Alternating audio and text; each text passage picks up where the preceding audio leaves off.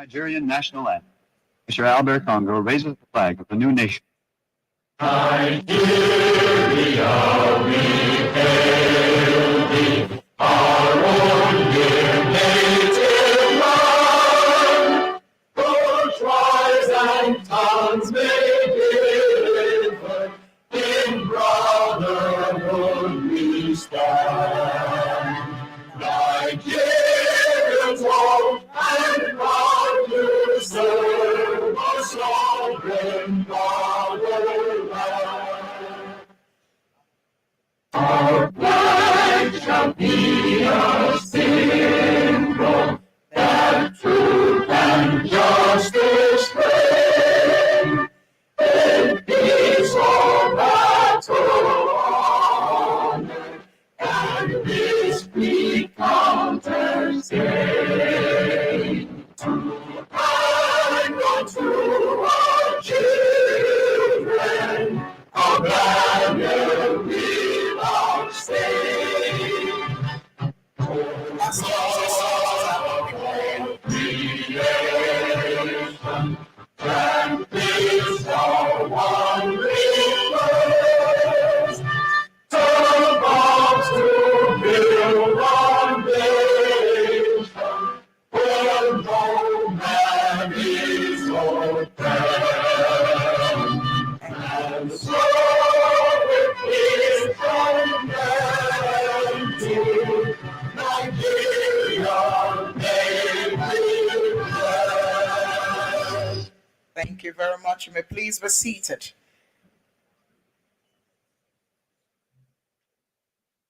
I can safely say, apart from His Excellency Ambassador Joe Keshi, the rest of us, this national anthem is older than us.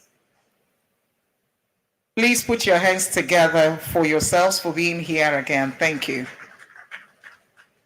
Distinguished ladies and gentlemen, it gives me great pleasure to stand before you this morning and speak. Before we move into the program proper, may I again appreciate the man who is the brain behind this program. For the past 4 years, he has ensured that he gathers young generation of Niger Deltans, give them a purpose, and channel them in the right trajectory. Please, with a warm applause, put your hands together for Moses Siloku Siasia, the CEO of Mozilla Group and chairman of the Heritage Times. Please, a better round of applause for him. Thank you. It's not easy to have a vision and birth the vision and have those who see this vision run with it with you. Thank you so much, sir. Last year in Uyo was a wonderful experience, and this day here in Port Harcourt, we have an array of wonderful speakers who themselves have made their mark in their industries, and you'll tap from their wealth of knowledge this morning. Again, a round of applause for him. Thank you. May I, at this point, distinguished ladies and gentlemen, specially recognize the Director General of the Braced Commission, that's Bayelsa, Rivers, Akwa Ibom, Cross River, Delta, and Edo. Please put your hands together for Ambassador Joe Keshi, Officer of the Order of the Niger. Thank you, Your Excellency, for being here. Thank you. I'd like to, at this point, specially recognize the man who is here, not just as one who believes in empowering the younger generation, but he is also here to put a royal seal on this event. Please put your hands together for His Royal Majesty, Mene Dr. Swanu Timothy Yomadam Baridam, the Benemene Kasemene Baha, the 7th of Ogoni land. Please put your hands together for him. Your Majesty, you're doing an awesome job, and I was pleased to read one of the articles on your visit to the Senate President, where you were agitating for the oil producing communities. Thank you again, Your Majesty. Please, a round of applause for him. May I, at this point, distinguished ladies and gentlemen, recognize some of our speakers who are already seated here. I would like to recognize the Managing Director and Chief Executive Officer of Fibersol Nigeria Limited, Mr. Otuya Okecha. A pleasure to have you here, sir. May I also recognize, just joining us, a woman who believes in empowering the younger generation also, Please, a round of applause for the CEO of A Plus Agency, Mrs. Ireolua Shoitong. Please don't be stingy with the applause. Thank you. Distinguished ladies and gentlemen, may I also recognize here with us the Director General of the Microfinance and Enterprise Development Agency, Cross River State, Mr. Great Ogban Usetu. Please put your hands together for him. Thank you so much, sir, for being here. Also here with us, we'll be having two of our speakers joining us virtually. I believe they are already linked up, so I would like to recognize them. The Director of Agriculture of African Development Bank, AFDB, Dr. Martins Fragene. He's joining us virtually. Please, a round of applause for him. He's watching, don't worry, he's watching. And in the course of the event, we will hear him speak. He's one of those persons you need to watch out for and listen to. May I also recognize joining us virtually the President of the Nigerian Young Professionals Forum, NYPF, Mr. David Osadolo. Please, a round of applause for him.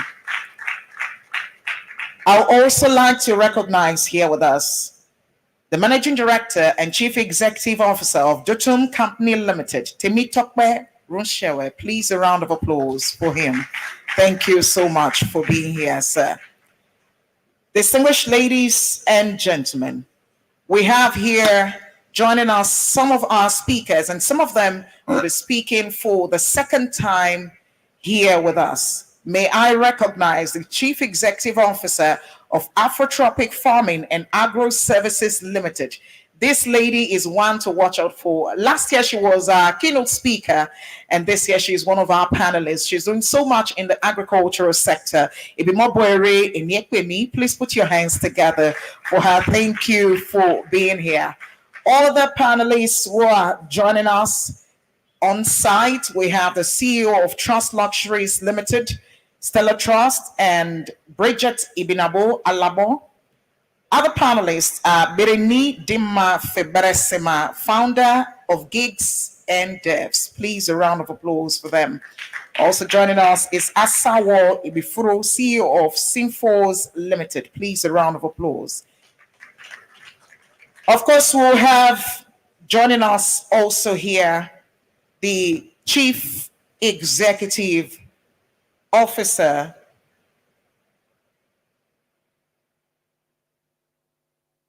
of 15 on Herbert, Mr. Telema Nabo Graham Douglas. Now, looking at his dressing, you understand that he's a connoisseur of fine things. That is why he's also promoting fine dining. We'll be hearing him on the panel too. Please put your hands together for him again. Thank you so much.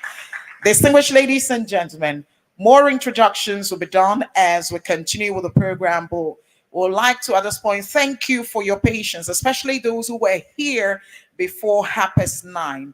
We appreciate your presence and your punctuality. We do not take it for granted. We promise you that this program is one that you will not regret attending.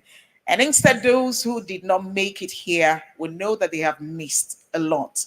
Before I invite the coordinator of the Niger Delta Young Professionals to come up here and formally take the opening remarks, I'd like to introduce myself. I'm known as the lady with the longest name on the microphone, but let me give you the short version. Taribio Walson Owefa Wari is the short version of my name, distinguished ladies and gentlemen. And so, with a warm applause, shall we receive to the microphone the coordinator of the Niger Delta Young Professionals, NDYP, Mr. Gerald Sojudge. Please, a round of applause for him.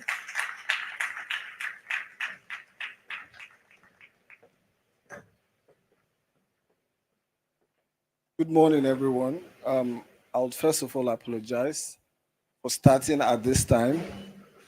I'll stand on the existing protocol established by the able MC, and I'll just go right to it.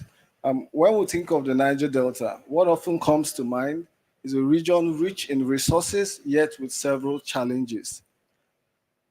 We have been known to be the nation's backbone through oil production, Yet we're faced with environmental degradation and economic unrest. Despite our adversities, there lies an untapped reservoir of potential within our people. The Niger Delta Summit aims to harness the entrepreneurship skills within our people and foster growth amongst entrepreneurship. This summit hopes to propel that shift by fostering a strong entrepreneurship spirit in the Niger Delta, the often overlooked gold mine.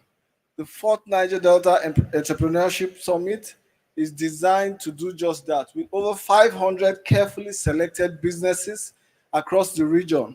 This event promises to be a rich blend of keynote, panel discussions, interactive sessions, and networking opportunities.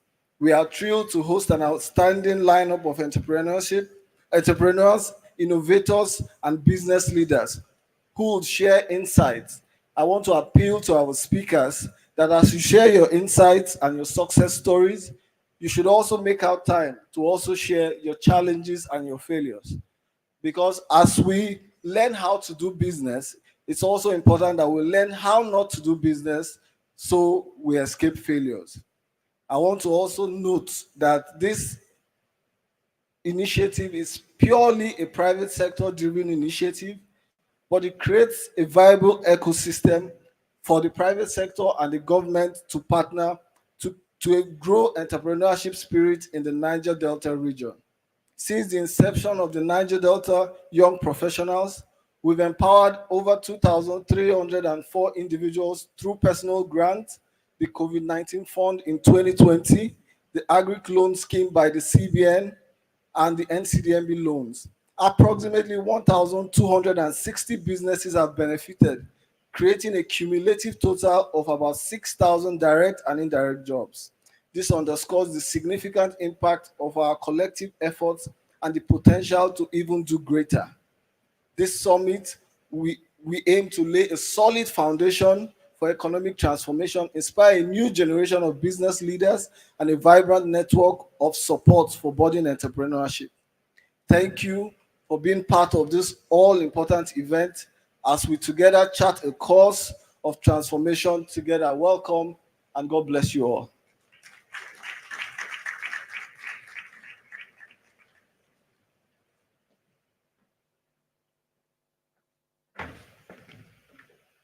Thank you very much, Gerald Sir George, the coordinator of the Niger Delta Young Professionals Forum. Your Excellency, Your Majesty, distinguished ladies and gentlemen, what he has done is give us the opening remark. And of course, he had to make it as short as possible. So we have a documentary that will be coming up shortly, not immediately, will be coming up shortly to give you an overview of the journey so far, the number of individuals that have been empowered. And just last year in Uyo, the chairman here with us, there were grants that were given to businesses, and you can imagine the support that grant gave to them. Most of them have scaled new heights in their businesses. Distinguished ladies and gentlemen, it now gives me great pleasure to invite a man who saw the vision so long ago and for the past 4 years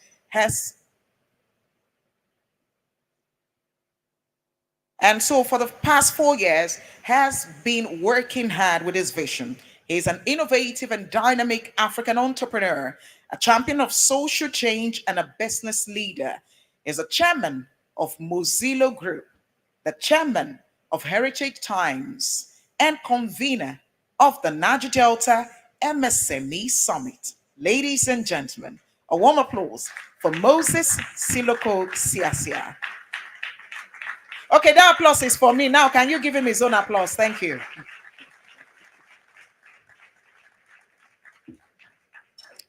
Your Excellency, distinguished ladies and gentlemen, may I crave your indulgence to respectfully recognize especially those who have come from far and near to honor us in this very important summit. May I crave your indulgence to recognize the presence of a man of too many parts, someone that have actually contributed positively to the growth and development of this nation. He's still doing it, very consistent, and we see him as a role model and as a father. He's here today, the chairman of the Brace Commission, His Excellency Ambassador Joe Keshi. Thank you very much for coming. I also want to recognize most especially my very good friend and mentor that is also here today, our father of the day, a very recognized traditional ruler when it comes to our traditional institutions in the Federal Republic of Nigeria, not only River State. His Royal Majesty, you are welcome. Also, to specially welcome all our speakers, I can see my friend, my brother, Otsuya Okucha is here all the way from Abuja. Thank you for making it down to Port Harcourt. I can see my friend Ronshawe Temitope all the way from Abuja, Lagos. He's also here today. Thank you for making it. I can see my sister Ineye all the way from Asaba. She's here. Thank you for making it. I can see the CEO of Plus Agency. I always forget the name of her company, but she's doing extraordinarily well in the fashion and creative industry. Madam, you are welcome. I can see my brother Telema Graham Douglas. You're welcome. Most of you here that are in Port Harcourt, if you have gone to 15 on Albert, that is the owner of that wonderful dining that we have in the city of Port Harcourt. Thank you very much for coming and giving us your support. We appreciate you. My brother, my friend from Cross River State, the DG of the Entrepreneurship Agency, Development Agency in Cross River State, you're welcome. Great Oban. I also want to especially welcome all of you for making this event because, in this part of the world, if you don't put money in front, you will not see the numbers. If we had said, oh, we are sharing 5,000 naira here, there would have been a stampede in this place from 6 a.m. But it's because we are sharing knowledge and we have very few people who understand this and who want to go to the level that they wish to have in their future dreams and aspirations. So I must thank you for taking that time out to come and attend this event, to also get information on how you can take your businesses, your ideas, your vision to the next level. We have done this for the past 4 years, and we will still keep, the faith in doing what we are doing. But I tell those of my team members and those who are leading the the Niger Delta Young Professionals, the likes of Mr. Gerald So George, that we are handing over this vision to them. That we also need to take care of some other responsibilities and vision, at the Pan-African level. So this will be the last event that I'm convening. So maybe the next one will be convened by the Niger Delta Young Professionals led by Mr. Gerald So George. So we have done our best to ensure that you could see when he was giving his opening remarks, the number of persons that lives we have been able to touch. For us, wealth to us is not the number of monies that we have or amount of monies that we have in our bank accounts or the number of businesses that we have been able to create or the numbers of houses that we have been able to acquire over the years or the number of cars that we have in our disposal. But wealth to us is the number of lives we have been able to touch. And we'll continue to touch those lives, God willing, with all abilities. So this is a purely private sector initiative. It is not a government program. We are doing this as young people to contribute our own quota. I'm here as a speaker and also as a special guest. Also to tell you about my story. My story is one that resonates with, those who are hopeless, those who doesn't have enough voice, and those who feel that, they are facing enormous challenges in their businesses. My story is not for those who are already successful, but those who we are concerned about, in this region, that feels that, oh, everything is turning bad for us, even as we are doing our business. I started in Port Harcourt. I was born in Port Harcourt here. I grew up in Port Harcourt. I went to school in Port Harcourt. And I was a street hawker here. And some of you who are very familiar with Port Harcourt will know Mile 3. Here is a young man who was a street hawker in the motor park they call Mile 3 Motor Park. I was a street hawker in a place they call Ajib Estate. And I'm very proud to say it. From a very humble background, I sold oranges, I sold ice block to survive. But at that time, when I was doing that, I had friends, I had relatives, I had people that were like me. I had colleagues that were hawking together. And I remember that several times myself and Timaya, when I hawk orange, Timaya will hawk plantain. The mother was a big distributor of plantain, if you know that story within Port Harcourt. So this is our story. In the streets of Port Harcourt, we grew up hawking, trying to fend for ourselves because we're from a very disadvantaged home. And at that time, we told ourselves, because it was actually at the rise of the crisis that we have at that time in Port Harcourt, the escalation of militancy, the escalation of violence, kidnapping, and all that. People were making fast money. We had friends who went into cultism. We had friends who went into militancy, at that time. But we told ourselves that we want to be responsive and responsible to our family and our society. And we walked through that path to ensure that we find ourselves where we find ourselves today. Throughout school, we had to fend for ourselves. I had to fend for myself, fend for my younger ones, because I'm from a family of 11. I remember there are several times that we wanted to give up, to join criminality or to join militancy, to make the fast money. But there's always a voice that comes to me. And my father, before he died at a very early age, always said something to us, that a good name is better than money. That when you work hard, it is not the money first when you have a vision. It is the vision first, because it is the vision that will bring the wealth. Those were the words that propelled me. And after school, I started working under someone, the Century Group. And that was how I started. I created a business. I was washing rock, planting flowers for people. And after that, we decided to get into the oil and gas industry, where we provide services for the upstream sector. And today, the story is different. We have been able, Mosilo Group today, we have been able to employ close to 480 people working for us. And this is the story. So this is what we are carrying around the region. We have been everywhere in the world, but we must pay back to where we are coming from. We are people that we don't forget where we are coming from. So we must give back to society, and that's why we are doing what we are doing today.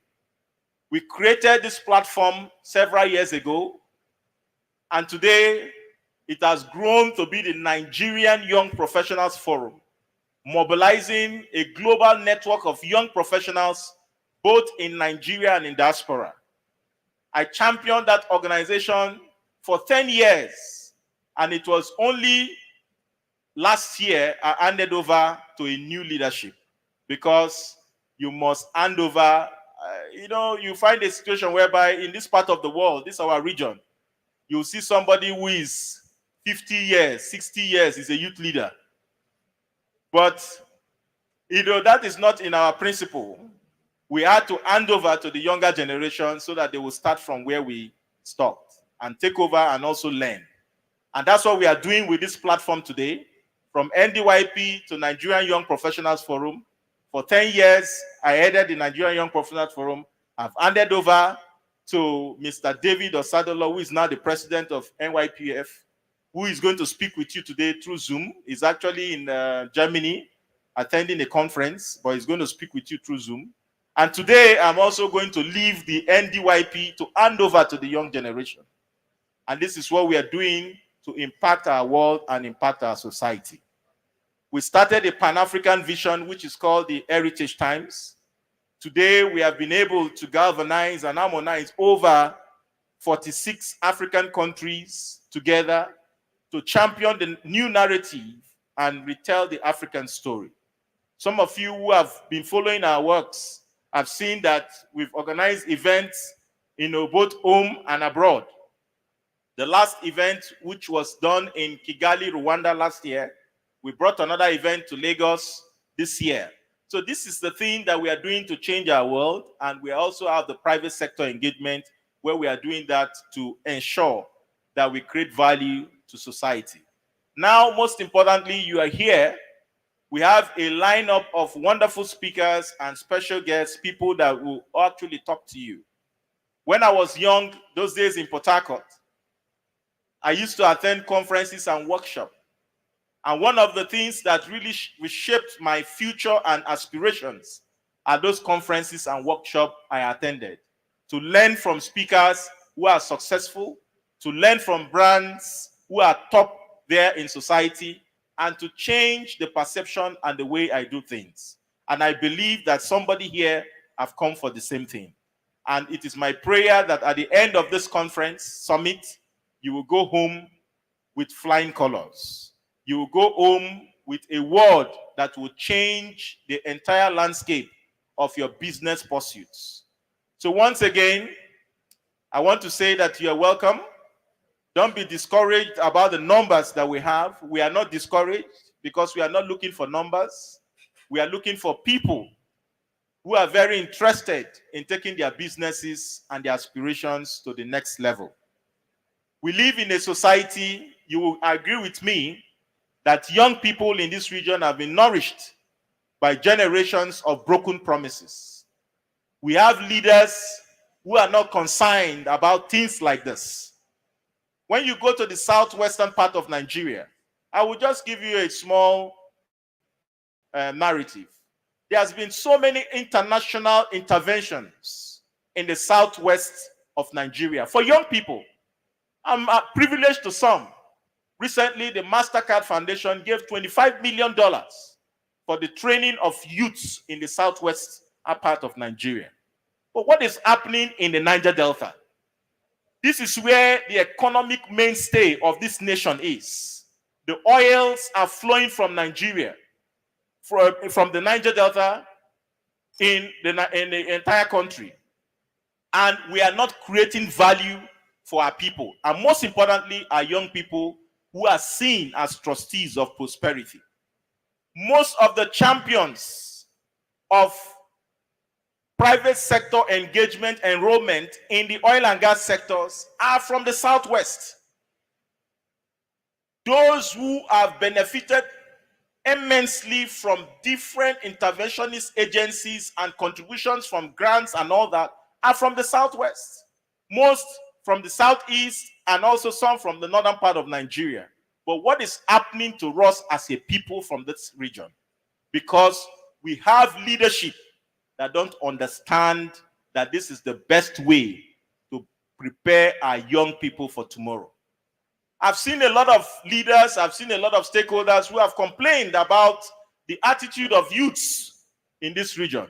But my response to them is that these complaints that you people are complaining, that the youths are not hardworking, the youths are always begging money, it's because of what you have created. You must create an atmosphere, you must create platforms, you must give them hope when there is no one. You must give them voice when there are no voice.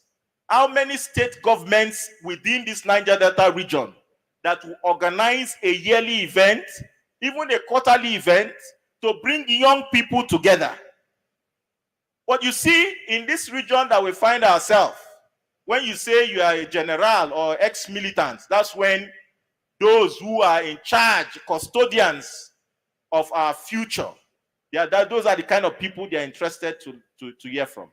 Not when they hear that you're a young man or a young woman who is engaged in productive ventures.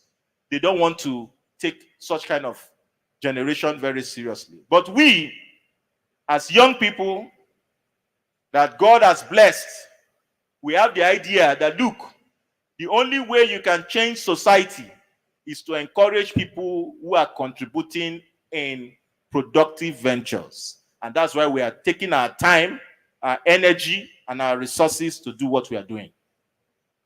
We will not wait for the government. The same challenge that you have is the same challenge I have. And I have seen my colleagues in the Southwest, I've seen colleagues in the North, the same age, and I see how their own people, they use their ecosystem to support them. A friend of ours who was a speaker in our last event has created an enormous investment in Kaduna. Today, if you go to his factory, he has over 2,000 people working in his factory in Kaduna. When I visited his factory in Kaduna, I shed tears. There is no solar lights, no solar infrastructure, even in primary education, that you want to build in the northern part of Nigeria without going to Blue Camel Energy. That's where they go. If you want to get solar light, they fabricate it there in their factory in Kaduna. But what is happening to us as a people? How many industries have we been able to build? How many businessmen and women have we been able to encourage?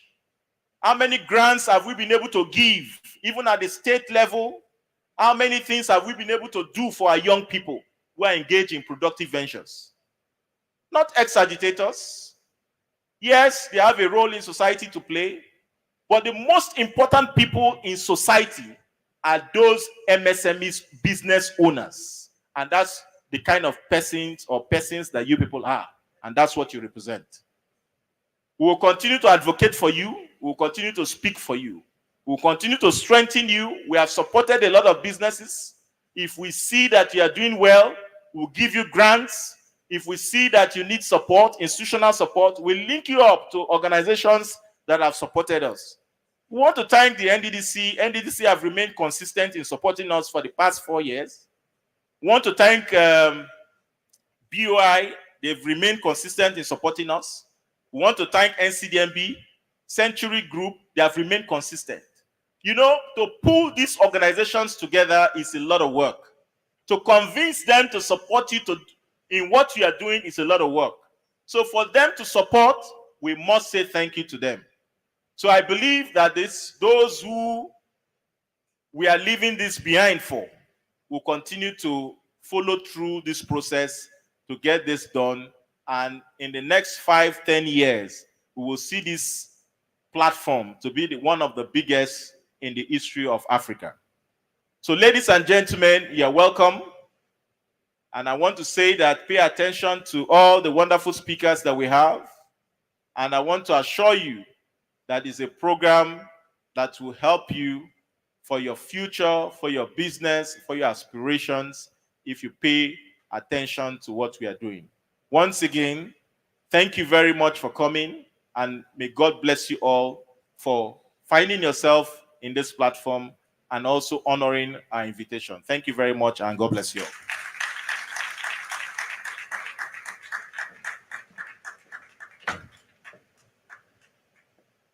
Thank you very much. Please let the applause be better.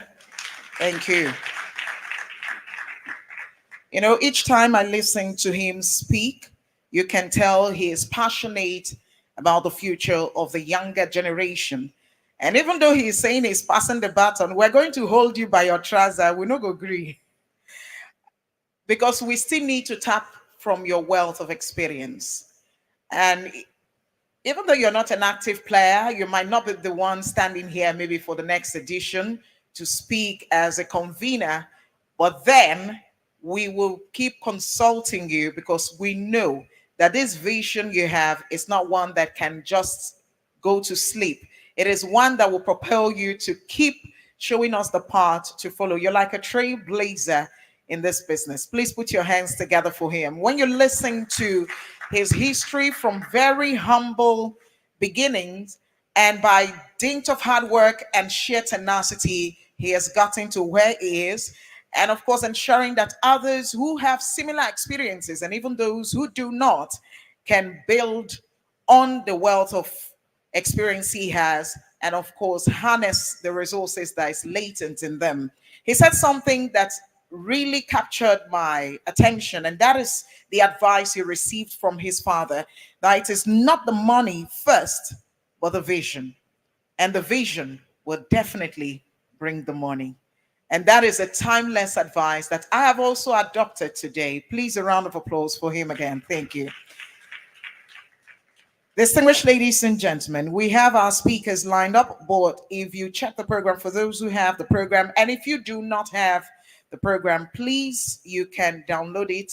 I believe as you're registered, there's a process you can get the program from your phones. For those who do not have it, those on the front row, you have it, and you'll notice we'll be having some slight changes in the program. For the first change, we're supposed to have Dr. Martins Fragene. He's joining us virtually, but you know, technology, we have to establish perfect connection before we can invite him to speak, so we do not have any hiccups when he's presenting. And while Moses Siasia was speaking, he recognized the sponsors, but then we did not give them their proper due as sponsors of this event. They have made it possible for us to come into this hall free of charge without paying for the resources we'll be getting from our speakers. Let's put our hands together again for the Niger Delta Development Commission, one of our sponsors. Another of our sponsors, the Century Group. Please, a round of applause for them.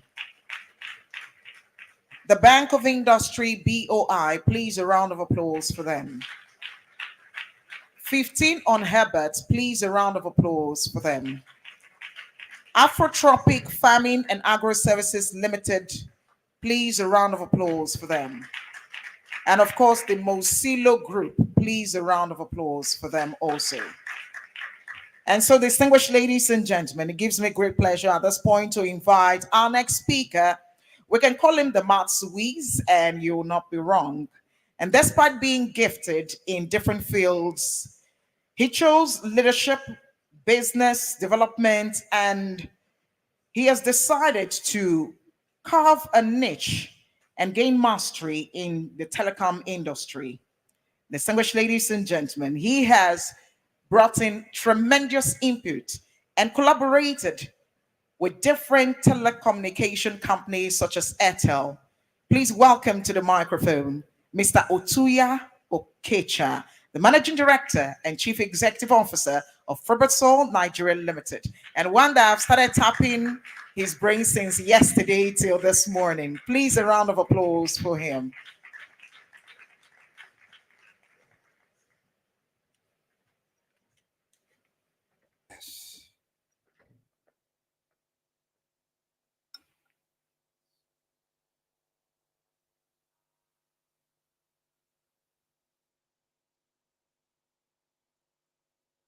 Hey.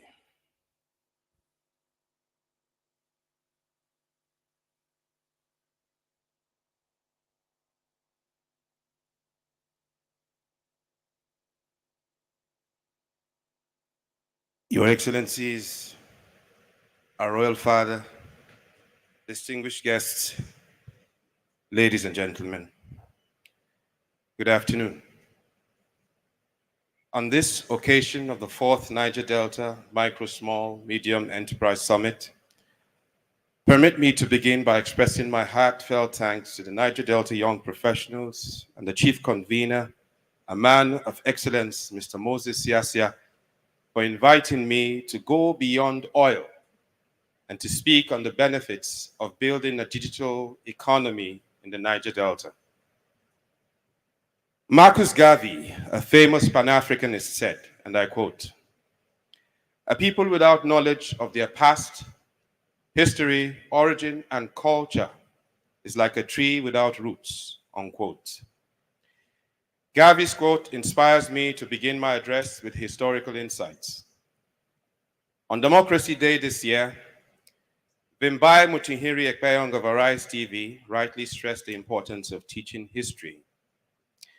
Distinguished guests, ladies and gentlemen, to know where we are going, let us know where we have come from. The number one, historical insights. To understand the power of creative enterprise, we must appreciate the importance of global trade. Our forefathers in the Niger Delta before us recognized this, and they established systems to exchange goods and services locally and globally. Yes, they exchanged goods and services across the vast Atlantic Ocean, often trading in palm oil, fish, salt, and iron, to mention a few. They also demonstrated innovative and creative prowess in the technological way the bronze casters of the great Benin Empire mixed copper and iron to get bronze about 500 years ago. Niger Delta history is replete with the international trade exploits of the likes of the great Ishekiri leader, Prince Nana Olomu of Koko, a great palm oil merchant, and King Jaja of Opobo, also a palm oil merchant, known to have shipped palm oil directly to Liverpool from the eastern Niger Delta. So these Niger Delta nobles had certain trade monopolies that non-African foreign interests greatly valued and fought hard to control. The Industrial Revolution in Europe once heavily relied on the Niger Delta's palm oil for lubricating their machines and for making margarine and soap. Now, having established that the Niger Delta was already on the map of international trade linking Africa to Europe, I'd like to shift our focus to a very important and often ignored fact that our forefathers recognized: the power of microeconomy. Academic scholars like Okecha and Omorege have highlighted that we had a unique kind of education in pre-colonial times. We had traditional education tailored to meet the needs of the people. Education at the time was indigenous, giving the youth skills, character, and a socially cooperative nature. There was also indigenous apprenticeship, and unemployment was said to be minimal or non-existent. Our forefathers understood that communities thrived better when everyone was occupationally engaged and when skills and resources were tailored to communal subsistence, leaving room for exchange in the trade by barter system with neighboring communities. Our African forefathers knew that our collective strength was communal. The community was our strength in pre-colonial times and will be our base for a great future. But what is community? For me, a community is a collection of families living together in a geographical space, bound by a code of unity, where they depend on a self-sufficient resource exchange ecosystem. I stress this point of recognizing community because, in my view, the developmental strength of Africa is neither in federal nor state structures, but in our microstructures, which mainly exist within local governments. As our forefathers did, we must recognize the power and independence of microeconomies. The cell, they say, is the smallest unit of the body, providing the needed defense and strengthening of our immune systems. And it is to the body what the local government is to a nation. Our ancestors were wise. From within these clusters of communities, we have blacksmiths, bronze casters, furniture makers, hairdressers, traders, farmers, and fisher folk, and we have them in large numbers. It is in these communities that we find our pristine creative enterprise. Please do not get me wrong. I have not come to tell you to return to the occupations that we had in pre-colonial times. I have come to caution against the folklore Rip Van Winkle effect, a scenario of unawareness where our public and private sector leaders drink the liquor of the mysterious men of the Catskill Mountains and fall asleep to wake up in another time, only to realize that the world has since moved on. Let us now march forward in quick time, as the soldiers say. Number two, value proposition. In the business world that I belong to, The value proposition of any entity outlines something of unique value in any service offering provided to a target market audience.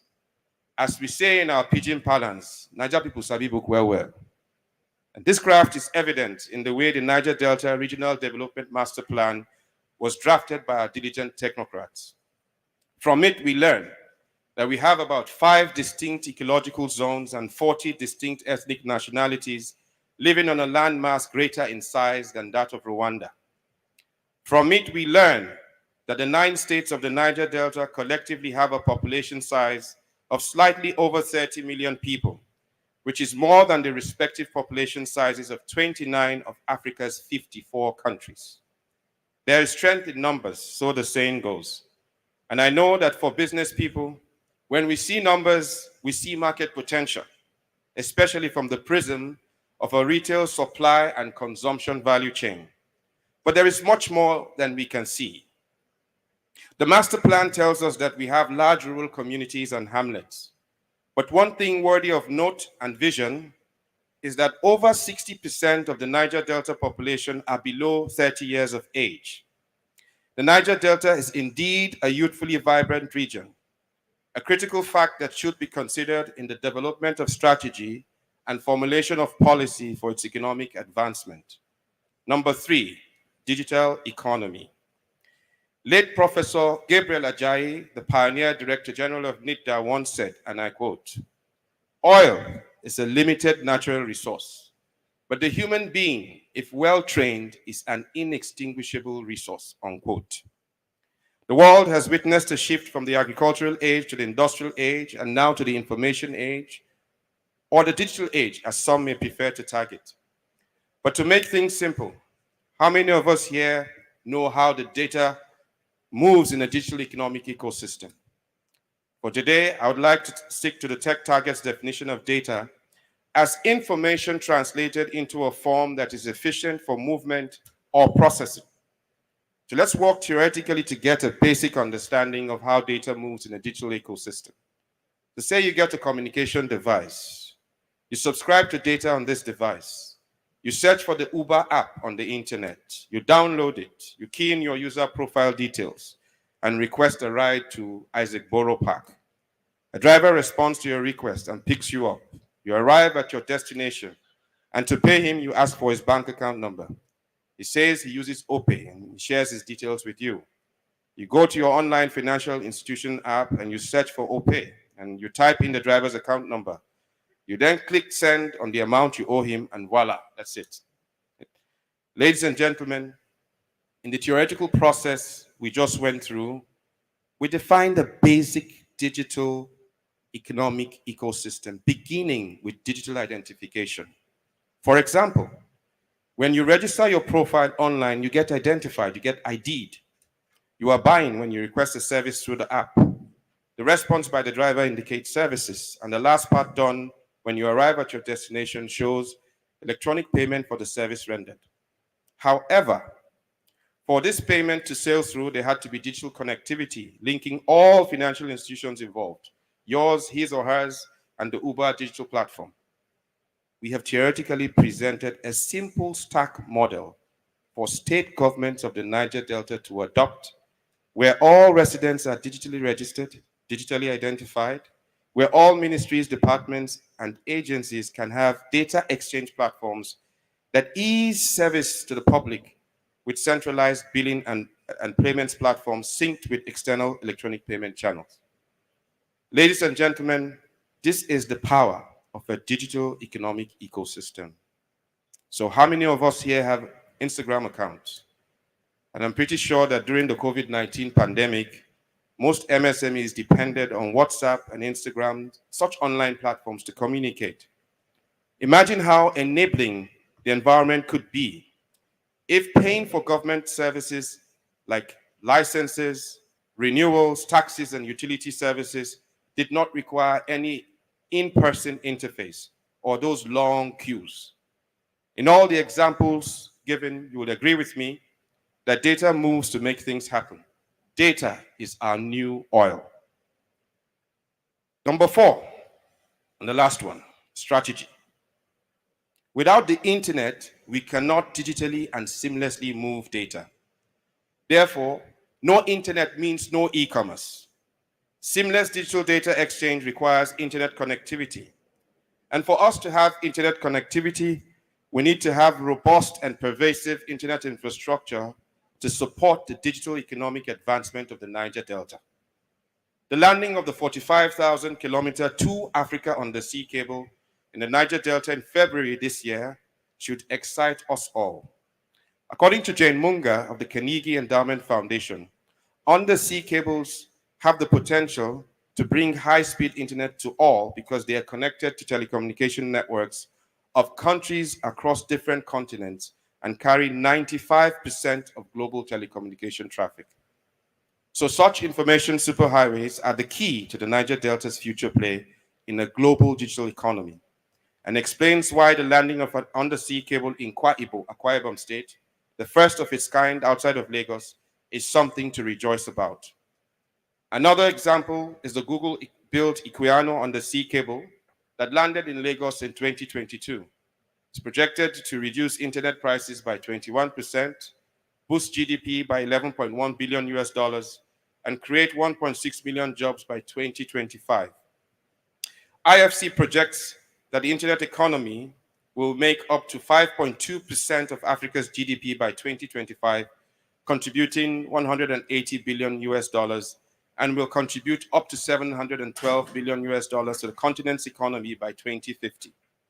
Ladies and gentlemen, we must support and attract investment capital to develop the Niger Delta digital economy in ways that enable our MSMEs to trade better than our forefathers Nana and Jaja did, such that they can seamlessly trade their goods from Undoni to faraway Lomé and even to further away Liverpool in the United Kingdom.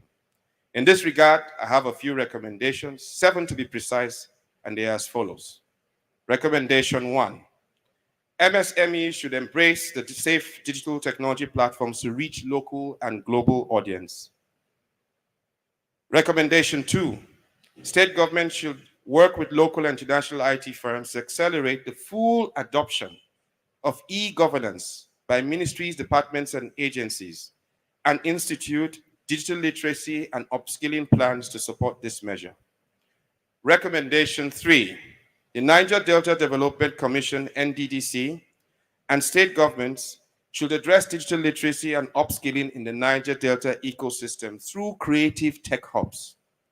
The ingenuity of talent from the hubs will be responsible for the development of digital content platforms and domestic software applications that MSMEs can leverage to build dynamic and sustainable microeconomies of scale in the Niger Delta. Recommendation 4. State governments should embrace the digital development stack model of digitally identifying all residents in sync with the federal government's NIMSI portal. They should start creating data exchange platforms for efficient public service delivery and centralized digital payment platforms for utility services. Recommendation 5. According to the ITU's analysis, a 10% increase in broadband penetration can yield a 0.25% to 1.5% increase in GDP. Therefore, Niger Delta state governments should eliminate rights-of-way charges on the deployment of fiber broadband infrastructure and embrace a system that does not tax investments in such infrastructure at the deployment stage, but one that taxes income earned from services rendered post-fiber infrastructure deployment stage. Recommendation 6. State governments in the Niger Delta should go into public-private partnerships with internet infrastructure service companies to boost network infrastructure and next-generation data transmission technology for the linking of communities with a steady supply of high-speed internet. And the final one, recommendation 7.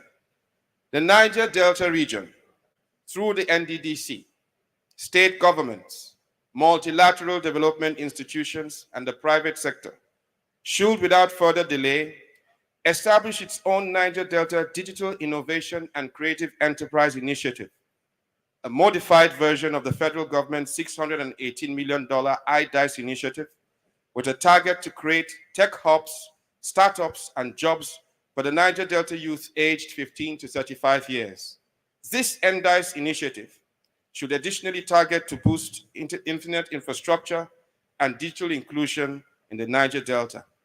The NDDC can play a counterpart funding lead role with multilateral development institutions, leading Niger Delta business moguls, and state governments collectively providing seed capital, equity, and institutional investments for the kickoff of such a noble venture that will significantly boost the economy of the Niger Delta region. Distinguished guests, ladies and gentlemen, this path, in my view, will transform the Niger Delta from only being the epicenter of Nigeria's energy industry into becoming the epicenter of Nigeria's digital economy. Thank you, and God bless.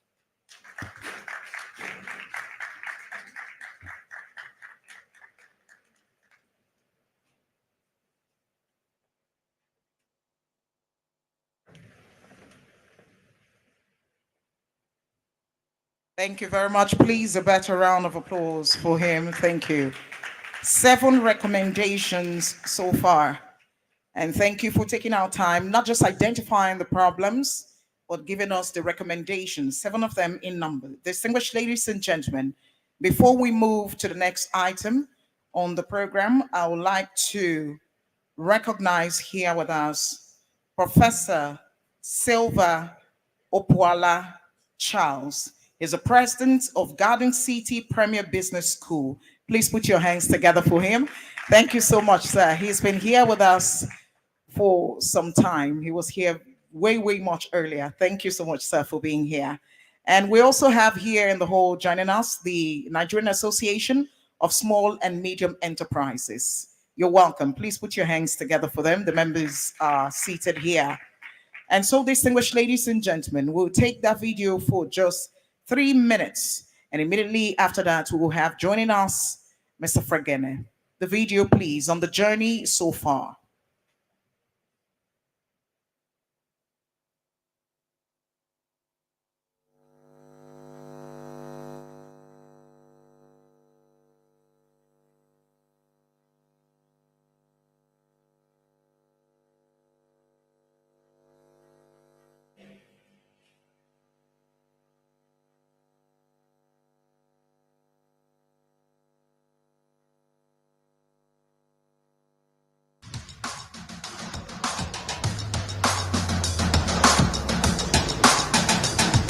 The primary motivation should not be quick financial gratification. Focus on creating value and unique solutions. NCDMB will continue to support MSMEs with innovative ideas and bankable proposals that fall within our mandate through our ongoing programs and projects. And all the stakeholders, the banking sector and other well-to-do private sector should come out and provide funds and help build capacity of these SMEs, because everyone definitely in Nigeria is feeling the heat of poverty and how it has spilled over in the high rise of insecurity.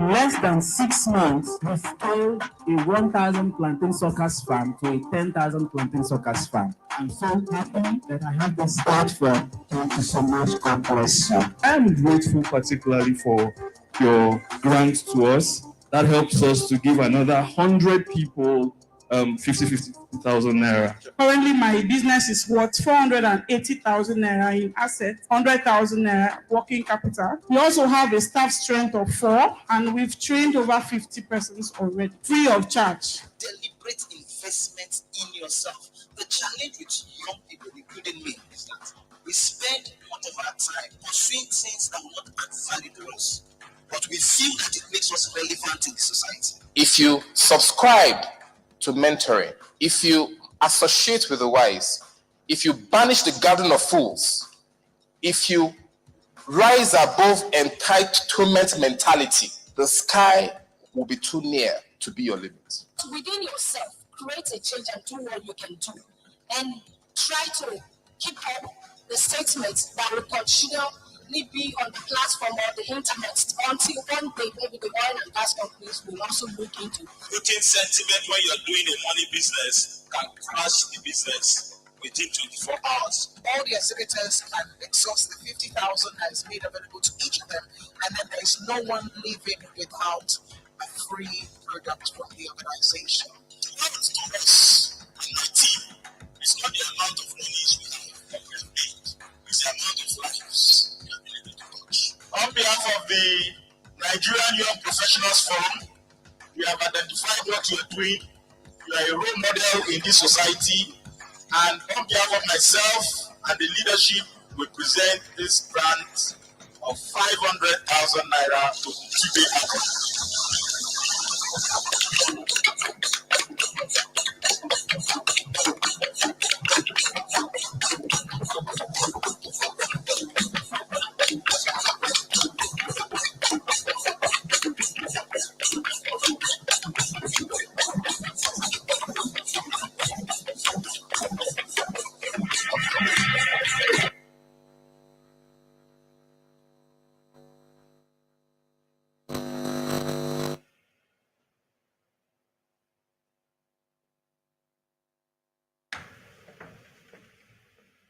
Distinguished ladies and gentlemen, that's just a snippet of the journey so far.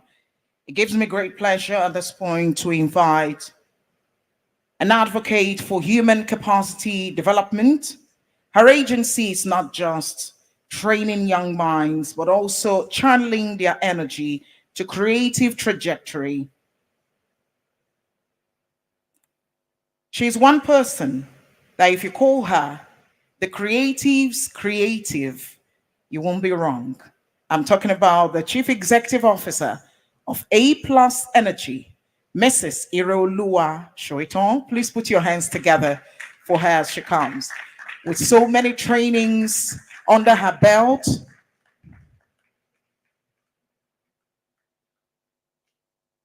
and so many young individuals empowered. Thank you so much, ma'am.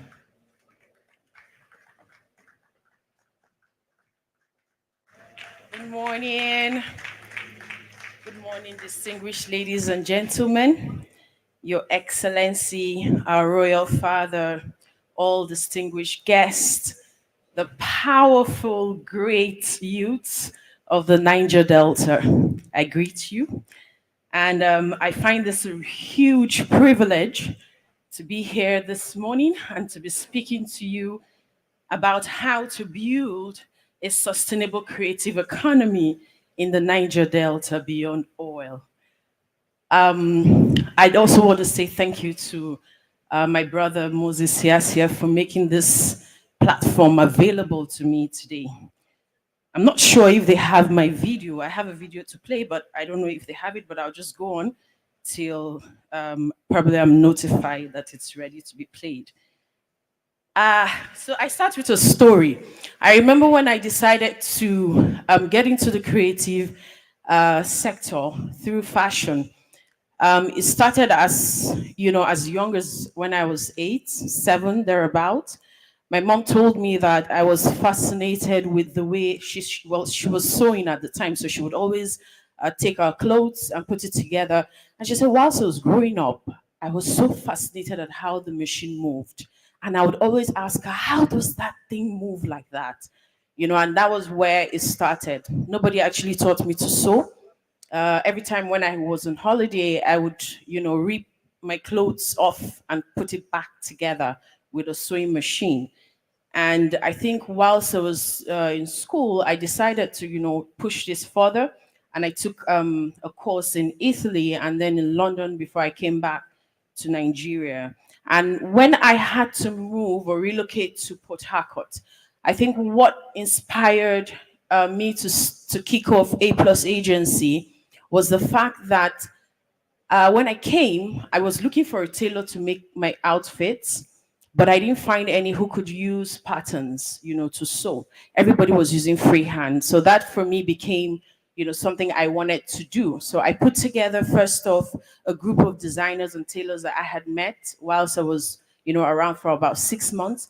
And I started to teach them for free how to put or make patterns just so that they could get the finishing from their garments perfectly.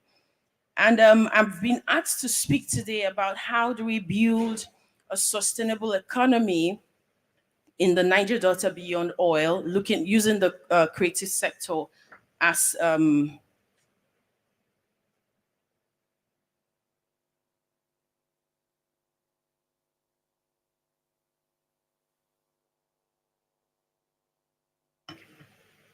that's right. Thank you very much. Please, let's appreciate her. She's coming back to complete the presentation. But because we know that the Director of Agriculture of African Development Bank, AFDB, has another meeting scheduled already, and we've been trying to get him online, and he is online presently. We're going to start his presentation. Please permit the slight disruption or replacement of presenters just now. Dr. Martins Fregene, please, if we have you online, we can take your presentation now. It will be a quick one, and then we move back to Mrs. Shuiton. Can we confirm, please?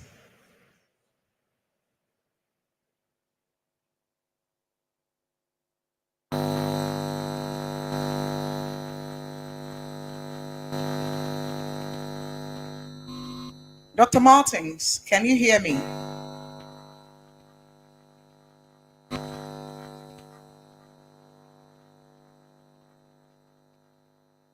Dr. Martins?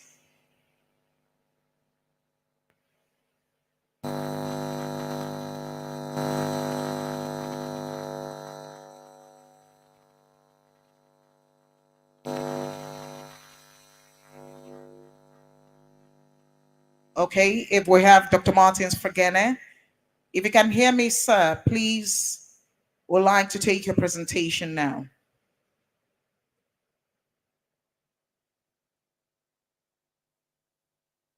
Hello, can you hear me? Yes, we can hear you loud and clear. Thank you so much, sir, for taking time out of your busy schedule to join us. Yeah, I can hear you. All right, you can go ahead with your presentation now, sir. Good afternoon. It's afternoon here. Yeah, good afternoon, David. Yeah. So, can I go ahead and speak? I can see people are hearing me. Yes, yes, we can hear you. We can hear you, sir. Go ahead. David, can I just go ahead and speak? Yes, yes.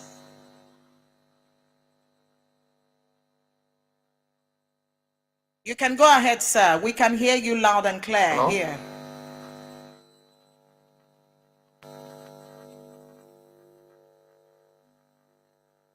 Okay. I guess everybody can hear me. Yeah. Because I don't see anybody and I don't hear anybody. But it is a pleasure to join you all today at the Niger Delta Micro, Small and Medium Enterprises Boot Camp 2024. I hope somebody is hearing me though. Yeah. I would love to be with you in person over there in Port Harcourt, but due to conflicts, I was not able to come. Yeah. I want to thank the organizers also, Moses Siloko, and all others for inviting the bank to join you at this very important event. Like you know, we do have a youth bulge in Africa and also in Nigeria. The median age of the population of Nigeria is about 17. That means if you were to take a roll call of everybody in the country, the middle of all those people will be 17 years of age. That means we have more people below the age of 20 than we have above the age of 20. A lot of young people. It can be a big advantage because young people, we all know their energy, their enthusiasm, and what drives development in any country. Many other countries of the world actually have a declining population, but we actually have an increasing population. But these young people have to work. They need economic opportunities to be able to earn a decent living. And we all know all over the world that micro, small, and medium enterprises are the most important employers of labor. In the US, for example, more than 90% of the workforce, 90%, you heard that right, are hired by micro, small, and medium enterprises. And also, over here in Africa, more than 80% of all the food we eat actually pass through the hands of micro, small, and medium enterprises. In Nigeria, we're facing a huge challenge with food security, and micro, small, and medium enterprises already play a big role. 80% of what we passes through them. So clearly, if we are going to secure employment for the young people, if we are also going to ensure that they can get a job, we have to really think very carefully how the micro, small, and medium enterprises will be financed, how they will be trained, how they will access the market, and also the enabling environment for these micro, small, and medium enterprises. So the first question I'd like to ask is, what constitutes a micro, small, and medium enterprise? How do we define them? For the ADB's purposes, we define any enterprise that has 5 to 100 employees as a micro, small, and medium enterprise. But it's also another distinction between formal and informal. Formal businesses are those who are registered with the government and are considered by financial institutions as bankable in the sense that they can lend money and also they save money with financial institutions. Informal ones are those who are not registered and those who banks don't consider, as being able to open a bank account or being able to borrow from them. It's a very important distinction because it means that a lot of our micro, small, and medium scale enterprises are not in the financial system of the country. And we all know that if you're not in the financial system of the country, you can hardly grow. So definitely what I'm talking today is what the AFDB is doing, first of all, to lend to these micro, small, and medium enterprises, and also how we can capacitate them, how we can build their capacity, then enabling environment, how we can improve the enabling environment for them to be able to operate, more successfully. MSMEs, as I said before, are a very, very, very important part of any economy, whether formal or informal. And then we at the AFDB, our support to MSMEs can be divided into 3 categories. The first one is improving access to finance. 44% of all our support goes to this area. The second is capacity building. 34% of all our efforts go to this area. And then 21% of our efforts goes to providing market access for these MSMEs, right? MSMEs face a range of difficulties just because of their sizes. Most of them are startups, and they have a lack of access to market, lack of access to finance, and also they can hardly compete with their main competitors.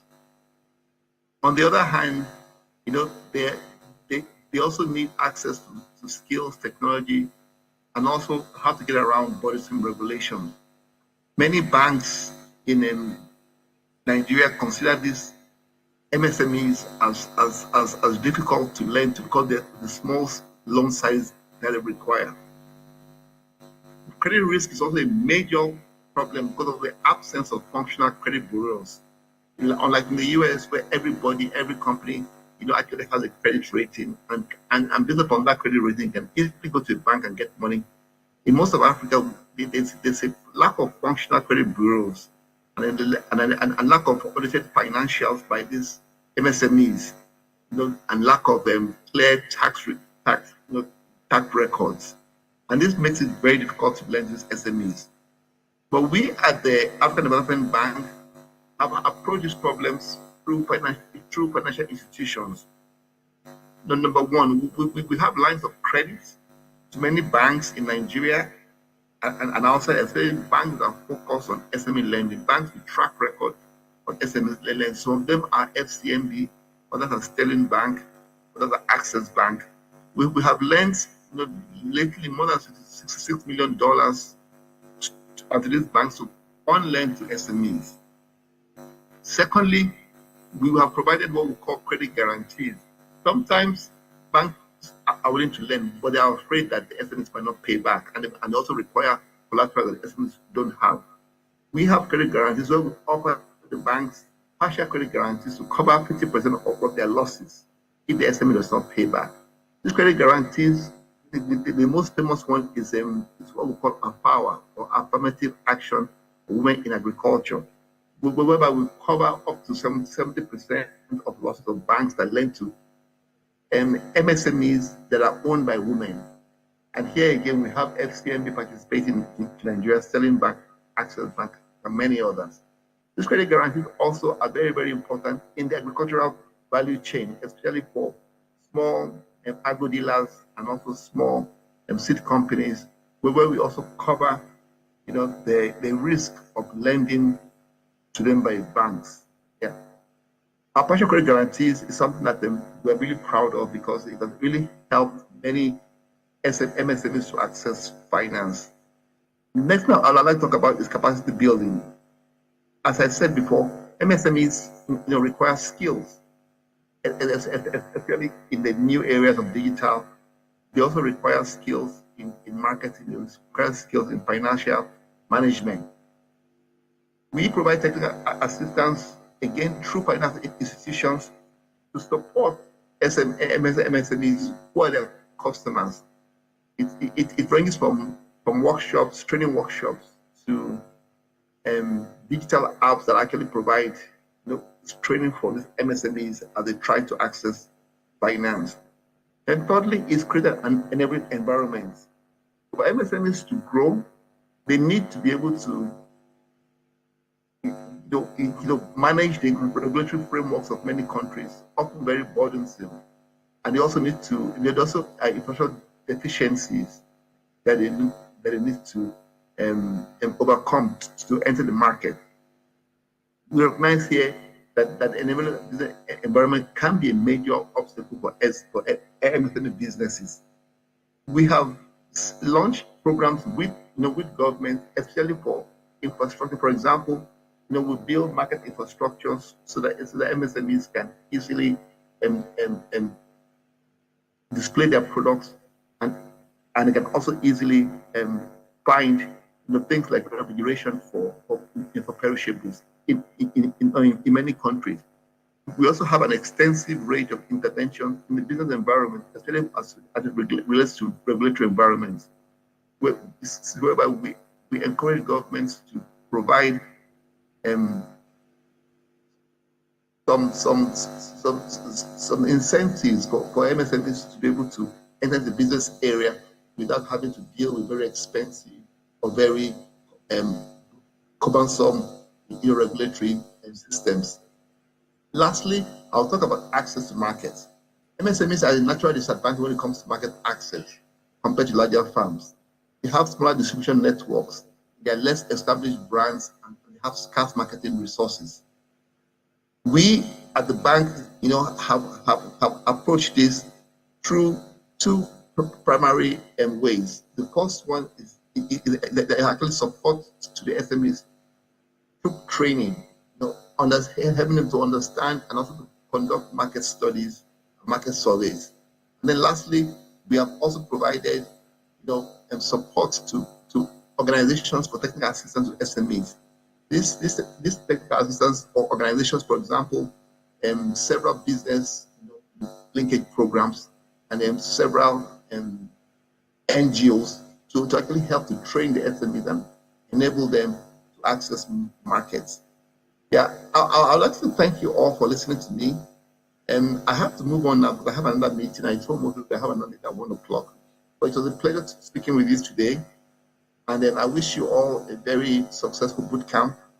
And I look forward to, in the next couple of years, to see many of you establish MSMEs and making very good progress. Thank you, and all the best with your meeting. Thank you very much. Thank you, Dr. Martins Fragana. For those who do not know, Dr. Martins Fregene is a plant genetist with revolutionary accomplishments in the agricultural sector and is also a recipient of the Rockefeller Foundation Postdoctoral Fellowship on Genetic Mapping. Please, a round of applause for him again. Thank you so much, sir, for joining us. And now, distinguished ladies and gentlemen, please let us appreciate her again as she comes back on stage. Mrs. Iroluwa Shuriton. Thank you so much, ma. Thank you.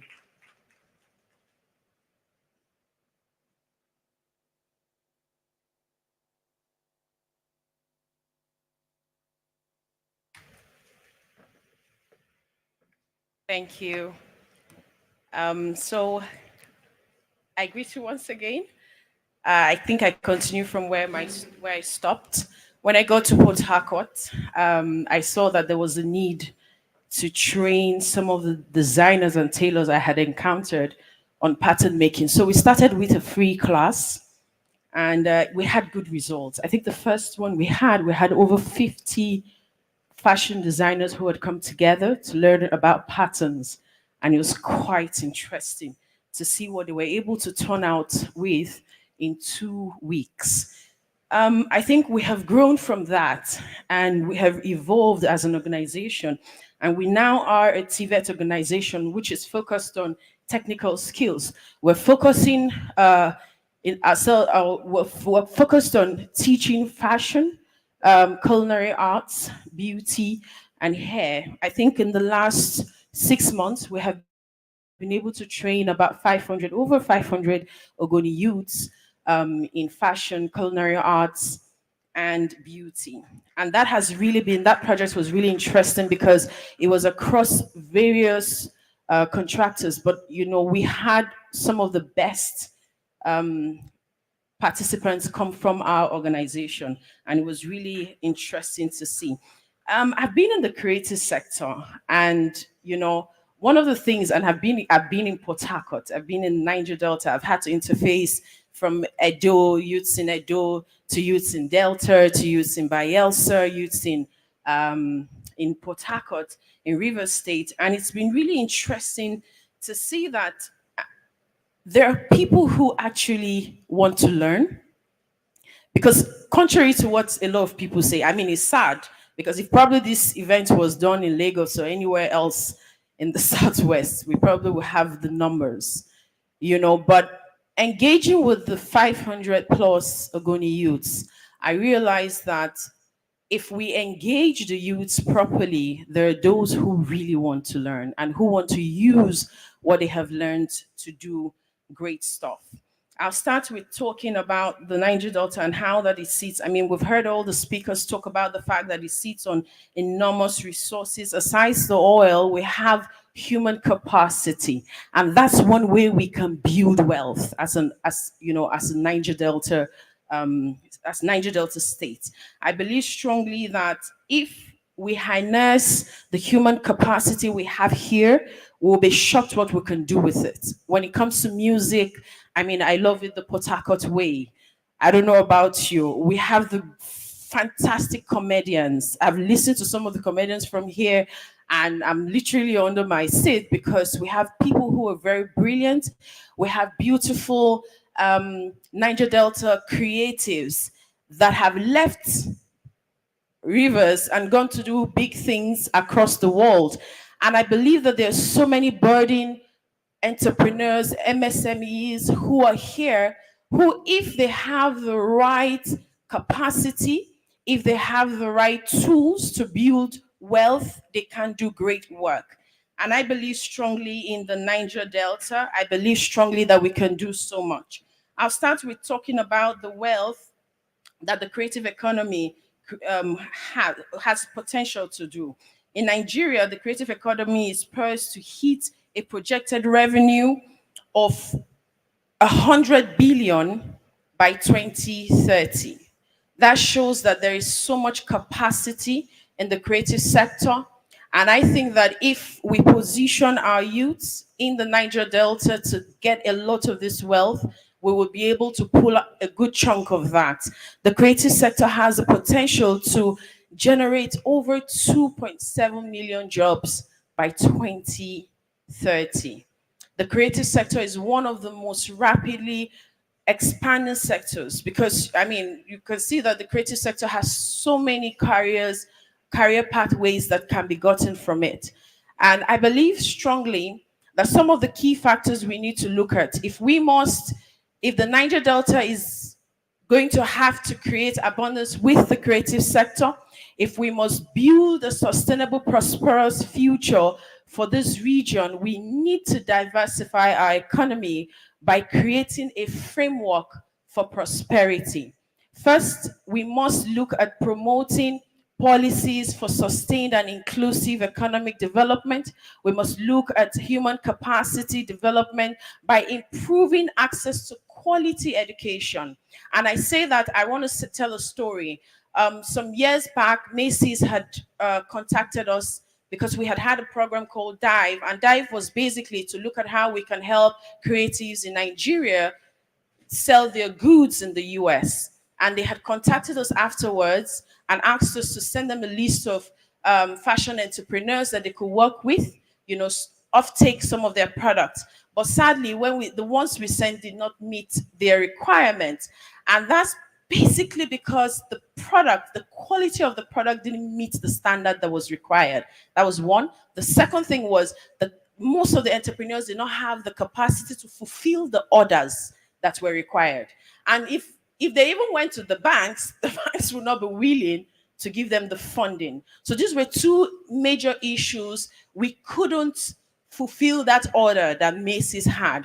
And I believe strongly that if we give access to quality training, to infrastructure, most of the tailoring machines, I mean, if you go to tailoring factories all across the world, they have advanced technology when it comes to their tailoring machines, when it comes to even equipments that are used in culinary kitchen.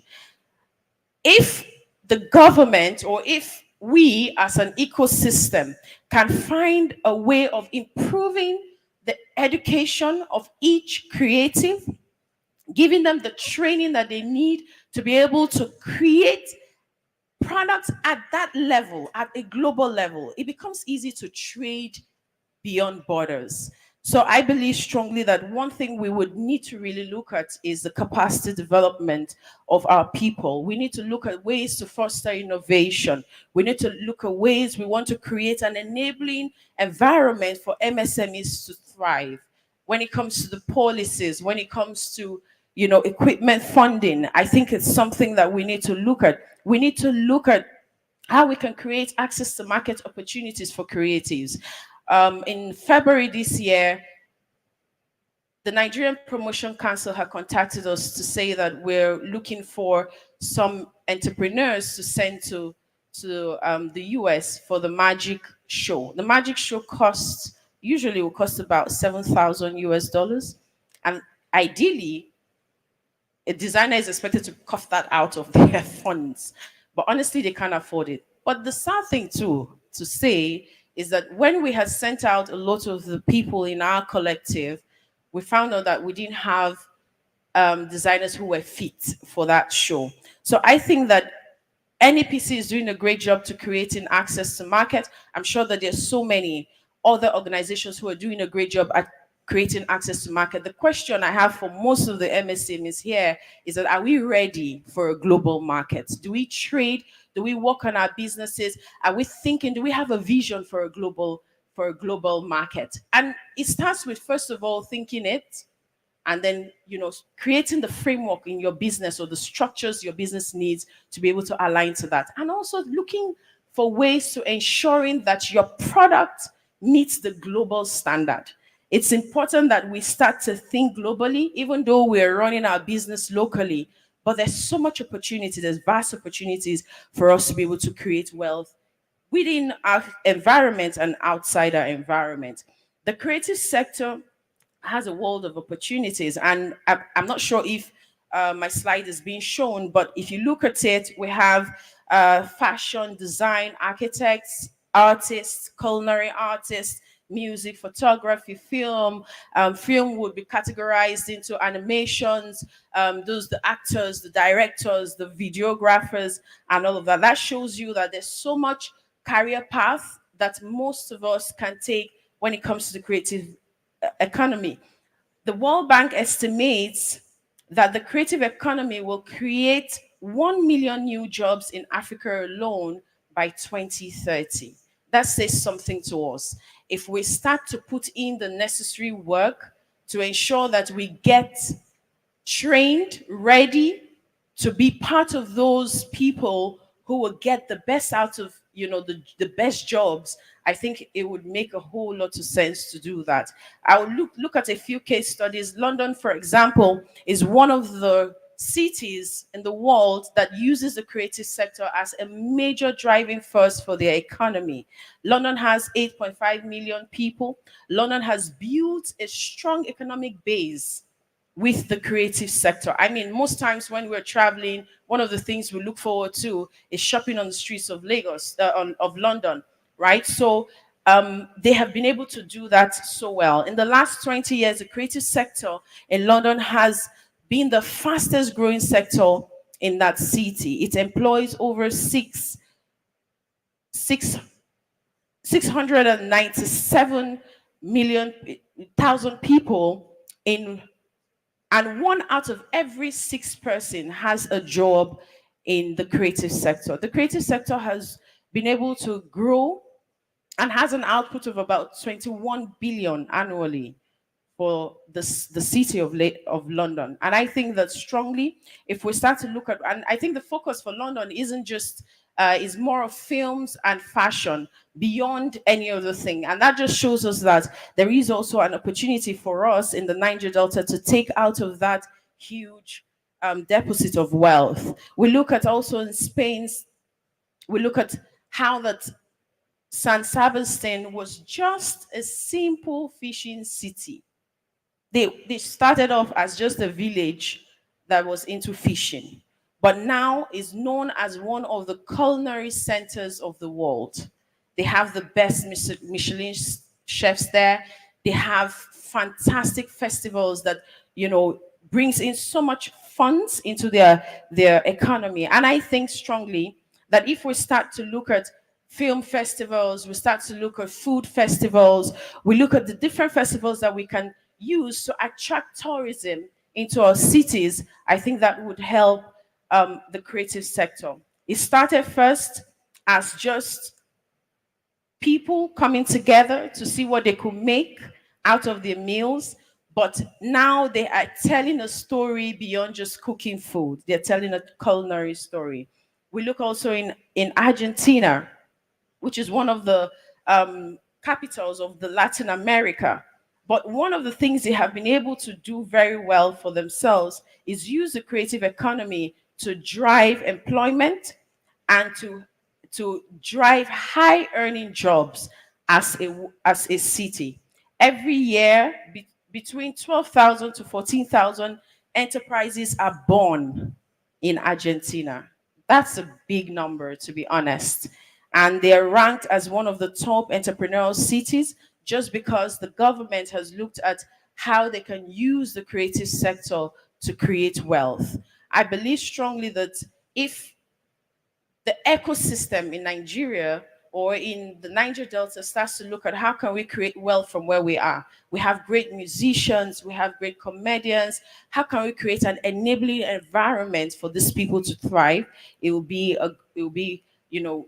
It will be a worthy cause. Also, we look at the challenges, some of the challenges that we face as the creative sector, some of the challenges that the creative sector face. One, we have lack of up-to-date knowledge. We have stiff business environment, issues with power. What can a tailor do without power, right? How far can we go? Thank God for solar systems now. Thank God for machines that are solar powered. But the truth is, how many designers can actually afford this? How many tailors on the street can afford this? So I think that strongly, if we can look at policies, structures that would enable businesses to thrive, especially creative businesses, I think it will be really helpful. I think one of the biggest problems creatives face is the problem of power. And if that can be solved, it would really be helpful. There's a huge gap when it comes to funding. I mean, I've said, for example, the infrastructure required to create some of these beautiful garments costs a whole lot of money. But if there is a system and a framework that helps us, either the ecosystem, the government supporting entrepreneurs to be able to get the necessary infrastructure to produce the products at the capacity they need to, I think it'll be helpful. A lot of designers also lack access to market, appropriate market. We can reach out to more people if these access are created for entrepreneurs.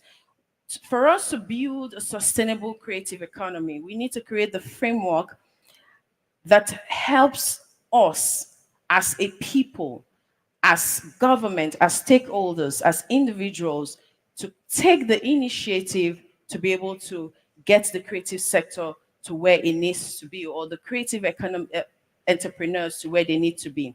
What I recommend that the government should do is to create the right conducive conditions for creative economies to flourish, using the right mix of regulatory tools for creative entrepreneurs to start and grow and scale their businesses to a thriving business. I think first they need to look at stimulating the development of the culture of a cultural ecosystem.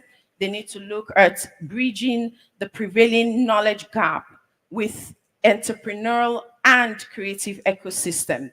They need to look at creating structures, supportive policies, nurture the untapped potentials of the creatives in the Niger Delta. They need to consider funding and grants for most of the entrepreneurs that work in the sector. We need to look at infrastructure to improve the efficiency in production. We need to look at access to market. Individuals, creatives, what do we need to do? We need to embrace long life learning. It's said that if you sharpen your skill, the sky is the limit. The entrepreneurial landscape is one that is constantly evolving. Every year, there are new machines, there are new equipment, there are new trends, there are new systems to get products out. But if we do not keep updating our knowledge, it becomes a problem. There are new apps, for efficiency that you can use even in tailoring. If you do not keep updating knowledge, it becomes a problem. Also, we need to embrace innovation. We need to be open. What is possible? We need to search. We need to look at what is possible in Port Harcourt, what is possible out of Port Harcourt. A study was done by the Center of Cultural Entrepreneurship, and they found out that businesses in the creative sector with a strong focus on innovation experience 40% higher growth rate compared to those with a more traditional approach. And I think that this speaks a lot to the youth in the South. We need to be open to knowledge because that's what gets us farther. Collaboration is key. I hear a lot, it was first time when I came to Port Harcourt, I realized that collaboration was a problem for people. Everybody thinks, oh, we're here to compete. And I say to them that only the people at the bottom compete, the people at the top collaborate. So we need to look at collaboration as a key to driving a prosperous creative economy. First, we need to look at how we can connect and collaborate with other creatives within the Niger Delta and beyond. An African proverb says that if you want to go fast, go alone. But if you want to go far, go together. The only reason why we can go together is because we can go far is because we're going together.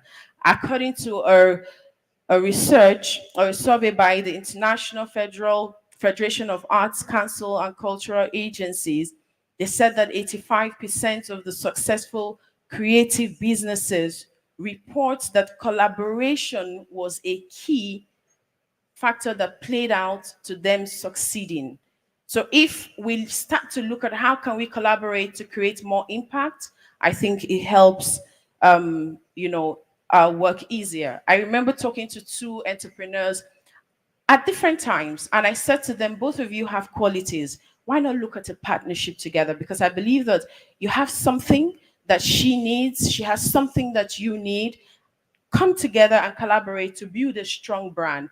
But I don't think Nigerians think that way. I don't even think we think that way in the South as well. So I think that also one of the things we need to do more is advocate for the sector. We need to start to look at how can we advocate for more people to start to take up the baton and come together to collaborate. How can we start to create the ecosystem where SMEs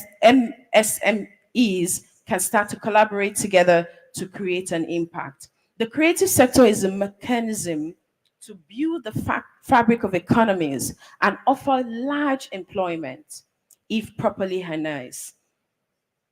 The creative companies really need to start to look at how can we learn specialized skills, how can we specialize in creative artistry, go deeper beyond what we're producing now.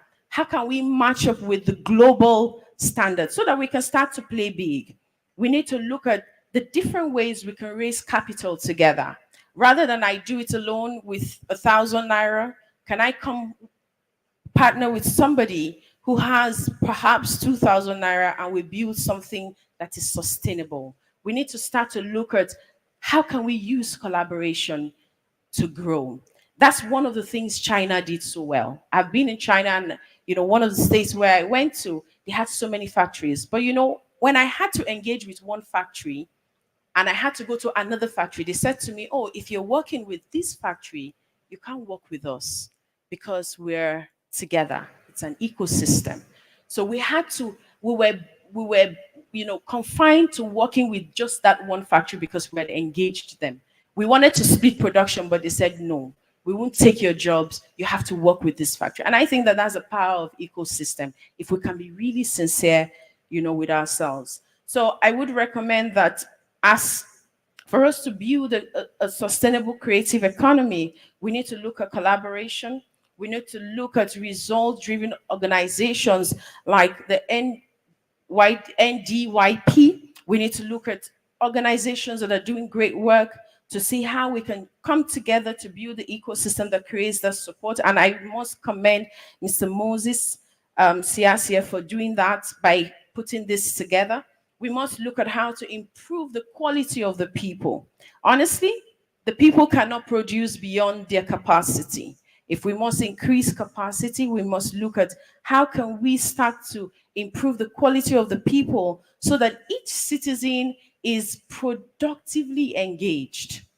We need to look at how we can improve the efficiency in production by creating an access to funding so that these entrepreneurs can also create products that can compete globally. Because at the moment, we can't compete with certain brands. We still all wear the foreign brands because in some cases you cannot get the particular quality you require, from the Nigerian brands. So I also believe strongly that the government needs to look at how to create access to funding, access to market, because these are key indices for us to be able to build a creative economy that will thrive. If we must build a creative economy, we need to look at how we want to diversify our earnings, and also we want to look at the different conditions and frameworks we need to create to help the talents in the Niger Delta thrive. We started something we call the TNGC, the Next Global Chef. And basically what we did with that was we were looking at the food industry. We run a culinary academy as well. And we're looking at how can we start to build not just cooks or caterers, but we wanted professional chefs, because there's a complete different thing when you say I'm a cook, I'm a caterer, and I'm a chef.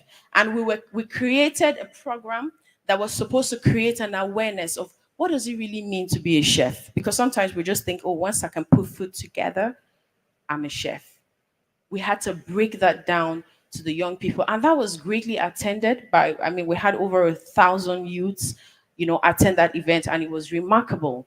And it was very, very interesting to see that so many people who we will term as cooks, which is not a bad thing, but they also were willing to learn the necessary things they need to know to become chefs. And I believe strongly that forums like that, forums like this, sort of helps us expand our knowledge, expand, our reach to more people.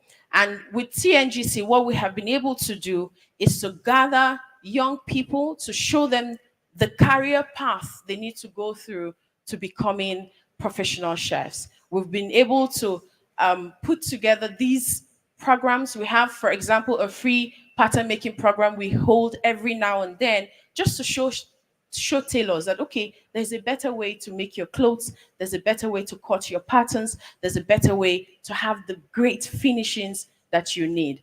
I would like to say thank you once again to the team that put this entire event together. I believe strongly that it's been an impactful one for me. And I strongly believe that the creative sector in Port Harcourt, in Rivers, in Niger Delta can do better than it's doing if we all come together and build that ecosystem that will create the framework for us to do greater things. Thank you so much.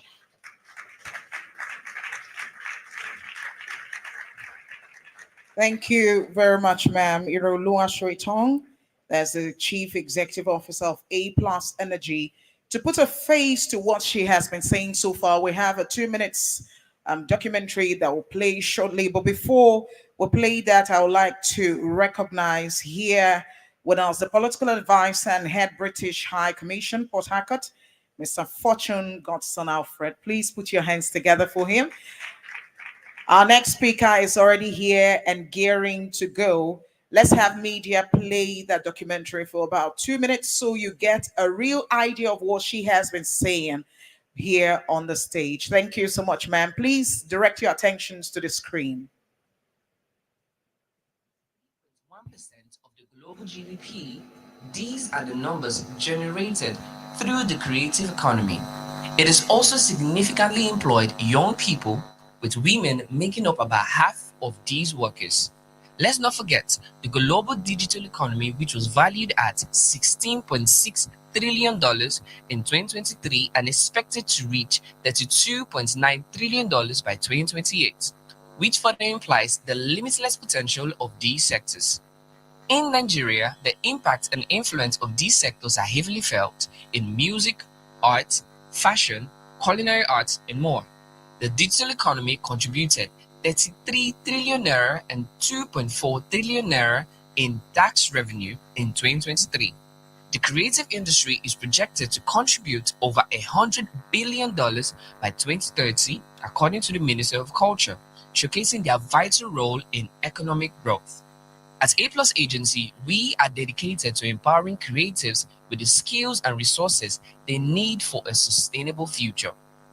Over the years, we've been committed to bridging the skills gap through our capacity building initiatives to improve employability of young people, alleviate poverty, and improve living conditions of marginalized individuals in various communities.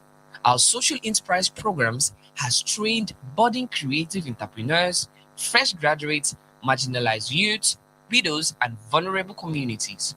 Recently, in partnership with HiPrep, we have upskilled over 500 Ogoni women and youths in fashion, culinary arts, beauty, and photography, aiming to alleviate poverty and improve living conditions.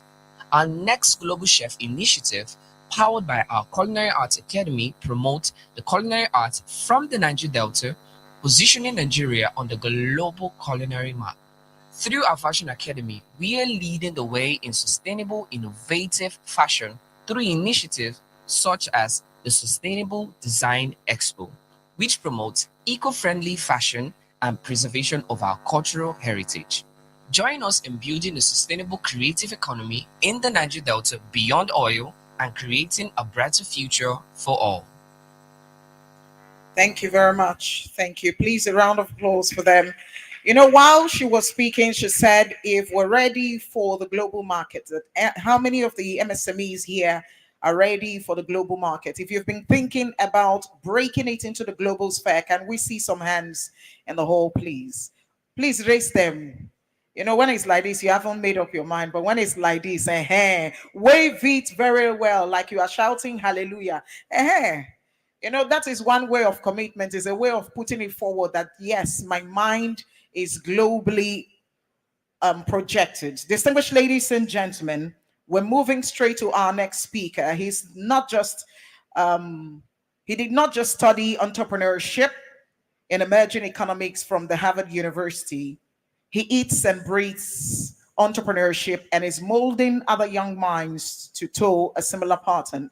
Not even a rescheduled flight could deter him from being here this afternoon. Please put your hands together for the President of Africa's Young Entrepreneurs, AYE, is also the special advisor to the Ondo State Governor on Entrepreneurship and Innovation, Dr. Sammy Smart Francis.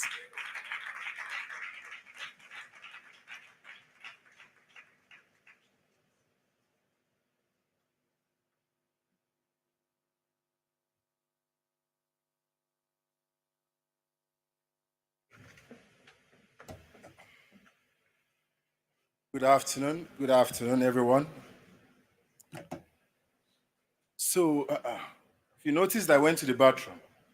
I went to loosen up my tie, because I want to confirm if people in the room are true entrepreneurs. Media, I speak with wireless mic. Do you have any? Please send me one if anyone is close, or I can hold a hands, either hands free or something I can move around with. Africa is hot. I can't stay in one place. Good afternoon, everyone. Don't worry, it's coming. Check. Good afternoon, everyone. You know what is happening here? I will tell you shortly as we start this conversation. Do you have one? Yes, thank you very much. But before I start to talk about what's happening right now, let me first send my regards to all our VIP speakers and special guests. Thank you very much, Saz and Maz, for making it here today. Really appreciate you.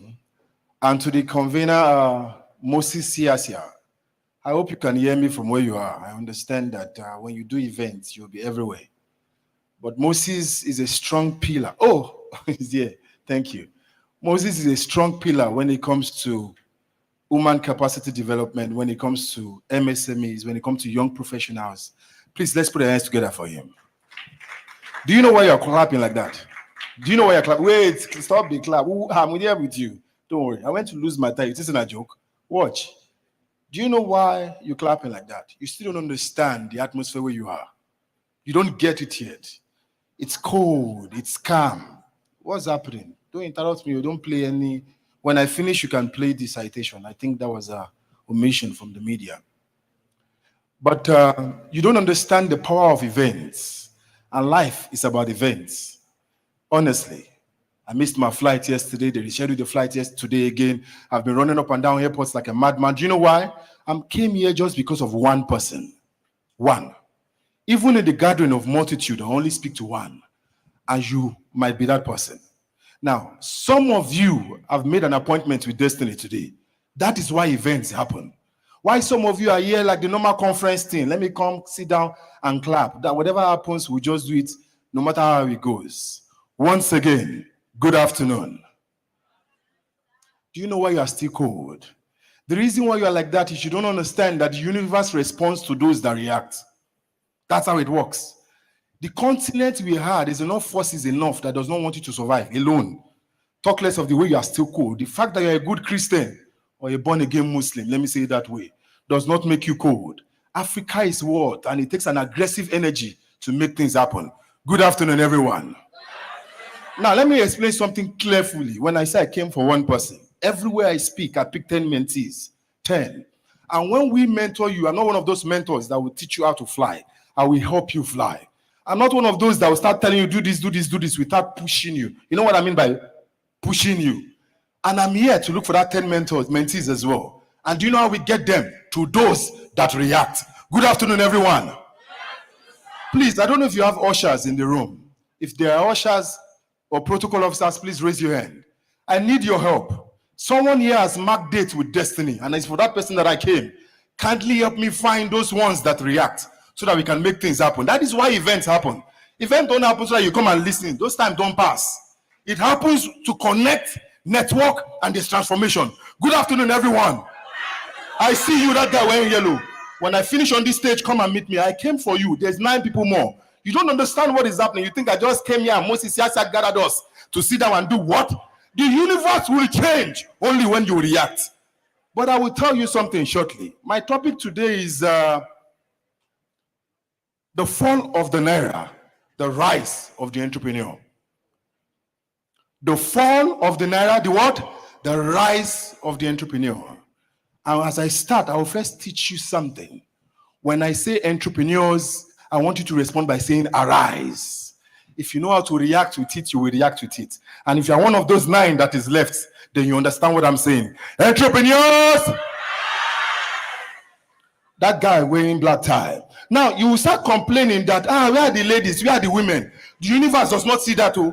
If you like, don't respond. If you like, sit down with your wig. But I'm telling you, 8 more people will make a date with destiny today. Entrepreneurs! We are just starting. You do not understand what has happened. Some of you, God has booked your appointment. It's just for you to make it happen. He has brought you here. You are sitting down. You are sending the person next to you. Maybe I should say something. Do you give me the permission to light this room on fire? Okay, let's make it happen. Listen to this carefully. Then you understand what is happening to you. When I traveled many, many years ago, like some of you that wanted greener pastures, and we got there, we didn't see any pasture anywhere, talk less of green, and snow full everywhere. Yes. And they were giving 2 options. It's either you sell drugs or you do yahoo yahoo. I always tell people when you travel, it's where you land though. If you land in the hand of a fraudster, you will do fraud. If you land in the hands of a drug dealer, may God help you. But you know what happened? We like, no, we can't do this. I didn't know opportunities here. And someone introduced me to one company where we sell timeshares. Timeshares is like selling holiday points for all these white people. So if you have bought a house already, we will carry flyer up and down. Please get me water on this stage, please. We'll carry flyer up and down and we start convincing you to buy a holiday house. I don't know if you know how hard that thing is. You have already bought your house, so we're now convincing you to buy a holiday house. And these white people, they know how to use us. So it's black people, Nigerians, Ghanaians, Kenyans, Zimbabweans that's on that job. Every week, let me rush this story. Listen carefully, because the person sitting next to you that is speaking to you might not be that person, it might be the devil. Distracting you, yes, because there be just one thing you just need to hear. And that is what changed my life, what I'm about to share with you right now. Just something that I heard. Every week when they pay us like this, in this hall. They put everybody down. You know why? So that they can expose your failure. Where's the water?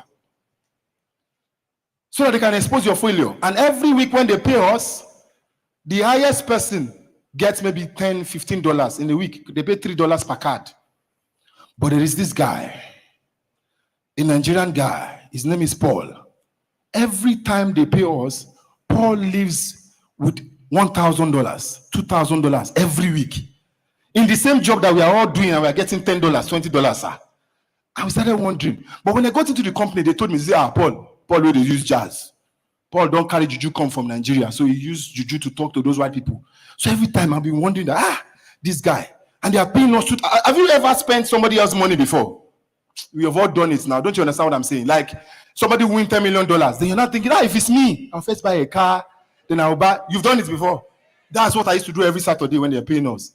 I'll be spending Paul's money in my mind that if I'm the one that got this $2,000, then I'll not calculate it with the one he got last week. You see how foolish I am. And I'll be planning his own money for him. But then I said to my supervisor one day, I said, please, I beg you, post me with Paul. I just want to be with him where we are working, because they drop us in different shopping malls under the sun. Luckily for me, one day he said, I got a spot for you with Paul. You can work with him, then the drivers will drop us. I followed Paul to that shopping mall. I was ready. You don't know where I was ready for? I was ready. Anytime, anywhere he was going, I was watching him. That you, today, just come with that thing. If you touch, make I touch. I don't go tell anybody.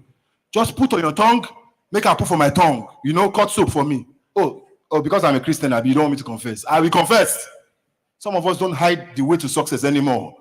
And the difference between me and many people you will find out there is when I tell you my success story, there's nothing in between. Have you noticed some people, they will tell you how I made 1 million to 1 billion, but they don't really explain. Like what happened now? They will not say one part of the story and they will jump. Listen to my own today. Because today, this might be what you need to hear. I asked Paul, when I saw Paul up and down, I said, no, go peace, no, go chop. It's like, why are you going to follow me like that? And the funniest thing about this Paul is that at least we can still speak small phone, we still look good, we still dress well. This guy is from the village. Sir, he speaks pidgin to white people. Pidgin. Madam, if you can just fill this form now, you can buy this ass now. To a white person, and they will like, hey, buzz off, man. And they will rush again to another person. So I'm telling you now, this thing, it can work for you. And I'm wondering, I'm like, Paul, come. Why you they walk like mad person? That was what I said. Why you they walk like mad person? What I'm about to say to you is what changed my life forever. Paul said to me, he calls me Francis. See how they are quiet. They want to hear. He said to me, Francis, me, I know as I take League Village, me, I know they send. Now, listen very carefully. This word might not mean anything to you. But some of you, it has touched you. It was as if something opened in my eyes. Who do I know in this abroad? How come? Who do I even know here? Why am I shy? What exactly is happening? And before you know it, I say, is that it? I don't send anybody now. That spirit of I no send came upon me. Guys, I started the same thing he was doing like a madman. I bought properties. I started the same thing he was doing like a madman. I started the largest entrepreneurship organization in Africa. Some of you are sending too much. That guy and that lady sitting next to you, you don't know them from anywhere. You are sitting and the person is saying, I want to pick you, but you are sitting down. Tell your neighbor, I no send. Some of you, your family depends on you. Your journey, everybody depends on you. And you're looking at that lady because she's wearing makeup. You are looking at that guy next to you. When today, things can change with these speakers right here. And you know what? They will not come for you if you are cold. I can tell you for the fact. Never. We are not interested in quiet people. It's not like that in the entrepreneurship world. Entrepreneurs! You have forgotten.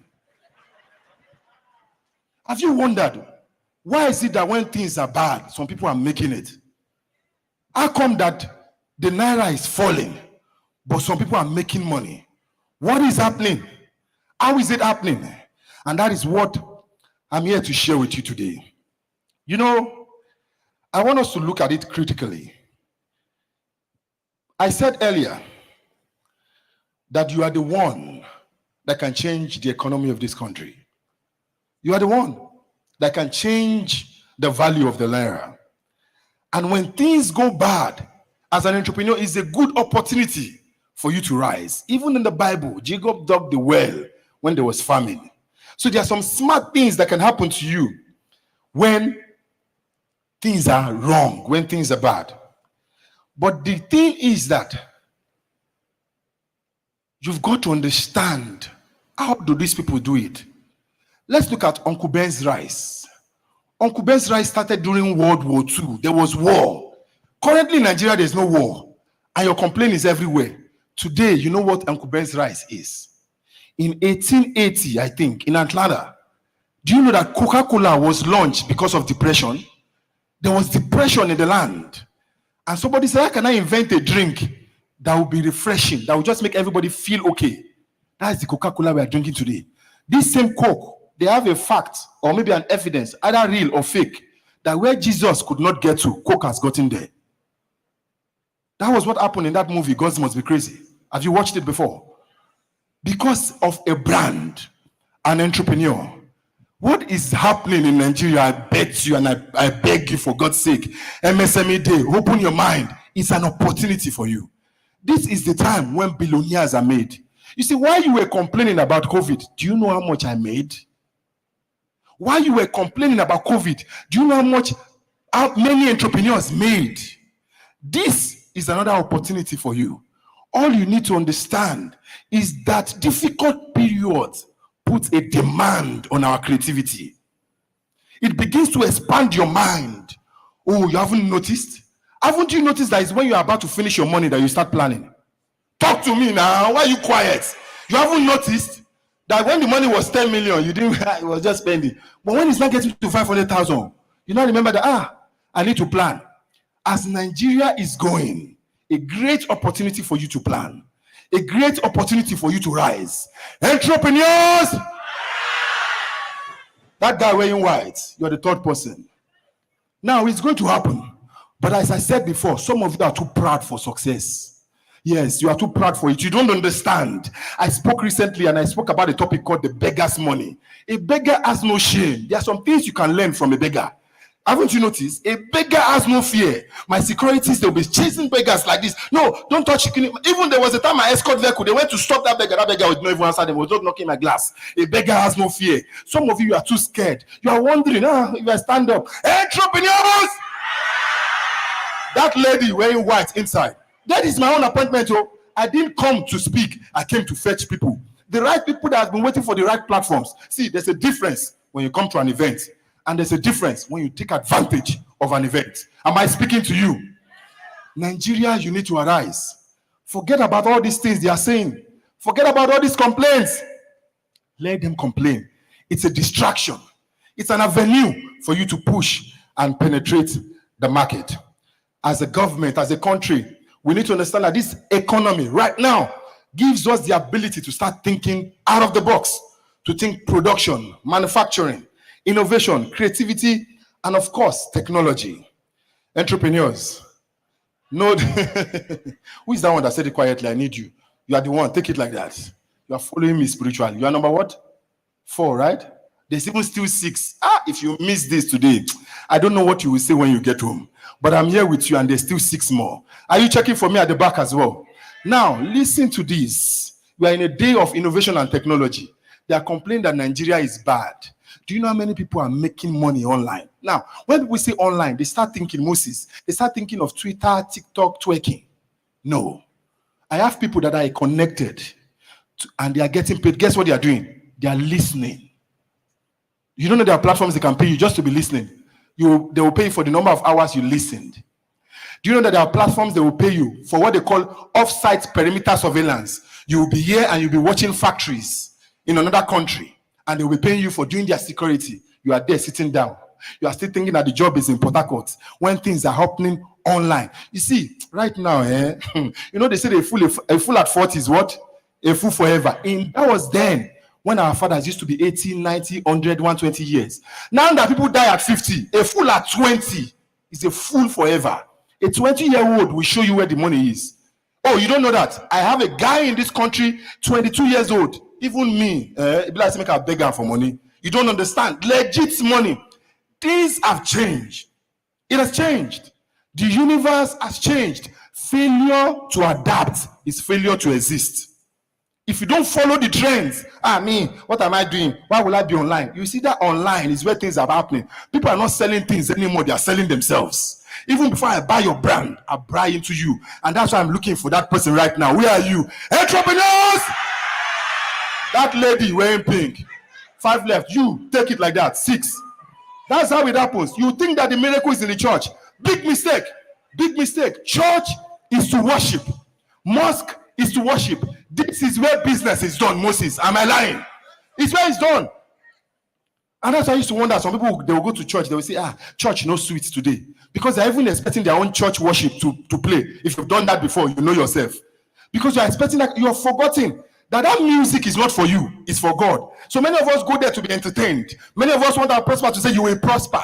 You will prosper. See, what is happening in Nigeria now is not about prayers anymore. No. If you do the right thing, you will see the right thing.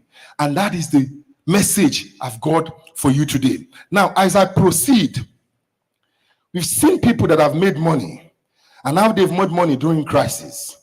And I've told you about how difficult period can put a demand on your creativity. Guys, some of you are here, you understand Igbo like mad. Do you know you can sell Igbo language online? I have a guy, he sells Yoruba online. He teaches white people, even brings them to Nigeria. They pay remote job. You are living in a generation where you can work from home and you are complaining. Where you can earn in dollars and drop the value. Don't you understand that we are the one that will increase the value of the naira before the dollar will drop? Government job is to print the naira. Our home as entrepreneurs is to increase its value. Government cannot do anything. No. It is you and I, MSMEs and entrepreneurs in this room. But do you even have the guts to change it in this country? Entrepreneurs! No, I can't see anybody yet. We are getting there. We are getting there. You are calling me. You have to call the universe. It takes an excessive force to get an attention in this world that we are today. Some of you might think it's a joke, but right next to you, one person will prosper. Watch and see it happen. You think this is a joke? Let us continue. Now, guys, I want you to understand very, very carefully. Even as a government, I need to start winding down now. I need to advise. Please, for any government official here, including myself, of course, I do this alone a lot with my state, and they know that very well. As soldiers are to war, as doctors are to medical pandemic, so are entrepreneurs to the economy. Let us take them seriously. You cannot create jobs without entrepreneurs. It's like saying I want to build tables without carpenters. Have you noticed? And you know what? I don't even need to blame the government, because most of the things that has happened now, it's a generation.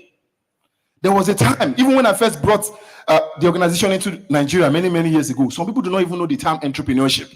It was a modern term to them. Our fathers, we asked us then, that guy you want to marry, does he have a pensionable job? Is he a doctor, lawyer, or accountant? If my child brings doctor, lawyer to me now, you don't understand where the world is going. And they didn't take significant interest in entrepreneurship. Or sometimes our government will use words like skill acquisition, vocational training, without talking about the umbrella head itself, entrepreneurship. Please, my advice is please let us take entrepreneurship very, very seriously. Let us take it very, very seriously. I understand that what happened to us in Nigeria, and that's why I said prayer will not work. It's not a generational cost. It was a generation that caused it. So get it right. And if a generation has caused it, this generation can change it. Entrepreneurs!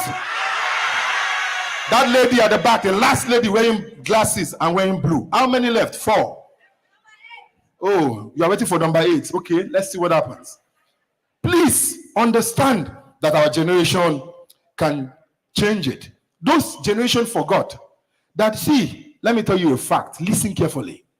You either start as an entrepreneur or end as an entrepreneur. Check it out. Even doctors, PAMSEC, governors, ministers, go and check them when they finish. You now start saying, I have a farm. Sir, am I correct? I have a petrol station. Even your lecturer in school, he has a tomato farm now when he has retired. So it's either you start, you are even lucky you started early. Some of them, they will do 35 years in service before they will now come back to what? Entrepreneurship. Now, do not take it for granted. Nigeria, this is my advice. Do not take it for granted. And that's my advice to the government as well. Now, my advice for young people. One of the things you must know is if you are a Nigerian, you are an eagle. If you're a Nigerian, you are an eagle. If you look at our coat of arms, if you look at our super eagles, there's many things that ties us to that eagle. But are you even taking advantage of that identity? Do you know what happens when an eagle is attacked? There's only one bird that attacks an eagle. It's a crow. It's the only one that has the guts. And when the crow attacks the eagle, guess what it does? It doesn't fight back. I like you. You're walking with me here. The one with glasses. I'm taking you. Yes, you are looking back. Sometimes it comes to you. You are number. Choose your number. I can't remember anymore. But I can see you were speaking with me. You understand when you're doing your hand like this? Because the eagle flies higher and higher and higher. It takes the crowd to a place where the crowd cannot breathe anymore. It suffocates and dies. Some of you, what you need to drop that problem around you is to fly higher. Entrepreneurs, you need to rise for that problem to fall off you. Some of you are sitting in that problem. You cannot solve the problem inside the problem. You need to step out of it and rise. Entrepreneurs, get it right. You might think this is a joke, but the last thing I need to say to you is mindset. Mindset needs to change. Change how you look at the problem. People are saying Nigeria is failing. Never. For me, Nigeria, I will make it to this country. Tell your neighbor if you are the one. With the way you are saying it, even the devil knows your lack of confidence. I will make it in this country. Some people are too big for it, but they do not understand that the prophecy does not need to come from the mouth of your pastor All he has to preach is his Bible. What I preach is entrepreneurship and success and profit and everything that you need. Entrepreneurs, change your mindset. You know what happened once? There was a hotel. This will be the final thing I will tell you. They were complaining to the owner of the hotel that, oh, 3 of you join the list. As you are standing like that, I think these are my people. You're already standing like that. So join that list. Now, guess what happened in that hotel? There were so much complaints to the owner of the hotel. They said, sir, our customers are complaining, sir, that our elevator is too slow. It's too slow. They have been complaining it's too slow. So all the staff members, they will go to the employer and tell the employer the problem. And the employer was getting in different quotations to change the lift and was getting different, and he said this thing is too high. They employed a young guy. And that is why I said, even a young person, don't underestimate them. That time has passed. My son teaches me a lot of things. A lot. You know what that boy said? He said, sir, I know I'm new here. I've seen the problem and I've seen the lift. Our elevators are not too slow. People are just bored. Let's put a mirror in the lift. That guy is who invented that mirror. Have you noticed when you enter lift? You always see mirrors, right? An entrepreneur. He changed the way he saw the problem. And he said, let's put a mirror. Have you noticed that when you're in the lift, when you're looking at your mirror, you will not know when the time will go. You will know that, ladies, I trust you and your selfie. When you're doing like this, you even be praying that 15th floor should be 50th floor. Am I correct? Change the way you see the problem in Nigeria. Entrepreneurs!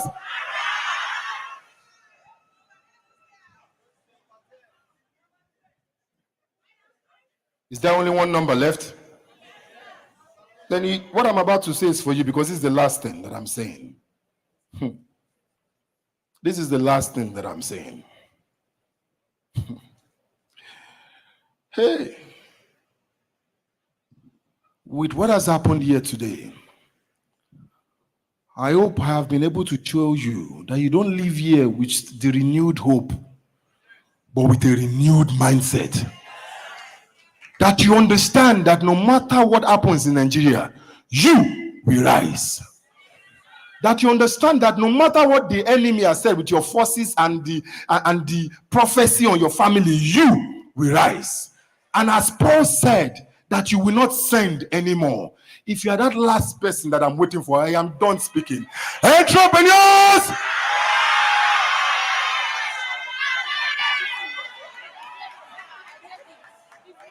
You know what happens sometimes?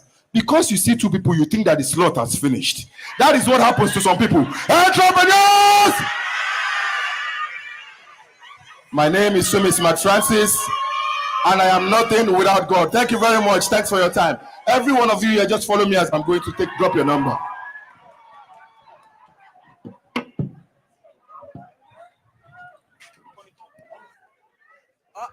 All right, we have to agree he's starting a movement here. Do you agree that if this was a campaign and people needed to vote immediately, he has won the election? Distinguished ladies and gentlemen, while they are speaking with him, I have a problem here that we need your input on. We need advice. Can we reduce the noise over there? Thank you. Can we reduce the noise? And we need you back here in the hall, please. If we can get you back here in the hall. He's not leaving. He just arrived like an hour ago, so he's not leaving. Please, you can interact and interface with him during lunch. Can we have everyone please move back to their seats, please?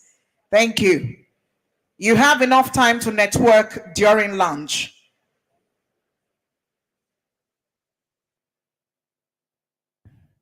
Thank you so much, sir. Thank you. Everyone, please come back to your seats. Thank you.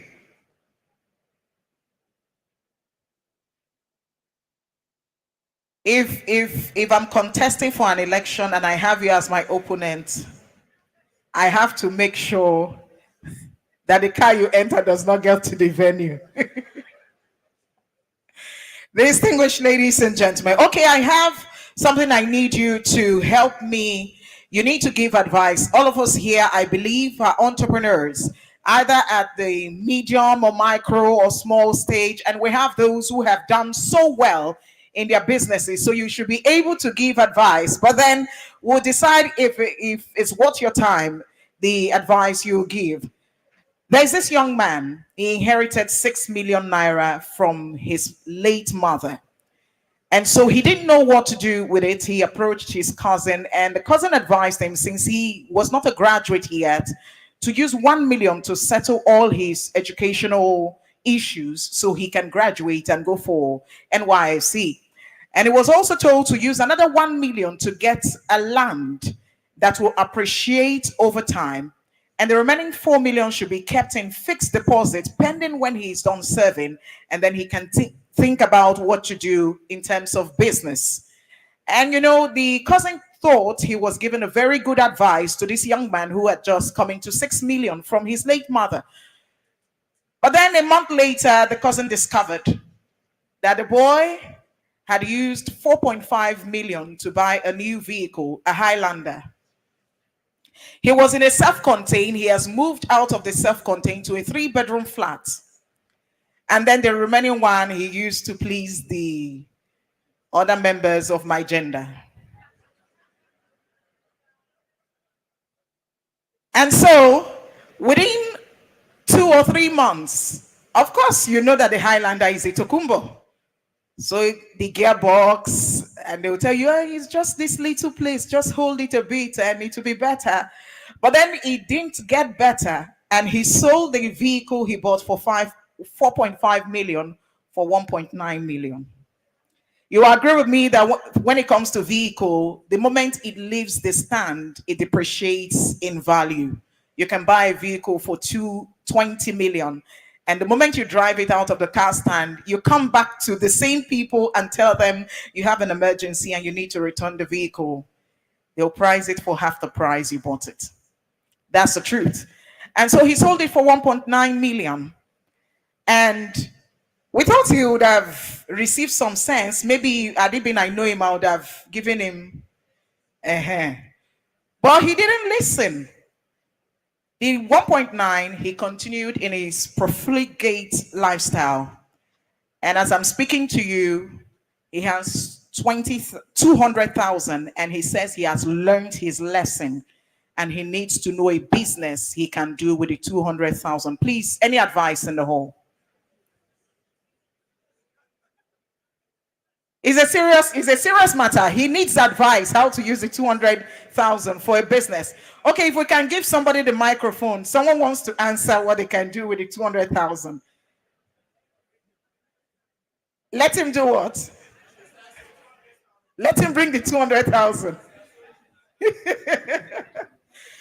So please, lady, okay, you want to say something?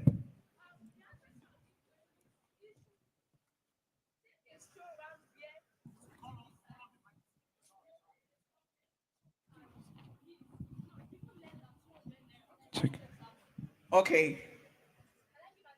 Yes. During my service here, I served in Niger State, Suleja to be precise. So I did my 2018 SMAS there. But when I got there, I always have this belief that there's always something I can always render that will give me money. So I went around and I observed that in our lodge of 6-bedroom flats, we go to the other street to buy water. Sachet water, because in Suleja, it's a rocky place. You can't sink bowls. We don't drink the water. We use them. We buy water to bathe. So I picked 5 sachets of water, and I began to call the factory, saying, okay, I want to sell. We start negotiating. So thank God my papa, our fellowship head, was an Urobo like me. So I called him on the phone and told him, Papa, me gonna share me, I then grew in January. And then he said, okay. So that was how I stocked, because I did the SMAS, I stocked the lot with 100 bags, which I sell every week. So most times when you call me about I'm yet not receive alawi, they come to buy from me on credit and I put down their name. So every week I was getting money that I use in running my expenses. So they know very well that without alawis for 3 months I will survive. So I bought my first sewing machine from NYC. So when you get to a place, let him take a stroll around that place. There's always something he can sell. I've also done snack business in my mom's shop, because the next shop is a bed shop. Those guys have observed that What they do is they eat junk every day. So instead of them going around to buy the junk, I just bought the egg roll, puff puff, everything, put it in front of the shop, and it's very hot. Immediately it's coming, they're buying. So I was just making, without my friend, I was making 15K from there every a week. Thank you. Thank you. Please, a round of applause for her. Thank you. Okay, while he has made bad choices, and if you have not made any bad choice in your life, let's see your hand up. Okay, so it means there's redemption for each and every one of us, no matter how bad. Thank you very much. So, distinguished ladies and gentlemen, on that note, I would like to invite my next speaker. If you see building that has cutting edge design, this our next speaker has a hand in it. Not just cutting edge design, unique designs, and aesthetically pleasing, then you know he has a hand in it. But beyond engineering and construction, he's a builder of young minds through his community development initiative. He's the managing director and chief executive officer of Dotum Company Limited. Temitope Rushewe. Please put your hands together for him as he comes. Thank you so much.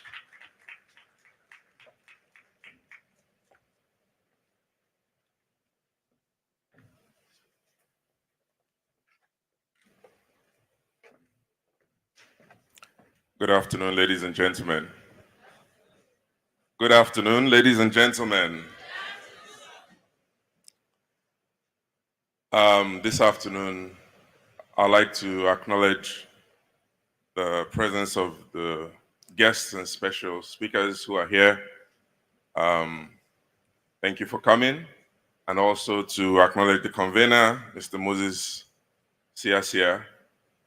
We have been on the journey for a few years together, over a decade. It's been consistent and persistent, and it is working. Well done.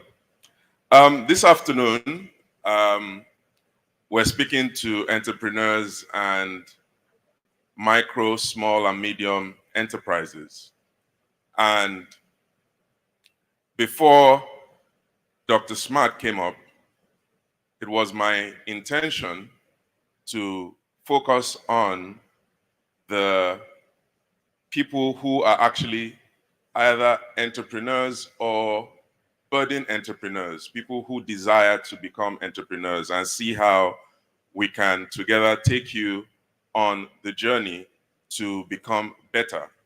And part of what I'm going to be doing is to just share anecdotes, examples, and stories that can spur us in that direction. So just some initial thoughts. We're talking about building the culture of entrepreneurship and self-reliance beyond oil. And let's be frank, the oil boom won't last forever. As a matter of fact, we're just maybe a few decades away from it being completely irrelevant.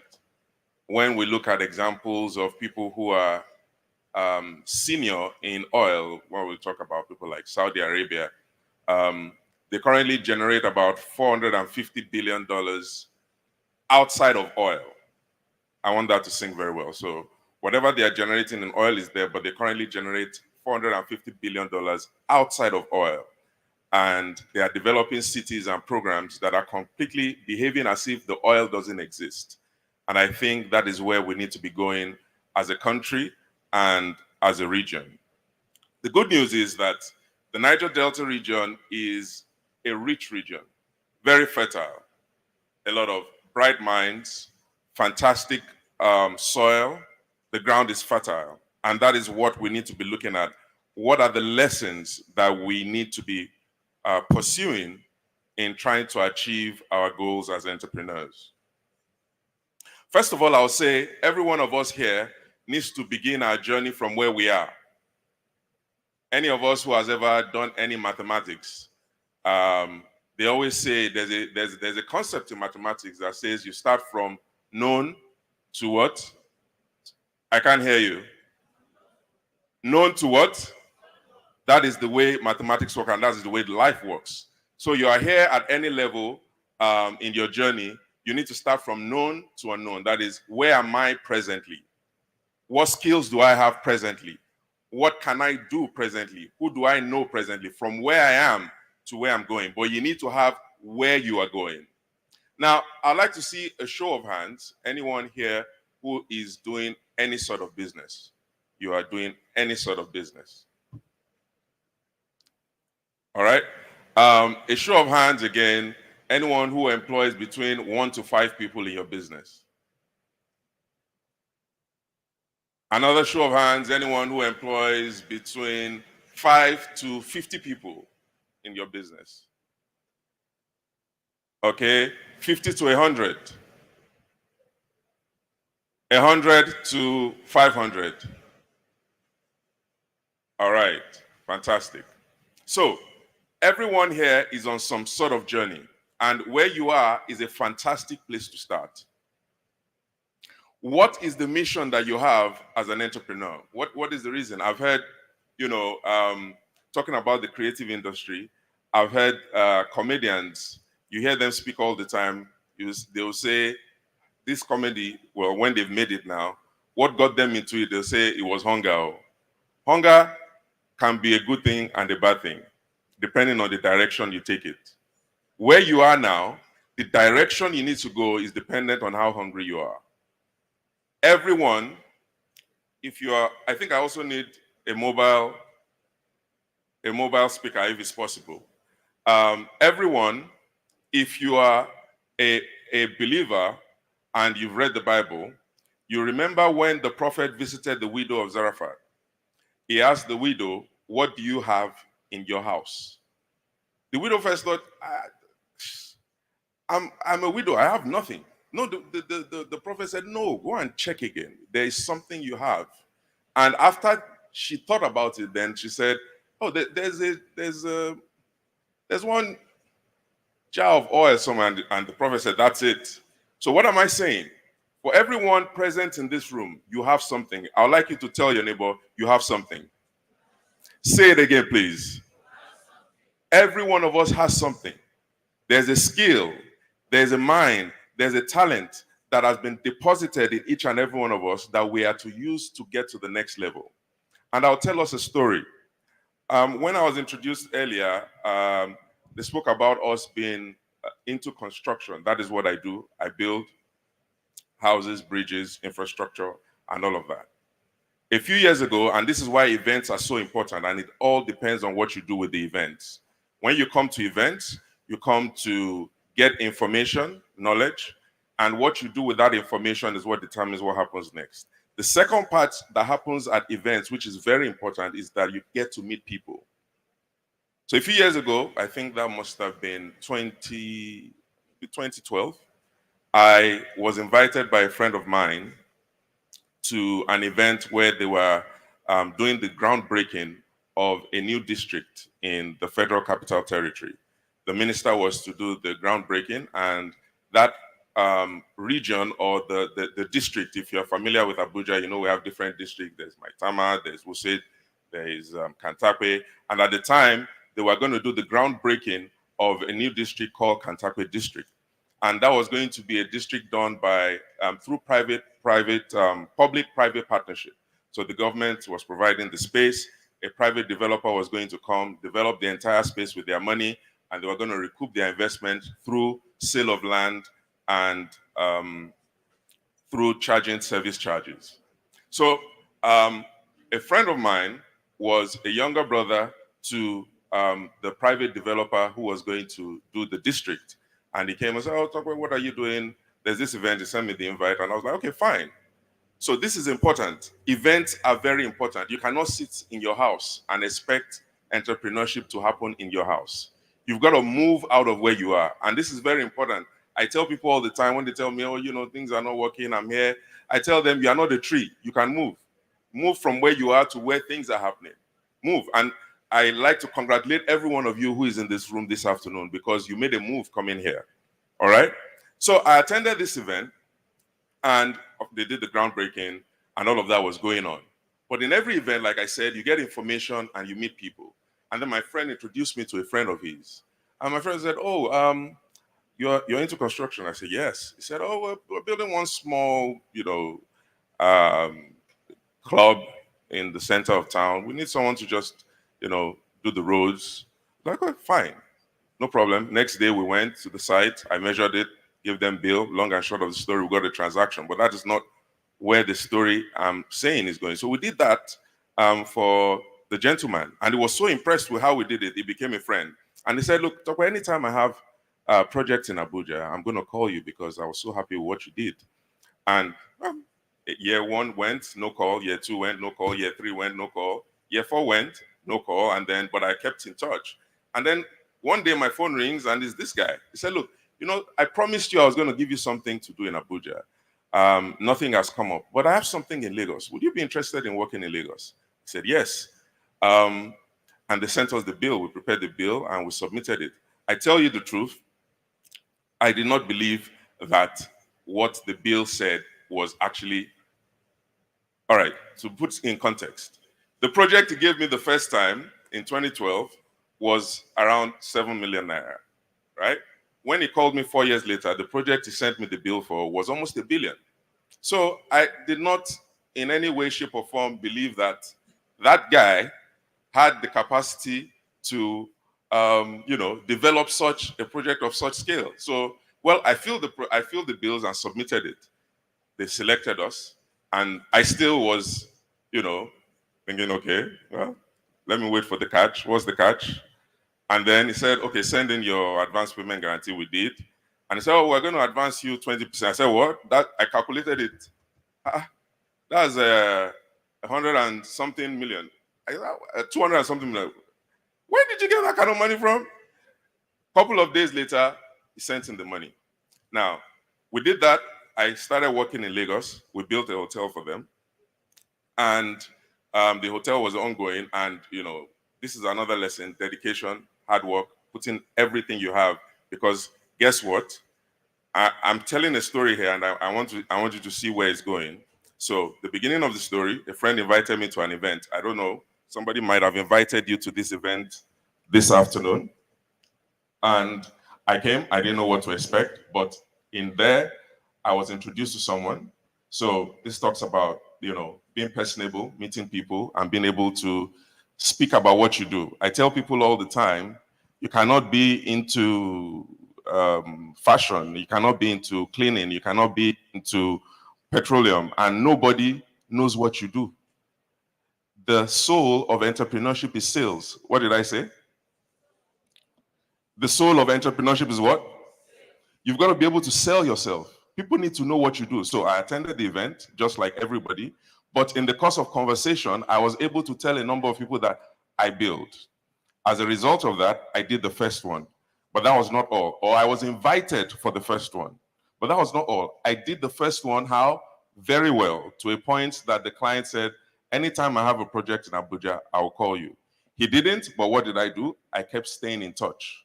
So I'm just giving you practical, real life lessons, because the journey of entrepreneurship is real life. It's not textbook. The thing will knock you out, but you've got to keep on standing up and stay in the cause. So we started the project, and that took me to the next lesson. What brings you to a particular level, you continue it, but it may not be the only thing you need to move to the next level. So we started, all I knew how to do was build, be a hard worker, like I did the first one. Because I built it so well, he called me for the next one. So I was at this new level, and I was just doing the same thing. So what happened?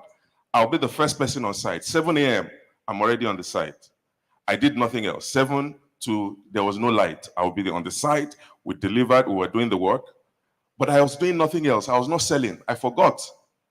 I thought all I needed to do was do that project well, and it will bring the next one. That is right, but it's not completely right. Are you hearing what I'm saying? It is correct, but it is not completely correct. Because doing the work well will give birth to new projects, but being deliberate about sales is an element that most entrepreneurs leave out. You've got to be selling. Every time you've got to sell yourself. Every time you appear, at least, I don't know how many were here in this room, the person sitting next to you or anybody, since you've been here, I want to volunteer. Can someone come up? Yes, please come. Quickly. Come up quickly. We're speaking together now. You tell us your name very quickly and what your business is. Good afternoon, everyone. My name is Christina Ime. I'm into cleaning services. Since here, does anybody know what you do? How long have you been here? I've been here since 10. So have you met anybody here since you came? Not yet. All right, go back to your seats, Christiana. This is what events are about. You don't know who the next person sitting next to you is. Don't keep quiet, just like Mr. Smart said earlier. Some of you send too much. You keep quiet, you go home quiet. You come quiet with problems, and you go home quiet. I'm not talking about inundating people with, because the problem is you tell people to talk and then they say, let me go and list my problem to somebody. This morning I've not eaten. Things are so hard. The country is bad. In fact, gas finished this morning, my brother. Gas. That is not what we're talking about.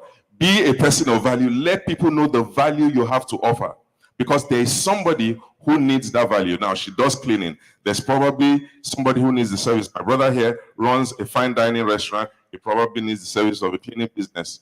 You never know. But if you keep quiet with it, nobody will ever know. So let's continue the story. So I started this project, 7 to 7, I'm on the side.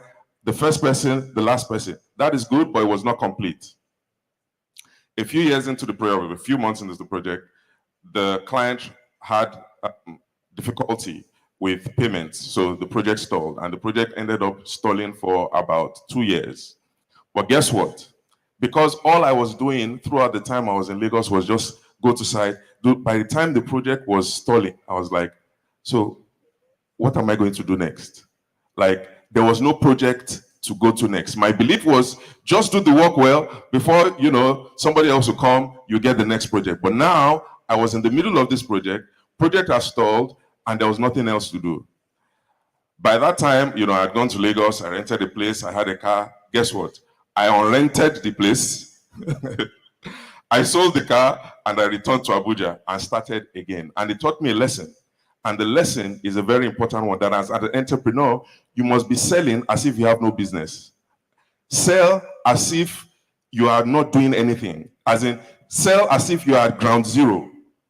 Sell so much that you will have a problem. You have a good problem. Your problem will now be, I have all this business. How do I execute? Some people will say, no, make sure you can execute. But I think if you're an entrepreneur and you have figured out how to get the business, you will also figure out how to get it done. So this is very important. So this client, project stalled 2 years, no project. I went back to Abuja, and from the lesson, I kept on reiterating the same thing. Eventually, he called us back. He called us back to finish that project, not only to finish it, then give us the next one.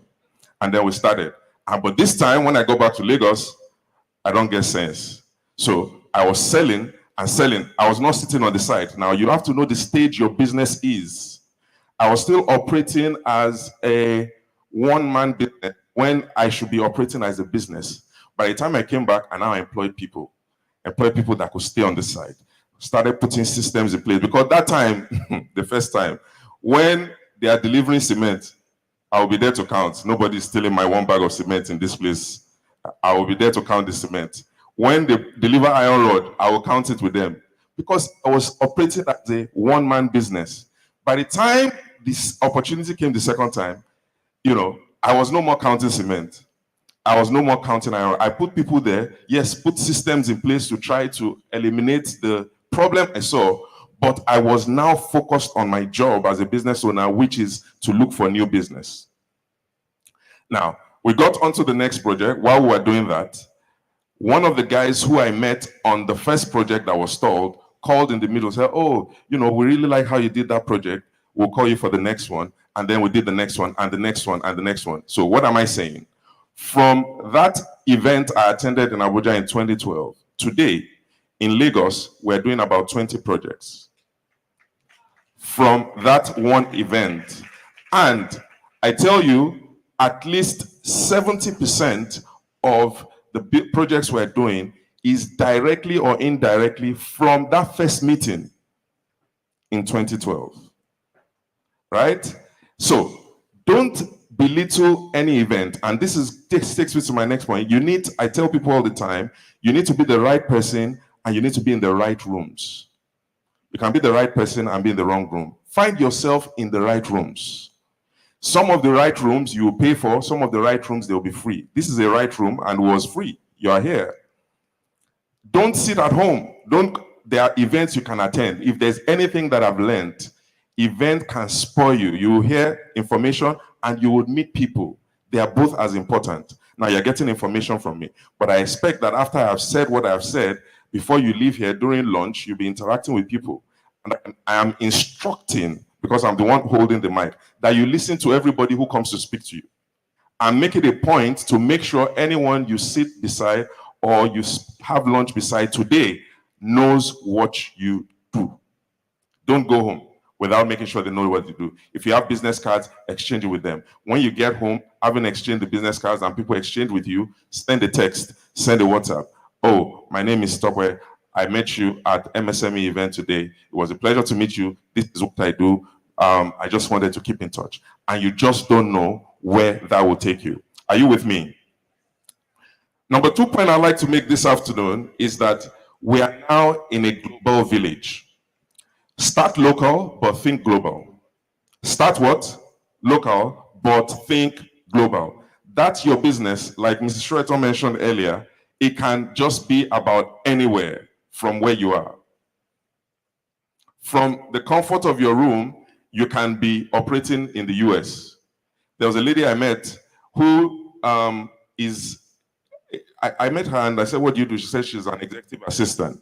I said, who are you executively assisting? She said she's never met the person. The person is in the US. And she assists the person. The person does an Airbnb business. This lady is in Abuja, but she knows all the streets in California from Abuja. Why? Because the world is a global village. That phone in your hand is equivalent to 20 flight tickets. Are you hearing me? That phone in your hand that has data is equivalent to being in 50 cities. She's in Abuja. She's an executive assistant to somebody who does Airbnb business in California. And she was talking about Jefferson Street, Bel Air, and she has never left the confines of a room in Wusetu. But that doesn't matter. She's getting paid and she's making progress towards her plans. This is very important. You as a young entrepreneur, you have this vision, you have where you're going, but you must start from somewhere. You must start from somewhere. I used to work in a supermarket, and my job in the supermarket was stacking the shelves. But I used to stack the shelves, and as I'm stacking the shelves, I'm dancing to some music in my head. And my manager never really understood, because everybody else that was doing the same job used to do it so sadly because they felt it was a deadbeat job. But they used to wonder, this guy is doing the same job as everybody. What is making him, why is he so excited and dancing? What music is he even listening to? And one day, he could not help himself. He used to call me Mr. Timmy. He said, Mr. Timmy, I need to talk to you. I said, what's that, sir? He said, you know, I noticed that every time you're stacking shelves, you're dancing and stuff. I want to understand what is exciting about the tomato you're putting on the shelf.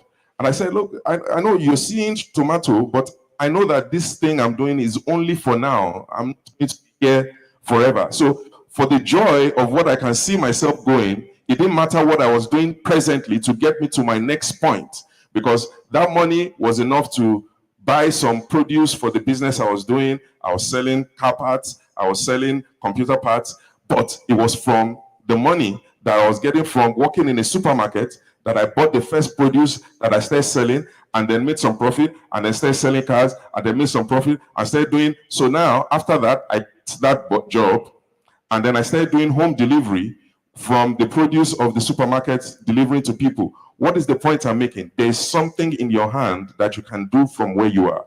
Regardless of whether you can do laundry, you can do cleaning, you can do something. Just don't stay in one place. As I'm rounding up this afternoon, I would like to leave these 3 or 4 cardinal points that I've used for my life so far. The first one is stay humble. Stay humble.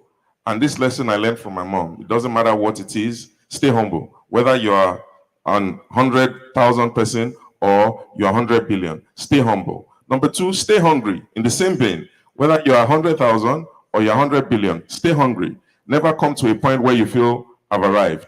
Every time there's an achievement, you celebrate it, but always ask yourself, what next? What am I doing next? What next? Thank God for what we have achieved. What next? Stay hungry. Number four, stay grounded. Don't let it get into your head. No matter what it is, stay grounded. Be down to earth. And number five, finally, stay grateful. Tell your neighbor, stay grateful. As I close, I'll round up with the story of a young man who came to meet me at a hotel lobby. And this is what I say about events and people. He came to meet me at our hotel lobby and he said, "Sir, I noticed that you are into XYZ." I said, "Yes." He said, "Well, I'm into IT. I studied chemical engineering, but I'm into IT, and I want to know if I can offer my services to you in your business." Well, you know, many times, many people will not listen. But I tell you, if you speak to 10 or 20 people, you will find 2 that will listen. Out of the 2 that will listen, maybe 1 will say, "Okay, get back to me." The other will say, "I'm not interested." But it is a game of numbers. So I don't know what number I was on that day. Maybe I was number 20, but I listened to him. And for some reason, what he was selling made sense to me. And I gave him an opportunity. I said, "Okay, I have a company. I've been managing our social media myself. Since you said you are into this social media stuff, I'll give you an opportunity to manage my social media pages. You do it remotely anytime you want. I'll be giving you 25,000. But today, my number of followers is 400. If you get it to 2,000, I'll increase that money to 50,000. And if you said, "Is that all?" I said, "Yes." And they took the challenge. 3 months later, my number of followers adding from 400, I pay for any advertising, from 400 to 2,000. And we had a meeting. I said, "Okay, now 50,000. Now take that from 2,000 to 3,000 and I'll double it again." And he said, "Okay." And he did. And I doubled it. What is my point? He took what he had. He did not say, "I have nothing," and just stay at home. He took what he had and he went out and he sold it. And eventually somebody listened. I tell you the truth, there's nothing special about anybody. Any entrepreneur at any level, it is the same thing at different levels. We're all selling and we're all delivering. Whether you are selling hair, whether you are selling fashion, it doesn't matter. All everybody is doing is selling what they have and delivering. And as you continue to do that, is iteration. You sell, you deliver, sell, deliver, sell, deliver, sell, deliver. And then before you know it, you have grown that business from whatever it is to that vision you have. I want to tell you guys something as I close this afternoon, that from anywhere you are, just anywhere you are, you have the capacity to turn your life around first and to turn the life of your family and turn the life of the nation around. Because you think first for yourself, for your family, for your community, for the state, for the nation, for the continent, and then eventually global. Thank you very much. Have a wonderful afternoon.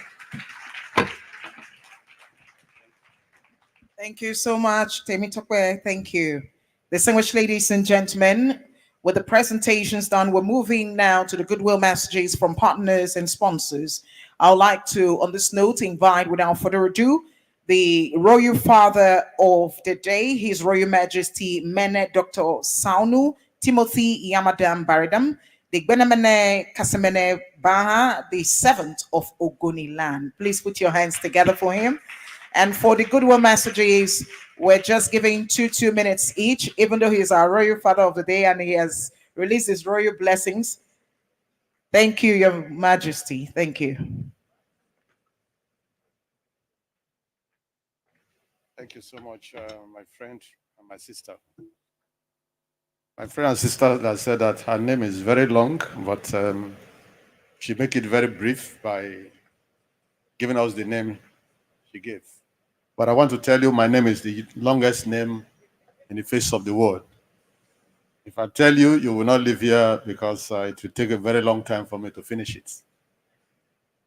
Well, Your Excellency, Ambassador,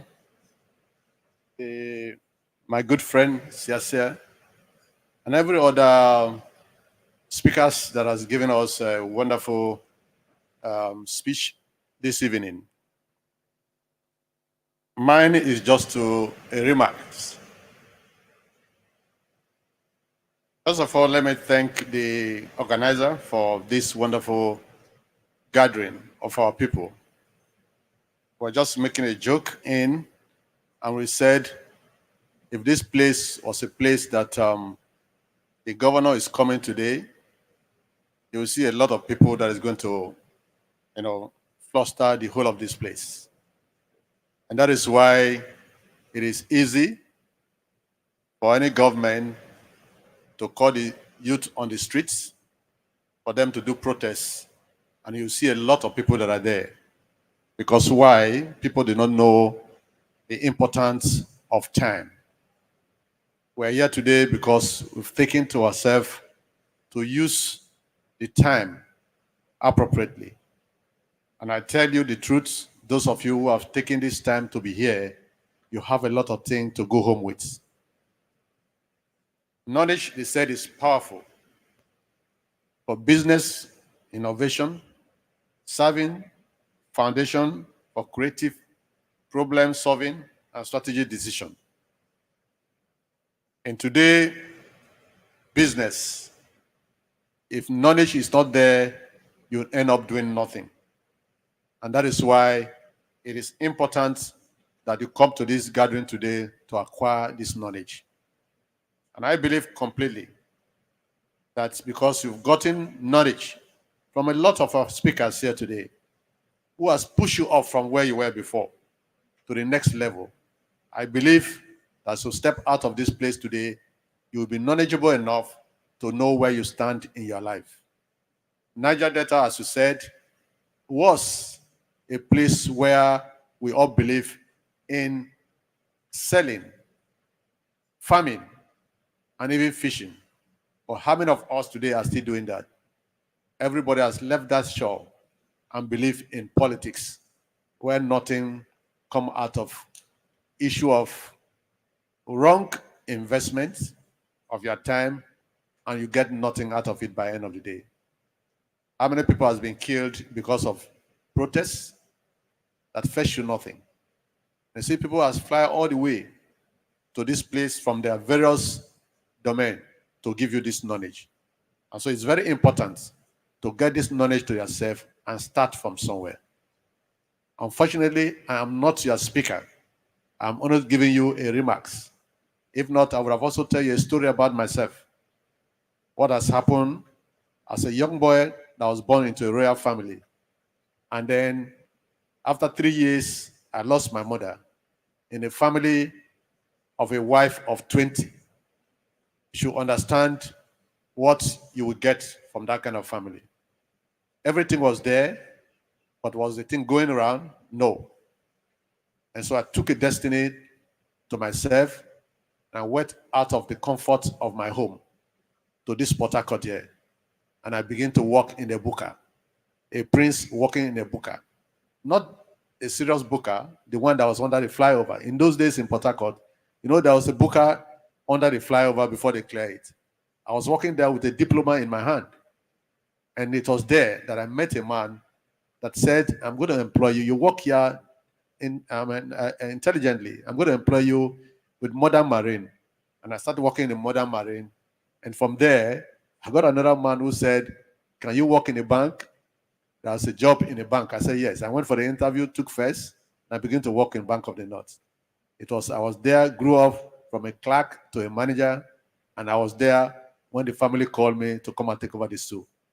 I've taken over this tool for 22 years today on this tool. And I will not tell you my age, but I'm the oldest man as long as this house is concerned. Because that is what they told me. And so I want to encourage all of you that are here today. Sia, you have done well. You are handing over. And that is what we want from people. Somebody that is 50 years old is still talking about, I am the youth president of this country. Or youth president of this community. It's madness. And so I want to thank all of you that are here today. I appreciate all of you that are here. And I promise that if you invite me for any of the events, I will pay my money. I will come there to sit with you. Unfortunately today, as usual, once you are a government person, any little time they will send you a text message, you have meeting. And that is what I've just been called for. I want to say God bless all of you, and may God keep all of you and take you home safely. God bless you. Thank you very much, Your Majesty. Thank you for spending so much time with us here. You were here way before we started the event. Thank you. Distinguished ladies and gentlemen, I'll call our next speaker, and he is the president. He is the Director General of the Microfinance and Enterprise Development Agency in Cross River State, Mr. Great Ogban Usetu. Please, a round of applause for him. He also has just a couple of minutes to speak. 2 minutes. Thank you.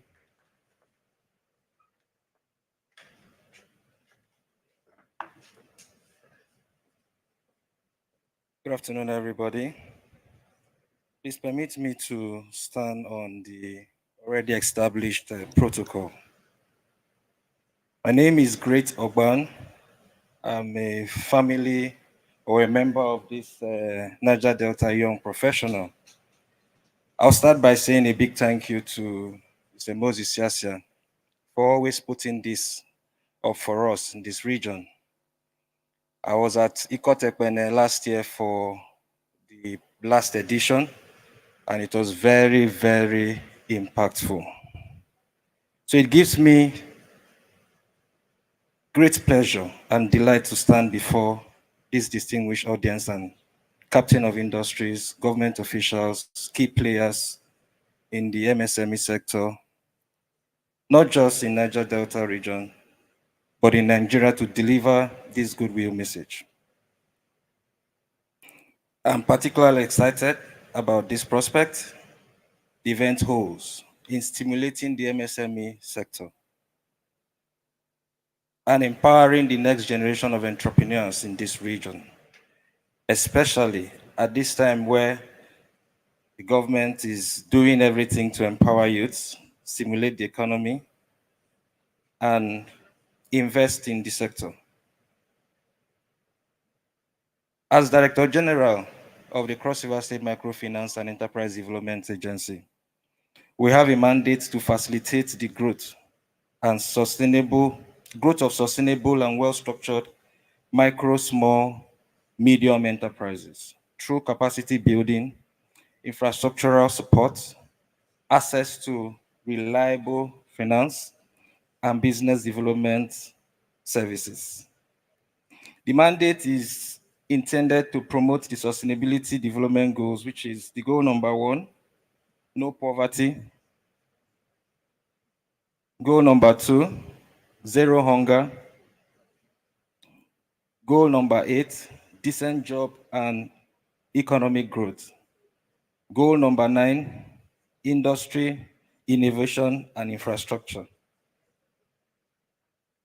In living this mandate, we came up with a few series of people-oriented initiatives, which is focused on agric, entrepreneurship, creative sector, innovation, rural development, vocational and technical skills. Some of the initiatives include, but not limited to, our newly relaunched Cross River State Entrepreneurship Development Center. If you can recall, CBN had the CBN Entrepreneurship Development Center, which was in Cross River State for the South-South. I was a team lead in that center. We facilitated trainings for entrepreneurs, access to finance across the South-South for 5 years. It was a 5-year project, of which it was a tripartite agreement. The government was supposed to take over from CBN after 5 years of execution. But thank God for our new governor, who is very passionate about SME development, and he has taken it upon himself to relaunch the center, which we're calling the Cross River Entrepreneurship Development Center. We have a program called the Local Acceleration Entrepreneurship Project.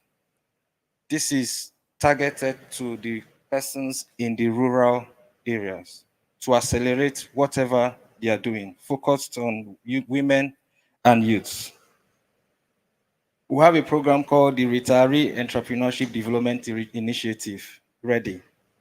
Now, you serve as a public servant for 35 years, devote your time and everything to service, retire, and sometimes you get very redundant and very non-occupied. So Our mandate is to get you engaged few years before you retire. So we keep your mind, we tap into your institutional memory and also the resources that you had garnered in your course of service. We have a program called the Neighborhood Economic and Entrepreneurship Development Project, NEED project. The neighborhood project or the NEED project is focused on the businesses you see in your neighborhood. Those petty businesses you see in your neighborhood, in the urban centers, in the rural centers. This project is focused on empowering them. If you notice very well, during the dollar, rice, and what have you, the lady who sells akara, who could afford a bag of beans, it was difficult to buy a bag of beans because of changes in prices. So this program is targeted on persons like that to strengthen them. Because if you let them be, they will eat into the capital. We have a program called the Campus CEO. Of course, our vision is entrepreneurship at all levels. So we've created programs across every strata of the society. I've talked about the retiree, I've talked about the youth. We have the Campus CEO, where we take our activities to the campuses, empower those who have the entrepreneurship mindset with equipment that they need to operate from homes, not to get shops. The concept about campus CEO is for you to get an equipment. You want to go into barbing, you need a machine, a clipper. You don't need a shop for now since you're still in school and what have you. So start from your house. You need a sewing machine, we give you that. That's the concept behind the campus CEO. But of course, we always attach them to mentors who hold them for the engagement period of 1 year. Then our Kali Digital Gap program for techpreneurs. So we are open to collaborations within the region to grow the enormous potential across the sector. And I've always been a firm believer that MSME is the engine or is the fulcrum that we need to develop our region.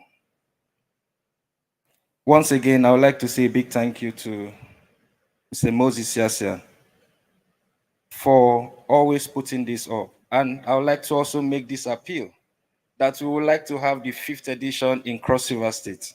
So watch out for the 5th edition. I know it promises to be very impactful as usual. It is always an opportunity and exciting moment for me to participate in this program because I always go with something. Thank you everybody for making our time. Thank you for the participants who came out here. May God bless you all.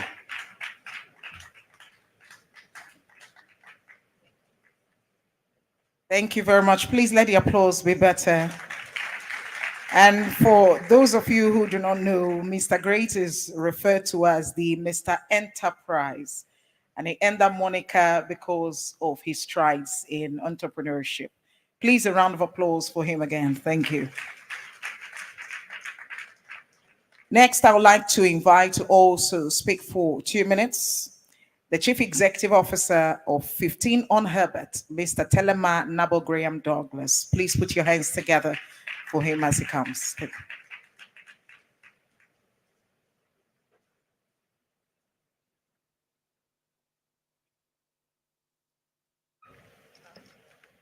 you very much. Your Excellencies, our beloved father that's left us, the ruler, the king of the Ogoni people. I want to thank Mr.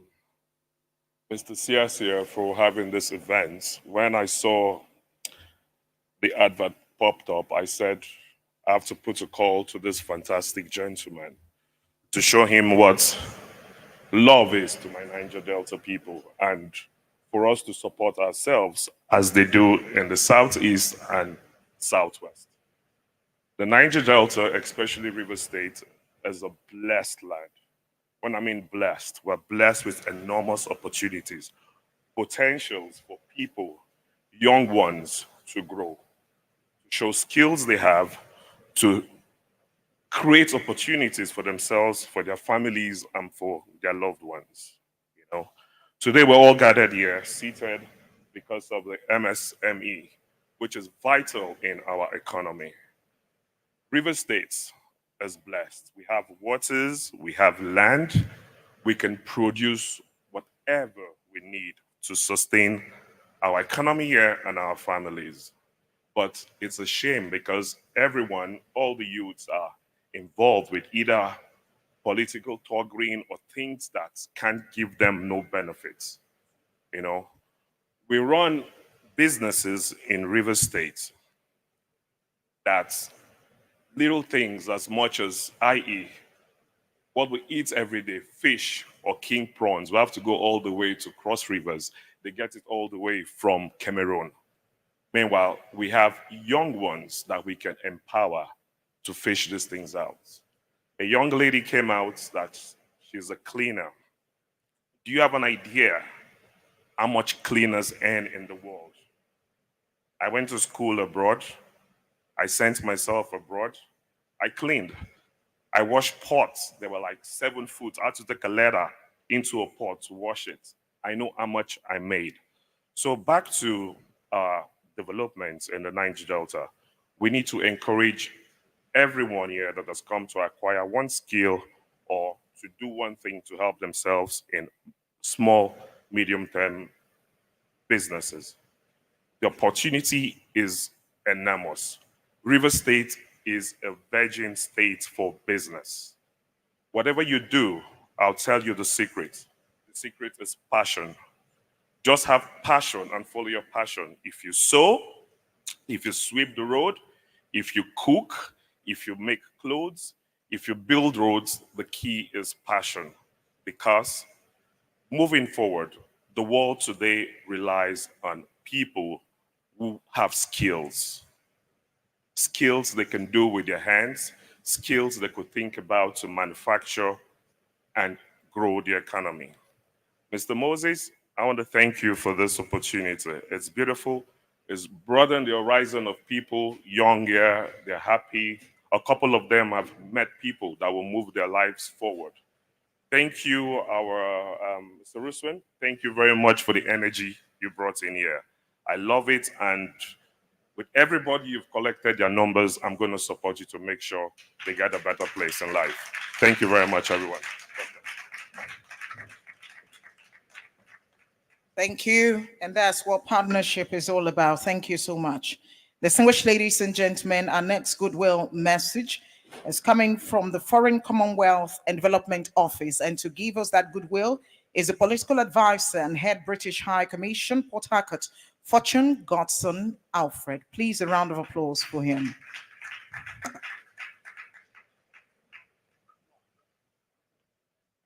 I just said Noah to Taribio, she's my sister. Good afternoon, distinguished ladies and gentlemen. The Ambassador Joe Ketchy, if I'm not mistaken, I can see a red cap. Distinguished speakers, dear friends, I also see my professor from the Port Harcourt Premier Business School. It's a great pleasure for me to be here today to be talking about the good things that are happening here. First of all, I want to congratulate the organizers of this event. This is the very first time I'm attending it. I've been following the activities of the organizer of this event, Moses Siasia. He's been putting back to society in different forms and having different events that have been promoting entrepreneurship in the land. So that was why when I saw this one, we decided to be part of it. So the FCDO is proud to be part of this event as a participant witnessing what is happening in this land today.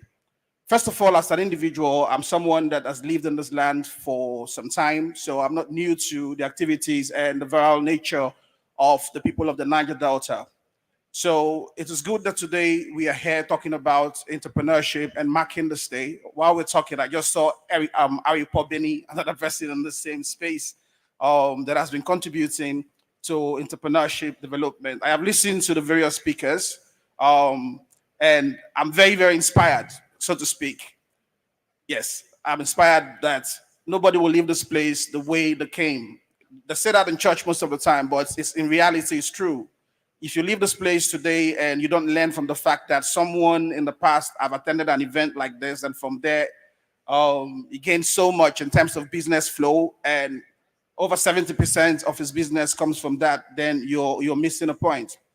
But speaking on behalf of the FCDO, I must say we commend the organizers of this event, because what you're doing is in line with what we believe in, which is economic and prosperity opportunities. By creating these economic opportunities, you also create political and economic stability in the land that also reduces tension and all of that. Because most of the time when you hear about crisis, it is often the creation of idle hands and idle minds, because they say that the idle man is the devil's workshop. So by gathering people here today to imbibe the spirit of entrepreneurship, you are doing something that most people might not really understand is very, very enormous to the development of the society. So I want to personally commend Moses Siasia for this. And I also want to state for us to understand that the UK government also have programs that people that are open to will actually profit from. One such initiative is what is called Manufacture Africa. Manufacture Africa is actually a UK government initiative that creates opportunities in terms of market opportunities. It also helps in capacity building, in enhancing the capabilities of Nigerian and African entrepreneurs so they can actually do better in the global market space. It also works with the Nigerian and other governments to promote the policy environment so that some of those bottlenecks that impact businesses can be removed. So if we've not heard about Manufacture Africa, I think it's something, if I don't say anything else, if I leave this place, let's understand that there's such a program from the UK government that actually helps the businesses of entrepreneurship in Africa. So another thing we need to know, because the Niger Delta is very, very important to us.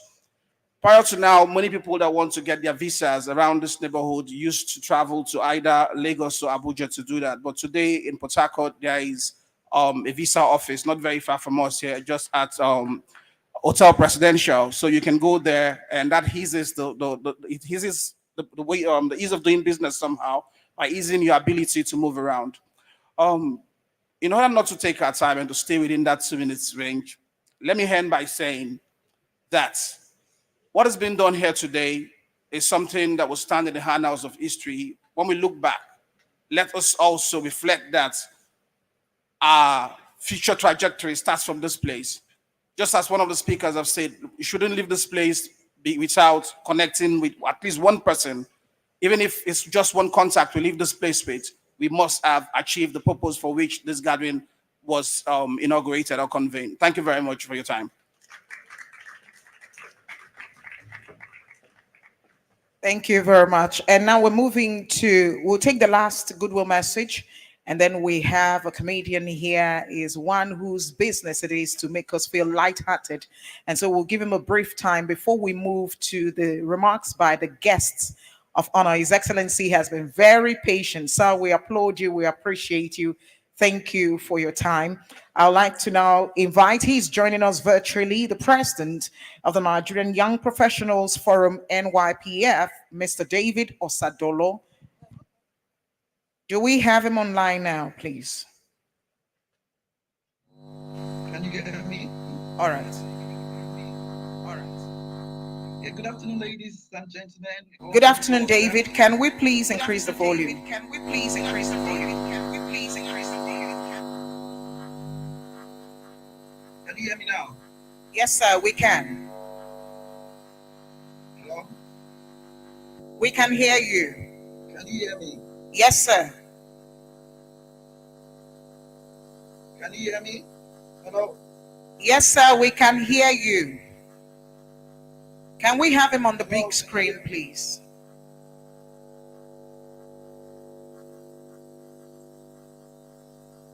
Mr. David? Okay. All right. Good afternoon, ladies and gentlemen. All protocols observed. Sorry, I didn't know I was heard. It's a privilege to be here. Unfortunately, I couldn't make it physically. Had engagements in Germany I had to attend to, and I'm so grateful to Moses Siasia, for this great opportunity to speak to everyone.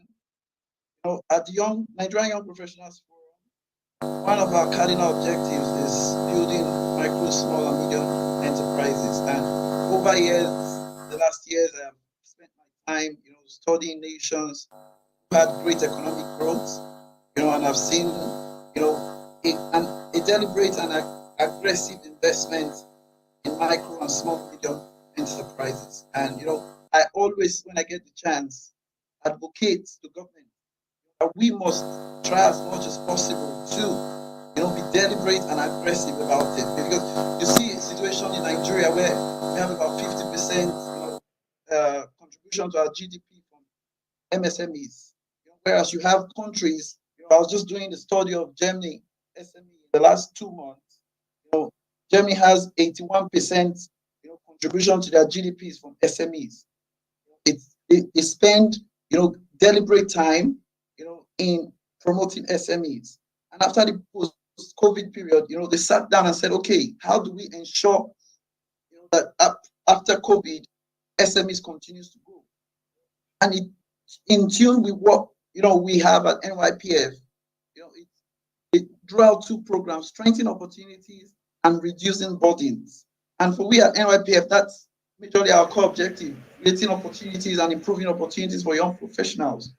So you see a program like this, for instance, where Mr. Moses and the Niger Delta young professionals have decided, on MSME Day, to convey this kind of program. And we have nonchalant attitude from the 6 states of the Niger Delta. Very bad. It means that we do not know where we stand.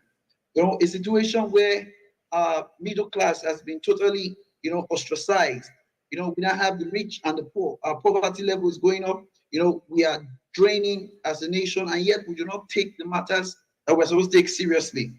China was able to pull so many people out of poverty by investing in SMEs. Same thing with Singapore. Same thing, with developed countries. But as a nation, we're joking, we're playing, we're spending money on frivolous, expenditures. So as a matter of urgency, we must advocate, to government, to take this as a matter, that is now an emergency, because there's no greater strategy than pulling people out of poverty than investing, in micro, small, and medium enterprises. You go around the Niger Delta, I'm from Edo State, you see different businesses left, right, center. The average Nigerian or the average Niger Delta person is trying as much as possible to develop he or herself to make sure that they get 3 square meals a day, and the government is nonchalant about it. So for me at NYPF, we must advocate and be strong at our advocacy level that government must spend so much energy in MSMEs. What is SMED doing? What are the ministries doing? What are the governors doing? What are the different agencies doing? What are we using our grants for? How are we following up, the implementation of this money is being put into these different sectors? Are we just building bridges and not investing in human capacity development? That is what we must focus on in the next few years so that Nigeria can be prosperous for all. I will leave you with my favorite quote that I always say everywhere I go. It's Franklin Roosevelt that said, you cannot always build a future for the youth, but you can build the youth for the future. I repeat, you cannot always build the future for the youth, but you can build youth for the future. And, Moses has entrenched in us, to always build the youth for the future, because when the youth is equipped, it becomes very prosperous. So well done, everybody. Thank you for gracing this occasion. It's my prayer that, Niger Delta will be prosperous, the young professional will be prosperous, and Nigeria in general will be prosperous. God bless you.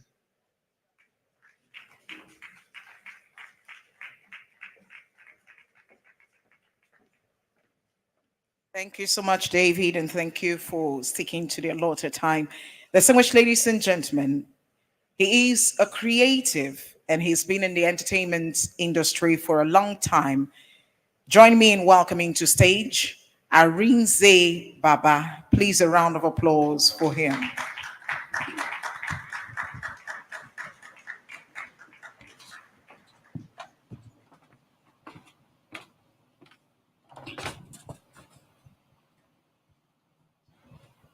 I think I deserve a better applause. Thank you. I want to avoid this podium for personal reasons. That was why I took my own microphone. Because everybody who comes to this podium is speaking too much grammar. Some of you, your business is 35,000. They have spoke grammar of 200 million to you this afternoon. They speak English for people with their business, not just 40,000 within the struggle. It's not by English. Oh. But when you speak more English, you give boys something when they put for pocket. Not be so. Not be so. You know, this part of the country where we live, you know, the word honorable used to be very honorable until things became very difficult. Now, for you to be on those days, people who they address as honorable are people who are either in the House of Assembly or hold one government position or the other. But now, honorable is just put 30,000 in your pocket, buy boys drink, they will be healing you, honorable, honorable. I went to London, came back, gave my mother 2 million naira. My mother jumped up, honorable, your girl is loyal. You have to joke with money, the power of money. Ladies and gentlemen, the truth about the matter is, I'm one person who have done business, you know, I heard everybody speak. I've been here since morning. And then I'm one person who have done business in this part of the country. And by the grace of God, I can beat my chest and say I succeeded. Because as far as I'm concerned, I believe that businesses done in this country, in different states, come with different models. Like we in River State that run government-driven economy, you can't compare us to Lagos State, where who is selling handkerchief can be a billionaire. If you know what we have seen to even have name to cross from this path, you will know that it is not easy to do business here. Where 80% of the young people here are more interested in becoming PA to either one government man or the other. I'm interested in occupying the street. I told the convener, I said, if you want this place to full, just print polo with 15. Just put down for the message, say, we are going to be hosting a summit and we'll share polo with 15. The street for block. Because even they ask people, say, what did they happen here? I don't know, they want to do 115 inside there. We like 15. You go to some places where boys are shouting, you ask them, oh, what did happen here? I don't know. They say, more fallout.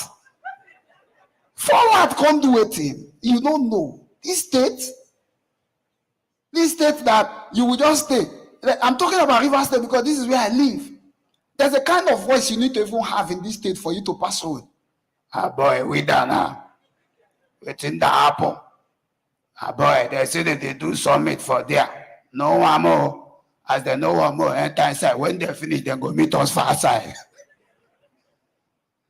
Ladies and gentlemen, I grew up in this state, and I grew up in the era. I want to take your mind back a bit. I grew up in the era when things were beautiful. When we started, we sang the national anthem, the old national anthem that is now the new national anthem. I don't know how that was done. I was told that all things will become new. I didn't know national anthem was part of it. Ladies and gentlemen, they sang the national anthem, and I think, at this age, you want me to begin to learn things that have passed away? I was not part of those who destroyed this country. Why are you taking me to the national anthem they sang when they were destroying things? Leave me on a rise of compatriot. I'm okay with it. I don't have any problem. That one is even difficult to sing. You now brought a more difficult one. Arise where they give policewoman to sing, she make mistake. Now if they take us to Nigeria, we hate you. Who you the hell for here? Ladies and gentlemen, I was born in the time when life was sweet. Today, I look at young people at 17. Some of you big men, you make me angry. At 17, you are dropping your son off at school and picking him up. How? I was born in the era when at 5 years, I went to school from Romola to town on my own. Nobody dropped me, nobody picked me. I went to school with slates. I never failed. You mark me bad, I come out, I take small leave, clean them, I mark myself good, I go home. I was born in the era when for you to watch television, your father must come back from work because the key was in his hand. He comes back by 6, he owns television. Television start with rainbow line. That was why we knew colors. Then after the rainbow line, the national anthem will come. True or false? For you to watch that television, you must participate because you go back here and go turn pole. As you are turning pole, they go say, stop, stop, stop. You stop. You now come inside and sit down. Sometimes the television go they shake like this. Your father go say, slap her. You slap her, very normal. That television is the only television where you watch news, you don't get the full information. Because as you are watching here, this is Series Toba. This is the news at 9. We have just been reported that police have killed, but we move. That is how it was. That time, not all of us had that television. Some of us here watch from window. True of us. Then we need to move curtain for you. And if you are an enemy to somebody in that house, sorry for television that day. If you need to come inside, you will go and bath properly and sit by the door. You must not shake anything. If you make small noise, you are going Nigeria was sweet. Nobody dropped me, nobody picked me. I'm talking of a time when they will send everybody participated in cooking food in the house. Nobody stock anywhere. We know they stock anything. If we are cooking, we need to buy salt. We send one person. We need to buy Maggi. We send one person. In some cases, they send you, you forget. You go and be watching television, they cook food finish. Your friend will not tell you to go and tie grass that your mother will forget. You go and hold one innocent elephant grass and tie it. When you now come back, they will not beat you. When they want to holler, your father will say, leave him, give him food. Now, what's the problem? They will give you food in your mind. Your elephant grass have walked. You don't know that by midnight it will lose. By the time you are sleeping, your father will not tap you. Hello, young man, you were sent to buy market. Where did you go to? You will not see koboko, bottle, knife. Your father will show you. Choose you this day who you will serve. That was when I was born. Today now you see small children. At 18 years, you are telling me that they beat me in school. Nobody could bully us. We're strong people. I was 6. If you do me something, I wait you for road, beat you, don't care. You can't bully me. Today now, the way we are training children and grooming them. Let me ask you, sir, are you telling me that those children that are going to Harvard are the ones who will come back to Nigeria and become governors and president with what you are seeing with your eye? Will they succeed? Tell me the truth. How? Your son from Harvard will not come and do campaign. He will not come and say, ladies and gentlemen, my name is Jude. I just graduated from Harvard. I'm actually contesting for the governor. I don't know whether you vote for me. If you don't vote for me, I don't care. No. Now those children go come face these politicians where me and you they see. When they are coming out alone, the song where they use come out, they let you know say there is problem. As one politician has the introducer, distinguished guests, ladies and gentlemen, the first thing is pata pata, we go die today, we go die today. This country is not a country where things are done with. No, you need iron hand. Let me tell you, as somebody who have succeeded, see, let me tell you. It took the grace of God, fellowship of the Holy Spirit, and doggedness for me to succeed. I'm telling you the truth. I was the first to live in this town, and my name reached Lagos. I'm not a joke with you. This entertainment in this town, it is very difficult for you to live here and blow.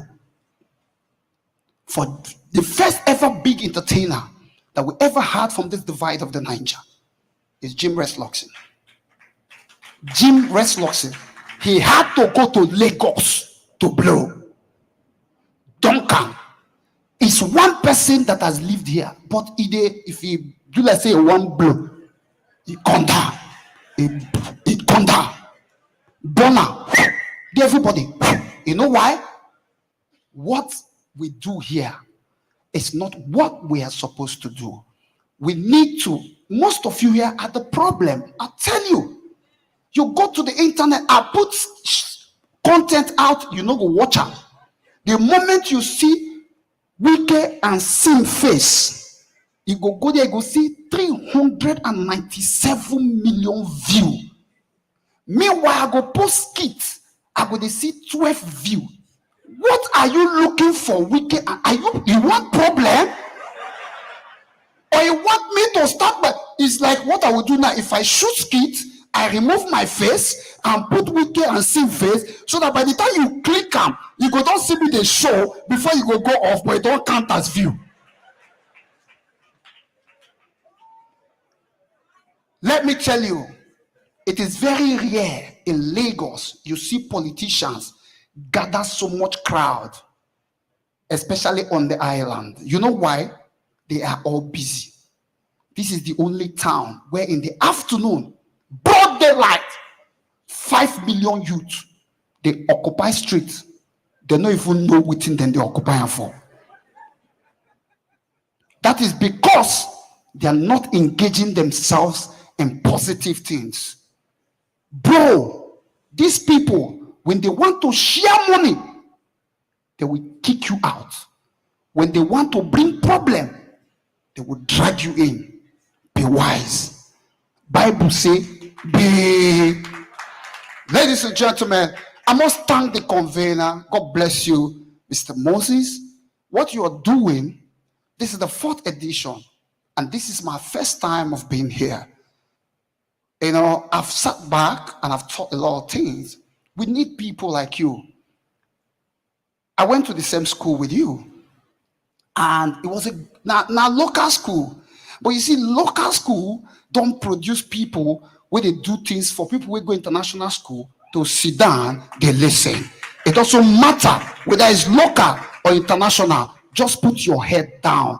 Get what you are supposed to use to face life, and every other thing will turn out well. I wish all of you entrepreneurs a wonderful step in life, and I wish that whatever you put your hands into, God will triple it for you. If you start with 20,000, by next year you should be counting 1 million. That is what I wish you, because I'm somebody who have made it and I'm still in the process. God bless all of you. My name is Arinze Baba. Thank you, Arinze Baba. Thank you so much. Thank you. This is a wonderful blend of comedy and common sense. Please put your hands together for him again. Thank you. All right, so distinguished ladies and gentlemen, it gives me great pleasure at this point to invite a man who is a seasoned technocrat, a diplomat, a negotiator. For those of you who know or do not know, for about 11 years, the country of Sierra Leone was embroiled in civil war, and this man led a team and ensured that negotiations were done to bring that civil war to an end. Please join me in welcoming to the microphone the Chairman, Board of Directors, AfriGrowth, and the Director General of the Braced Commission, His Excellency Ambassador Joe Keshi, Officer of the Order of the Niger. Let the applause be better. Thank you. He has been on diplomatic missions to different countries. Thank you.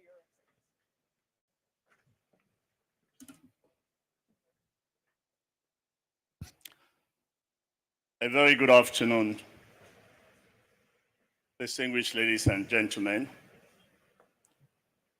The good thing about speaking last and at this time is that you practically have nothing to say, because everything that needs to be said has been said. Everything that the young ones here need to hear, you have heard it.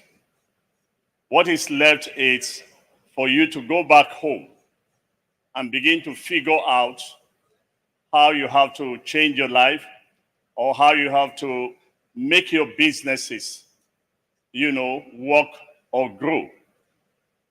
But first, let me actually start by commending Moses. And I thank you, Moses, for your invitation here today. I actually came in here for one purpose, and one purpose only: to listen to you, to your group, and to what's going on within the MSME world. Because we are the Braced Commission, our mandate is very simple. We are expected to help the region from Bayelsa down to Cross River to form a union that focuses on cooperation and collaboration. And why do you want to do that? because we thought that coming together as a unit, we could build a very large economy that is strong enough to be able to create employment and prosperity for the people of the state, of the region, as well as ensure that this region is globally competitive. And I said to you all this afternoon, we cannot be globally competitive if we do not do most of what has been said here today. Is it in building capacity? Is it in being in the world of technology? Is it in improving our education or increasing our agricultural production? No, we cannot be globally competitive. We cannot be part even of the development of Nigeria if we do not change the way we do things in this region. My joy here today listening to all the speakers is that, if you listen to this song, Don't Cry For Me, Argentina, there's a line that I quote all the time. There's a line that I quote all the time. It says, the answer has been there all the time. The answer to our problem in this region has been there all the time. It's just that we are not paying attention to it all. And so when I reflect on everything that was said here today, I just begin to wonder exactly how we can achieve our desired goals. If the second partner that this group needs, it's not in this hall. How many of you here, it's on the government? How many people? How many? Practically none. For everything you have said, from what you said, from what my friend said about technology and about logging into a number of funding, government has to be involved. So if they are not listening to you, how do you become successful? And that's just one thing that we do in this region that is not going to help us. And it's one of the reasons why I came to see whether we can help forge that relationship. Government is the only one that will create the environment for you all to operate. And without government creating that employment and that environment, it becomes very difficult. Like in Rivers State today, when you are not in Rivers State and you are outside. When I said I was going to Rivers State, and anybody I said to, I'm going to Port Harcourt, are you serious? Are you not hearing what is happening there? And I said, what is happening there? Don't you hear what is going on? And that's the image out there. I can only hope that you young ones will do the best you can to begin to change that image. And you can only change that image by listening to what you've been told this afternoon.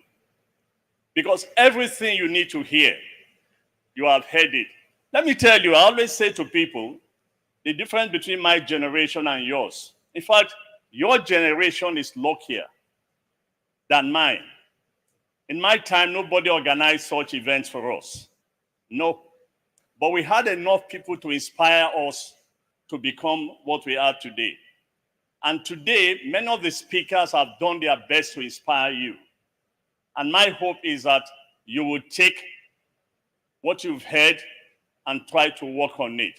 But I also have a message for the speakers. You have made so many recommendations. I keep hearing, we must, we should. Who are the we, for goodness sake? Madam, you spoke of, we need to begin to do a film festival. And when you said that, I said to myself, so why are you not doing a film festival? Why haven't you started it? You've done virtually everything. Once upon a time in Port Harcourt, if I remember clearly, there used to be a book reading festival. Am I right or wrong? So why haven't you started a film festival? There are so many other we need to. No, let's get out of we need to. Let's get it done. Whether you are in the creative industry, whether you are in agric, whether you are in the technology end, get it done and look for partners that will work with you. And I must say to you, in comparison, we might appear to be doing well in this region. But the truth of the matter is that we are also in some areas behind, and we need to do the best we can to catch up, to close the gap. One area there where we need to close the gap, and this is one thing that was not mentioned in all the speeches that I heard today. A fundamental problem in this region, as well as in the country generally, is leadership. And the sooner those who are responsible for bringing up the youths and for training them should also, as you teach entrepreneurship, please teach the act of leadership. If we do not have the right leaders, we will continue to go through this circle, and every time we meet, maybe for the fifth occasion, we will repeat the same thing, but we will have no statistics to tell us whether we are making progress or we are not making progress. And again, that is something. There are so many things, ladies and gentlemen, that we need to do. But look, for you young ones, the future is yours. What happens between now and the next 20 years is in your hands. You have to decide, you have to make that future work. And the only way you can be successful is to take into heart what every speaker has said here today. When you go back home, reflect on it and ask yourself, what changes can I make in my life to be as successful as those who spoke to us today? If you can find answers, if you can refigure how to rechange or re-strategize and go into a new business or improve what you've been doing before, maybe there'll be redemption for all of us. But the truth of the matter is that we need to expand businesses in this state in particular and throughout the whole region. Because sooner or later, I say this to you all, sooner or later, government will not be able to employ people anymore. So it's businesses that we have to depend on. Already, I do not know when last the Federal Public Commission, I do not know when last they employed anybody.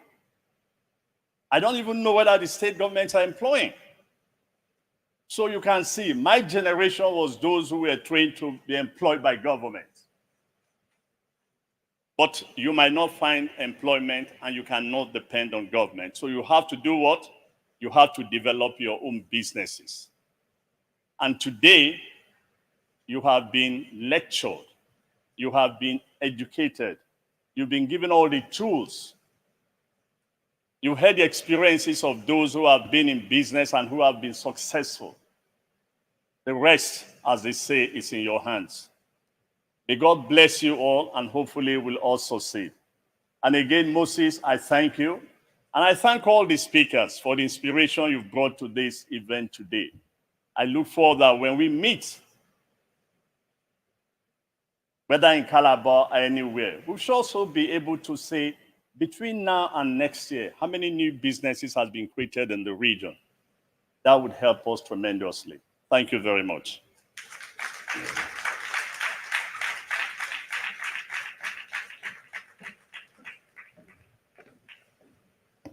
Thank you very much, sir. Indeed, the Niger Delta Young Professionals Forum have been keeping a data of businesses that have been impacted so far, just for the 4 years of holding this summit. Last year, I believe the organization gave out grants to some businesses, and most of those businesses have reported back that they have scaled their businesses. And when Gerald George came here to speak, he said so far, they've been able to impact over 3,200 businesses so far. So please, let's put our hands together for them again. Thank you. And Your Excellency, we appreciate your words of experience and wisdom here this afternoon. Thank you so much. Distinguished ladies and gentlemen, we're getting straight into the panel sessions now.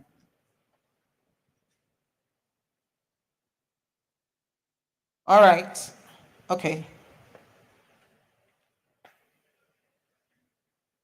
So for the panel discussions, I would like to first of all invite to the stage a disciplinarian, that's a multidisciplinary African creative entrepreneur, an inquisitive Nigerian-born collaborator with a lot of strategic event production and content creation experience on some of the finest creative, humanitarian, and policy influencers. And today he is acting as our moderator for both sessions. Onye Obanatu, please put your hands together for him, content producer, creative director, and event producer. Please let the applause be better for our moderator, and he'll be seated. Yes, he'll be seated to receive our panelists. And Mr. Moderator, the time is in your hand because you're moderating both sessions. I got you. Yes, thank you, sir. So we move. I'd like to invite first the CEO of Antia Farms. He was here with us last year and he spoke wonderfully and of course inspired most of the participants that were here, Mr. Aniebet Antia. Please a round of applause for Aniebet. And also joining them here, Ibimoboere Inekwemi, Chief Executive Officer of Afrotropic Farming and Agro Services Limited. Those who were in Ecotech Mene last year can attest to the fact that she's doing wonderfully well. And she's been speaking back to back. I know after this panel session, she's on her way to Asaba. Please put your hands together for her again. Thank you. And of course, joining them is Zia Aibakro, CEO of Zal Group. Please a round of applause for him. Where's Zia? All right. Next is the man who convenes everyone here in Port Harcourt and reminds us of how we grew up, especially for those of us who grew up in Port Harcourt, that we were fed on bole and roasted fish. He's a convener of the Bole Festival, Chinonso Iwu. Please a round of applause for him. And of course, he's tired of hearing this question, but every time we see him, we say, where is the bole? He's tired of hearing that question, but we keep asking him, where is the bole? All right, so Mr. Moderator, over to you. I don't know if Zia is in the hall or anywhere around. If he is, he'll join you. If he isn't, please, you can move on, Mr. Moderator. Thank you. Thank you very much. Please pardon me. I'm just going to stand on all the existing protocol. This is not my regular job. I'm an event producer. But the convener, Mr. Moses, we call him the spotter of talent. You know, we're at a meeting yesterday. I was just going through the questions for the panelists, and he said, wait a minute, I think you should host this session. And everybody just said yes. And I was confused. But again, I looked at it, and I started to do my homework. And to be honest, Mr. Moses, when I blew as a panel moderator, you shall have 95%. But only if it's in Naira, not dollars. All right, so we've actually done a lot of talking today. And I think that there's been a lot of impactful conversations and words. So what I will do with my amazing panelists is I'm just going to run through the questions. And as much as we can, we're going to make it engaging for everyone. Now, I've been told to announce as well the food that is waiting for all of us. Mr. Moses and the team, they went all out. So there's a lot of food. After my brother, why are you smiling? My brother, you wear a shirt. That smile is very encouraging. Thank you. All right. So we're going to do this real quick. First, I'm just going to ask my panelists, can we agree to run this panel in about 15, 20 minutes? Yes, sir? We agree? We agree? Yes. We all agree with that? Fantastic. I love it. All right, great. So I'm just going to start with just brief and quick introduction. Right. Your profiles, came in handy. But as it concerns the things that you currently do, right? Just tell us a little bit about you so that everyone listening can say, oh, this is the person I want to listen to. Like our amazing speaker, you know, I was forced to ask, sir, have you been a pastor before? Oh my God. Please, how many of you enjoyed this session? You know, he set the tone for every other speaker today, and you know, we're grateful. I'm also grateful to all the speakers. So there was something he said. He said, I came for what? No, come on now. I came for what? So I also believe these panelists here, they're going to speak to someone. All right. So I'm going to start with you. They say ladies first. We've kept you so long, you have to run. But let's start with you. Yes. All right. Good afternoon, ladies and gentlemen. My name is Ebimobere Nekmemi, for short, Ebi. I'm the Chief Executive Officer, Afrotropic Farming and Agro Services Limited, a company based in the Niger Delta region and offices in Abuja. What we do is to empower farmers through our seeds, irrigation, and greenhouses. We install, design, and implement agricultural projects for state and federal government as well as individuals. And our seeds are traveling to places I have never been, and we in the Niger Delta have not been before. It is a pleasure to be here. Thank you. That's amazing. I mean, I call her the mother of seeds. And if you know what seeds are, seed. A seed is what? Life. Thank you so much. Yes, you did an amazing job last year. You know, I just could not resist going to Google you to say, who was this guy that tore the entire auditorium in Uyo apart without us knowing? So please, this is a new audience, so please tell us. My name is Anebet Antia. I am the CEO of Antia's Farm. Anywhere I go, I usually tell people that I represent that profession that give credence to every other professions, which is agriculture. No matter who you are, no matter what you are, you cannot stay even for a month practicing your profession without eating. So agriculture give credence to every other profession. I started farming far back 5 years ago with only a plot of land with 700,000 naira. But as of today, I have expanded to physical 5 hectares of land, employing 10 people working under me. And I've been buying even from my senior colleague here. I've Amazing. been buying from seed to plant in my farm. So people say that these things are not possible in the south soil, which is a lie. Our soil is more fertile than the people in the north. And in our soil here, we can plant all year round, both in raining and dry season. But in the north, you cannot cultivate tomato in the rainy season. That is why tomato is always expensive in the rainy season. But in the southern part of our country here, all year round, so far you have the right knowledge and chemicals to protect your crops. In rainy season, you make more money. The cost of tomato today is 10,000, so we make more money. Listen, look. See, I'm very sure. Please, all the farmers in the building, can I see your hands, please? Farmers. Oh my God. So please, radio, in case they mob you, it's not us, because I'm sure they're going to come for you. This introduction, just listen. Someone said yesterday, tomato and pepper is now the new gold. And it will continue to be the new gold. Okay, so you are going to tell us how to make money from that today. Why not? Fantastic. Please, a round of applause for him, please. All right. Now, like the host said, you know, when this brother's name comes up, people tend to, as far as I'm concerned, if this guy runs for a governorship position in River State, he's going to give a lot of people a run for their money. My brother, Bullet Festival convener, please, people would like to meet you, Nonso.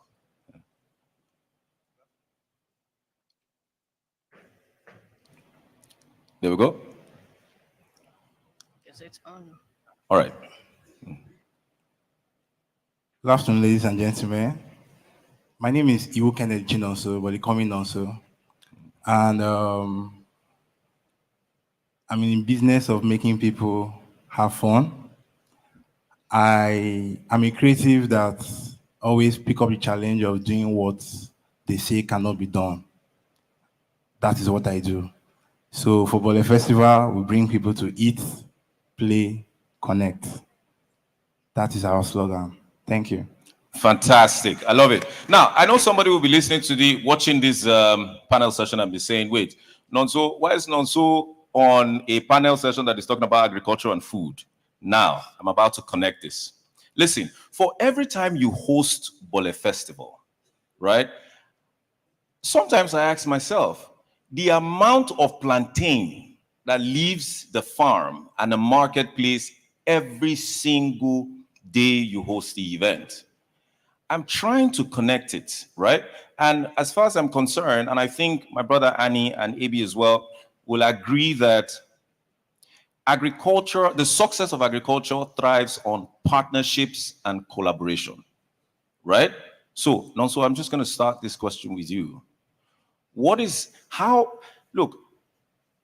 How did you manage to bring so much opportunities to farmers, food vendors in this state and in this region? Okay, so for Bole Festival, as an organization, 4 years into the festival, we realized that we had a lot of food vendors. When you think about Bole Festival, I'm sure you'll be thinking of just the bole and the fish. But it surprised you that over the years, currently, last year we had over 180 vendors, in which 50 of them were for bole and fish. The remaining were grill vendors, we had pastry vendors, we had drink vendors, different kind of vendors. But it made us understand that in the market for last 2 years, plantain was very scarce. So what we started to do, we started to partner with people from Iche. Before now, I just passed Iche, but because of Bole Festival, I had to go to Iche this time around, try to meet with the people that plant these plantains in the villages. We have even places in Elele. As I'm talking to you right now, we're already having negotiations where this plantain, we are going to make sure that they bring it by ending of July, because the festival is in August. You understand? Where people can now buy it at a cheap price so that it won't be that expensive during the festival. So these are the things that we do. We've tried to make sure that we network with farmers, network with people to make sure we get this product down to the festival. Well, that's amazing. Now, Annie, I'm just going to come to you just in line with what he just said, because there are farmers in the house, and I believe that the farmers that we have here, their problem is not how to plant beans or how to plant rice or how to plant tomato. I think one of the greatest challenge for a lot of farmers right now is this: how do I scale up? Am I speaking for farmers? How do I export? How do I network? How do I connect? Right? Now, he just talked about something significant. Now, he's not a farmer. He's into entertainment, media, PR, and stuff like that, right? But he has been able to identify a strategic need, right? So for you, your daily activity is farming. How can farmers scale up? How can farmers make more money, increase opportunities through partnerships? Like what is my brother just talked about now. Very important. I think through partnership, farmers can scale up. And like him, he says he identifies some certain people which you will buy those plantains from. Someone like me, if he comes, I will not sell for him. Why? Because I have off-takers. I don't take anything to the market. I grade division of labor. My duty is to plant. Off-taker, before I do my harvest, I will inform you, harvest so this. You come in and off-take. If at the market is being sold 45,000, I will give you at 44,000. Go and make your profit. Go and face the stress. Annie, I want to believe there's some farmers here. These farmers, look, it's MSME. Small, the inside. What is off-taker? Off-takers is those that buy in bulk. For example, now you have like 50 baskets of tomato, one person will off-take all. Ooh. Instead of you taking to the market. You know that market women really know how to owe. If you take 50 baskets of tomato to the market, they will owe you. So find one person. Let that one person off-take the 50 baskets. The market women are coming for you. They'll drag you. They are my friends. Yeah, but that's really great. Go on. Yes. So one person will take. Yes. If it is 100,000, he can pay 80,000 once he finish selling and will come and balance your money. So a farmer, by doing so, having one person or two off-takers that can off-take your crops, you make more money, and getting into partnership with someone that know a little better than you. Getting ideas from this person will increase your level of cultivation. It will also expand you. It's not by saying, okay, I really know. I learn every day. There's a man in Delta State which I've been following. Despite the fact that I know, I also call him my mentor. Yes. In Chinadandia. So I will go and ask him some certain questions. He will also come and ask him some certain questions. So you can partner with another farmer. Okay, for example, now you don't have money to plant tomato now. I have money to buy poultry manure. I have money to buy fertilizer, and you have the land. What we need to do is to go into agreement. Yes. Okay, let us partner and cultivate. I have the funds, you have the land. After harvest, I will take 70%, you take 30% of the profit. By that, next time you have money to see expand your farm and plant on. But if you have the land, no capital, and you see keep it, dreaming that the money will come, agriculture is one of the most expensive business for one to start. It is. Yeah, it is. No, but they make it look like it's very simple. All It is not. all I need is soil, right? All I need is, see, they're nodding their head. All I need is soil. It then, is not. But wait. So there's something that you said that I want to just cash in on. Right. So what you're saying now is an off-taker can be somebody that No matter the quantity sort of the of tomato. complements you in the area that you lack. Yeah. Really? If you need money, you can run to your off-takers. Okay, give me money, let me plant once I harvest. But how do we know the off-takers that does not owe money? There's no off-taker that doesn't owe money. He will pay you. As far as you're in the business, they will owe you. Please, if you're here and you do business with off-takers, can I see your hand? They will owe you. That is the best thing. So like I said, farming is the most expensive business for one to start. True. And our government in the South, they are not funding agriculture. All what they are doing is politics. And I can defend that anyway. How can a government will give someone 400,000 to go and venture into commercial farming? He cannot even plant you 2 plots of land. A poultry bag of manure is 800 naira. A bag of fertilizer now is 47,000 naira. You know, I love this. You've just taken this conversation out to the next question, which is funding. Right. And, you know, if it is not cheap, and of course, you know, there was a conversation backstage that somebody said, look, if you're not hinging on the back of government, chances are you will not get some kind of contract within the region. Is this true? It was an argument backstage that if you're not doing business with government, blah, blah, blah, you're not going to get some kind of money. Now, the only female on this panel right now, and of course, please don't respond to that. Women are the one that owe money. Don't respond to that. We don't want to start a war right now. But what I would like to know, how can farmers of this small size that this conference is for unlock capital, funding, finance? Because at the end of the day, it all boils down to what? How can they unlock finance? Okay, that's question. When questions like this come up, I feel it should be asked to the financial institute. But I will give a little bit because I've started, and I started from somewhere without getting the. I have to start with fund, right? So the thing is, we as farmers in this house, starting small, doing farm business, one needs to start small. With whatsoever you have. You have a vision, but you need to start from somewhere. So take, for instance, you have 30,000, you have 50,000. I understand the points Mr. Nate is saying. Farming is really expensive. It's not a poor man business, we all know, but one needs to start from somewhere. So take, for instance, you have land. That also goes to partnership, like you said. You can also partner, but let's say you don't have a partner, you have land. Every farming venture, I won't say every, but most of farmers today are not agriculturists. They didn't start as agriculturists. They started a garden in their compound, family homes, little cropping, gardening, and they discovered it's too much to be consumed by the family. Just a quick question. If you started your farming business like this, can I see your hands? You started from your family compound Oh, wow. That's amazing. So you're actually speaking truth to... So Yes. if you have a seed, like a pack of seed, you buy a pack of seeds, you get poultry manure, like I mentioned, is 800 naira now. It could start like a backyard garden.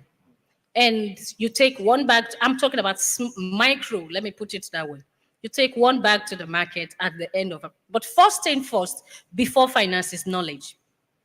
Because technical know-how, That's true. it's very important. You can't do it without the technical know-how. You need to have that, build that capacity for yourself. The knowledge is power, which is very true. So with the technical know-how, you get your seeds. It's possible probably somebody dashed you money. I'm talking about the micro farming people before you get to small, medium, and all that. You need to start small. So it shouldn't be because I don't have someone to give me fund, like Ambassador said, that rather than saying why we're not doing it, start it. Let's do it. So you need to get the knowledge and start something. Somebody may dash you money, you have any change with you, start from there. Nobody gave for agribusiness, no one gave me money to say, oh, this is the amount of money I need to start agribusiness. So I went to meet someone to get it. No. No one. You call your uncles, you call your aunties, they won't give to you. Like you went to meet someone, I need some money to do agribusiness. They won't give to you. But it's in one way or the other, possibly someone dash you money, not for the reason of that agribusiness. Somebody dash you money, you have 20,000, you have 30, 40,000. You can start your backyard garden and grow from there, scale up from there with the system. That's amazing. Two things that struck me. Start small, information is key, right? So it's really not about knowledge, is power. Now, if we say there's $50 available, how much is $50 now in Naira?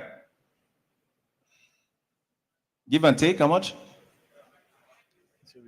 55K, 75K. Now, if a farmer gets a $50 grant in this current economy, not grant, as gift from an uncle or a brother, can that do anything? Yes, it can start a backyard garden. Really? Yes. Who is in need of a backyard garden right now? Who? Okay, those of you who just raised up your hand, she said most family members, they've put their family members on voicemail. Any of you right now, are you on voicemail? You're calling your family member, they're not answering you, or you're calling your friends to support your farming business and no one is answering. Is there anybody like that? Who? Who that? Okay, the lady on yellow, what's your name? Chidima, please come. Please clap for Chidima. Make stage fright, no go make a kick step now. Chidima, yeah, you can. Did you come out to speak at some point today? This is your first time. Okay, so if you get the $50 now, what are you going to do with it? So you can talk to the audience. I'll look for someone that has an empty land that is not using, then I can start up the business there. Is she convincing enough? No. So Chidima, sit down. Another person. We'll figure it out. Come. Yes, you come. I need a guy from this side. Yes, I told you this panel session, you go hot. No. A guy this time from there. Yes, my brother, yes. All right. Quick, hit the nail on the head. I'll go to local farmers. I won't start with a backyard garden. I'll buy the processed one and create a market for it. Did she sound convincing, Mr. Annie? Yes. Wait. They said yes. Okay, wait. Oga, you come. Right. The way you move fast is part of the scoring. Okay, thank you. Good afternoon, everyone. I already have a farm, so I just need to buy a few chemicals like NPK and urea to fasten up the growth of the plants. Don't worry, you got a couple of nuts now. No, wait. All right, sir, you please come. Thank you very much. I already have a land. A friend leases it out for me, but I don't have the resources to push it up. Let me say something. Okay, wait. Annie wants to respond to that real quick. So just hold on, guys. Just listen. Everybody's learning from this right now, right? Go. I'm not disqualifying them, but let me say that if the money is given to anybody who doesn't have any idea about how to grow those crops, the money will go off. Very true. The money can be given to someone that have an idea about how to manage cucumber, tomato, either pepper or cabbage. That is how you have the return on that money. But if that money is given to someone who doesn't have any knowledge on how, if you go to your farm, you see a black spot on your tomato, you don't know what to spray, the money will go off. So Fantastic. That's a good point. That is a fantastic point. Now, from the got it. Who do you think has got it? The guy on green. The brother on green. Yeah. Okay. Once you have an idea. Okay. All right. So, but why? Why did you choose the guy on green? Now, everybody, I need you to listen. These are the most important thing in unlocking what? Funds. All right. So when there is a contract or something, you're supposed to be prepared for it already. So if that money comes, they will look for, okay, who is this guy that can do this concert, or who will do this thing? They will just point. No, so is the guy. So finance will always go to those who are what? Prepared. Fantastic. I love that. Abi, yes. I would give it to the two of them, the green and the lady, because agriculture, I don't just mention agriculture, farming. It's agri-food, it's the whole value chain. Very true. From previously, she mentioned she has done 2 businesses, which for her, 2 or more, it's working. So the value chain is so much that one can just hold any part of it and run with it. So since she has been doing those business and she said she's going to buy the produce or the product and start selling. So that is value-added products being sold in the agri-food value chain. Fantastic. I love that. Did you understand that? Right, great. Okay, so please you can go sit down. Thank you. That's an amazing information for you. My brother on green. No, wait. Ladies and gentlemen, he's the winner of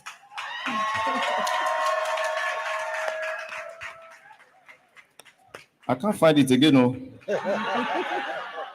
Backstage, did you people rock me before I came up?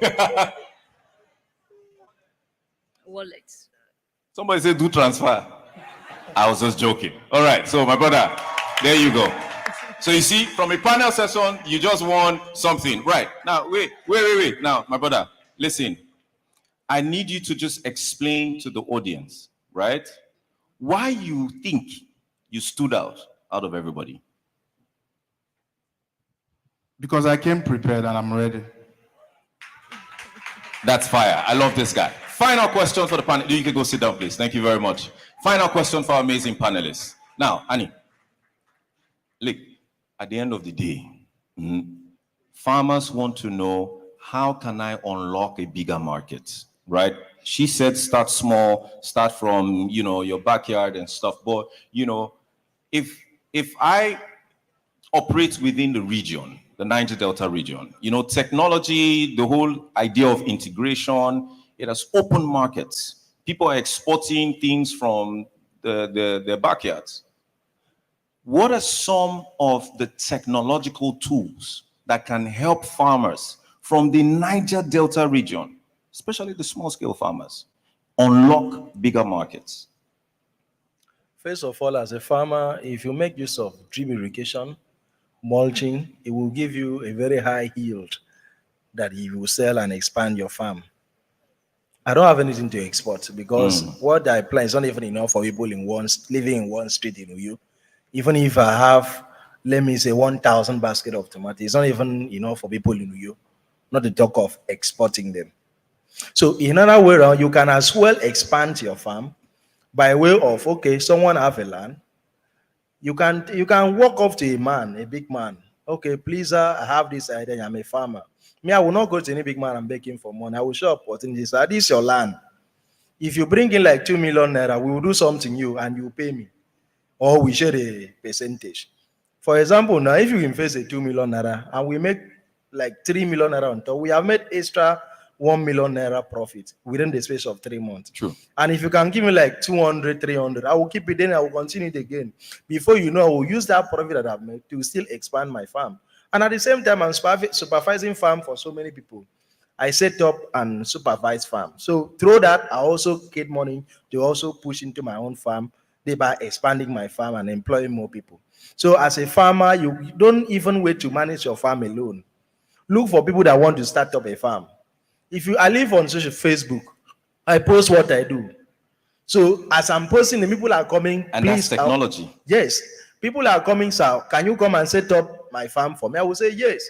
If I come, I will look at your space. I know that if you plant, you are going to make like 1 million naira profit. I will charge you 300,000 naira as management fee. Again, it still goes back to partnerships. That is it. Fantastic. So love with it. that, you can expand your business more and more. Listen, that's really, please a round of applause for Mr. Ani. Now, just this is the final one for you. How can people reach you? There are a lot of farmers here that are looking for mentors. They're looking for people that will hold their hands. And like you just mentioned, you spend time on Facebook as well. But how can people reach you? By God's grace, I think I've trained over 50 people so far since I started this journey. Wow. In agriculture, and they are doing very well. So you can reach me. I will call my phone number, or you check Anebe Antia on Facebook. Once you go to Anebe Antia on Please do the Facebook, Facebook one. Anebe Antia. Anebe is being spelled by capital letter ANIBIBT. Then Antia ANTIA. You will see me standing in my farm. You see the logo, everything there. Click on the follow me, send me a message. I will respond to you. Even if you stay in Port Harcourt, yes, I will guide you on how to do your farm. I don't need to come here. Wow. Just follow the processes. Do this and you do it. You'll get it right. Thank you so much. That's really great. Are you guys okay with that? Young farmers in the house? Fantastic. Now, we're gonna come to that now. We're gonna come to that. Nonso, Bole Festival is coming again. You've started publicity massively. You've started shutting down the entire social media space right now. The anticipation is high. Now, there are farmers here, right? There are people in the value chain. How can they benefit? Because we don't want a situation where, people are coming, vendors are coming from other regions to come and, you understand? How can farmers benefit from this massive festival that holds a population of over 7,000 to 12,000 people every night inside this Port Harcourt? How can they benefit? Farmers, Mona yo. I love that. So I think what I explained earlier about going to a chair or just helping the local vendors, the market women and the rest to access these products. So for Bole Festival, our job is to plan the festival to make sure that the vendors are okay, the audience, they come and they eat, play, connect, like we said. Anything about the farmers is collaboration with our vendors. We have over, like I said, 150 to 200 vendors. And before the event, we publish these vendors. So it's the job of the local farmers to be online and then connect. Most of these farmers too, they reach out to us and we try to make sure that we push them directly to the vendors. So some people will call us for palm oil, some people call for different things, and we just give them the vendors access through the vendors team for them to connect. And but we on our own, we don't bring the farmers in. We collect our vendors. There's a chain, there's a structure for Bole Festival.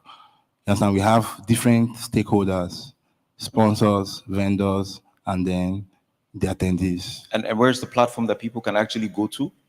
Okay, so we are Bole Festival on all platforms. Bole, BOLE Festival, Instagram, Facebook, Snapchat, TikTok, Twitter, anything social media, we are there. And just like you said earlier, we've not started massive adverts. Our advert will start in July. When you're running, anything advertisement is very expensive. So we try to leverage on just our social media, which we have a very good following. You understand? The Gen Zs are for the TikTok, while the millennials are for Facebook and Instagram. And currently, I think we started our ticketing platform. because we don't have any sponsor yet. We are still negotiating. We started our ticketing platform last week, which is Saturday. And in 1 week, we sold over 2,500 tickets. So it means that this year's Bole Festival is going to be a banger. Yes. So. Before they then think that you have come here to sell Bole Festival. Farmers, are you seeing the opportunity? Farmers, are we seeing the opportunities in here? So please, just go to that platform and start disturbing them now before it gets really, really busy. Thank you so much. So now, Ebi, final one from you. Interesting thing is, I call you the mother of seeds. And you started from the Niger Delta region, right? And of course, there are a lot of people here who are looking at you and they also believe that they can also become you tomorrow. What is your closing words for every farmer that is starting out? I know you said some, but that closing, very inspiring. I'll be worried boy. And sometimes when I see the things that you do, I get deeply inspired. This is not a joke. Thank you. My parting word would be invest in yourself, which means invest knowledge. Investing in yourself, meaning you can't give what you don't have, so you have to invest in yourself and give that. Mere training alone or training people with the knowledge that is inbuilt in you can bring you money. You can start from there and start farming activities and partner, sell yourself. Put yourself on all platforms. A lot of businesses that comes to me are through the internet back then. And even up to now, the internet tool is very powerful that we have over 1,000 farmers through our adverts via our company page. So use the technology that is available for you. Even if you're doing a small business, use the technology to pay, to invoice. No matter how small your farming business is, try to build a system for it by leveraging on technology, leverage on the knowledge around, leverage on events, networking events like this. Mr. Moses here has brought this up. It's a room for us to network. It's a room for us to talk to people that you've always been wishing to meet personally and network. So attend events. Go out there, attend events, make the network, and start small. From starting small, we are currently rounding up a project of 120 units of greenhouses for Delta State. And as well as, I want to mention something on policy. We are all here complaining on government, this government. I think we should do less complaining. This part, as part of my pattern word. We should do less complaining and start acting. If you're talking about policy, find a way of being in the system where the policy is being made. I am the South-South coordinator for seed companies in Nigeria.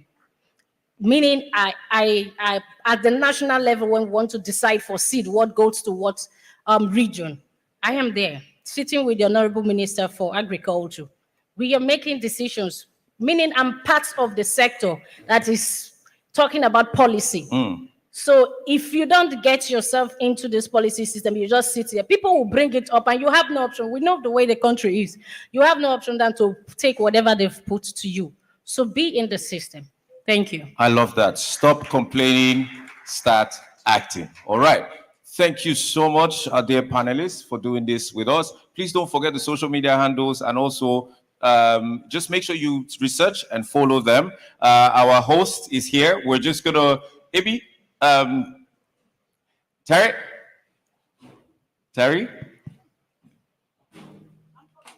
Okay. All right. We're going to move to the next. We're going to come to you. We're going to come to you, because we're really pressed for time, right?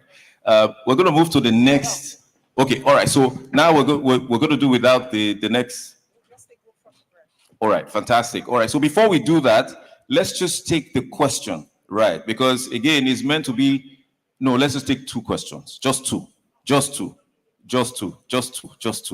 All right. So just two. Madam, you're raising your hand. Please, microphones, please. Oh, contribution. We've had plenty talk. We just need questions so that they can answer. This panel is for them. No, audience, please. Do we have microphones in the audience? Just two. The lady on this side. Okay, please just ask your questions and then we'll just wrap this up since we're not doing the next panel sessions. All right. My name is Ella Kenny. My question is, how do we? There are some. I've done some agric businesses, especially sales, and I encountered some challenges. So I want to really ask how to overcome those challenges. After my service in Suleja, I bought palm oil from Ugeli down to Suleja because I observed that they don't. No. What are the challenges? Just go straight to the so challenges. So that's what I'm saying. So one of the challenges I Yes. had was the way of transporting it. Transportation. Yes. I've also bought tomatoes from Kanu down to Warri. Also, the challenge was transportation. Before we got here, some of the produce were bad because the vehicle broke down. So I don't know how these challenges can be curbed. All right, Annie, please just respond to that real quick, and then because you do a lot of interstate farming as well. All right, the next question. No, Oga, you've had the talking time. One more from this side. You, my brother. Yes. Thank you, my brother. All right, Annie, so you can respond to her while this guy is coming up. Yes. Madam, that your question is that the distance you are buying that tomato from to your state is far, and there's a possibility for it to spoil, even that vehicle not being spoiled. So it is better for us to cultivate here so that once someone harvests in your state today, that same day you have the tomato and you sell to your people. That I don't know anything about palm oil. I am on crops, so I don't know anything about. He does crops, but something significant he said: start to look within, right? You know, start to look within. And you see, one of our speakers is also nodding his head like he supports that. Start to look within. Stop. You know, you can, like they said, start around you. You know, if you start and you're trying to run to another, you know, it might be a little bit of. All right, so that's great. Yes. What's the other brother? Yes, fantastic. Final one. Okay, thank you very much. I am Edidi Ongokwan from Akwa Ibom State. I want to ask question to our lady. We are noticing a sharp increase in seed in Nigeria. What are you people going to do to curb that? Because seeds are becoming so expensive. Please, thank you. And also, there is a challenge we are facing between middlemen that you call off-takers. How do we curb this? Because we've noticed where middlemen are making produce to be so expensive in the market. Please, thank you. I love that. That off-taker question, it be like go long. So what do you do, my brother? You're going to meet him. He's an amazing brother, so he will listen to you. So let's just take the answer on the shortage, decrease in seeds. It said something about increase. Is it increase or decrease? Oh, costs. Okay, yes. Okay, that is because even as a seed company, our seeds are still being produced outside, in as much as they are part of people in our organization growing them, but it still have to cross border. So we as well working with the National Agricultural Seed Council, which the DG is my very good friend. We have started an initiative of community seed banking one, which is away from the hybrid seed. But on the hybrid seed, I'm also talking to my global seed partners. So Afrotropic Seeds will start cultivating our own seeds in Nigeria. And that will bring the price down? Yes, because it's not crossing border. There's no wow, in it. A round of applause for that. That's something, you know. Working on that. Okay, so my brother, they've answered you. Cheap seed, locally is coming, all right? Does that answer your question? Fantastic. Thank you very much, panelists. And all of for those that couldn't ask questions, this panelist will be downstairs in a bit, and then you can do your photo ops and then also have conversations. Thank you very much. Thank you so much. Please, a round of applause for our moderator and panelists. We're doing the photographs now? Yes, we're doing that. Okay, good.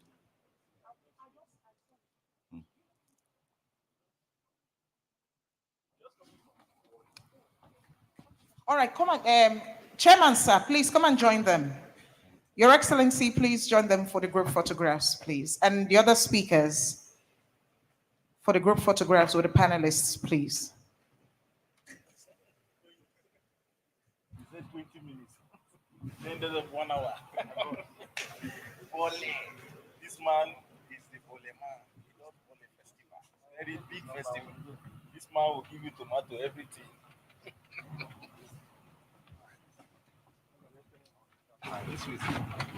And while they are coming, Mr. Richard Akinaka, thank you for joining us. the Chief Executive Officer of Abito Global Services Limited.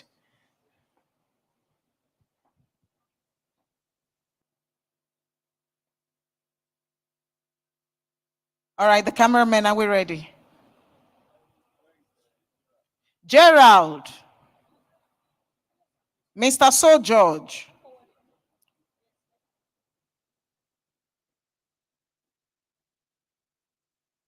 Gerald, run fast, please.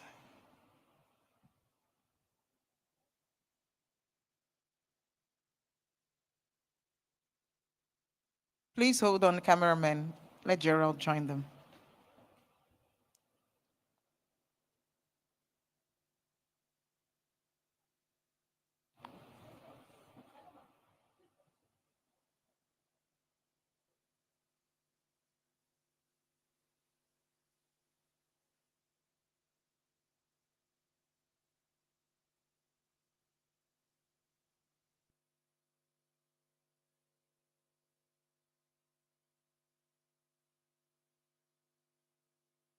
All right, that's okay.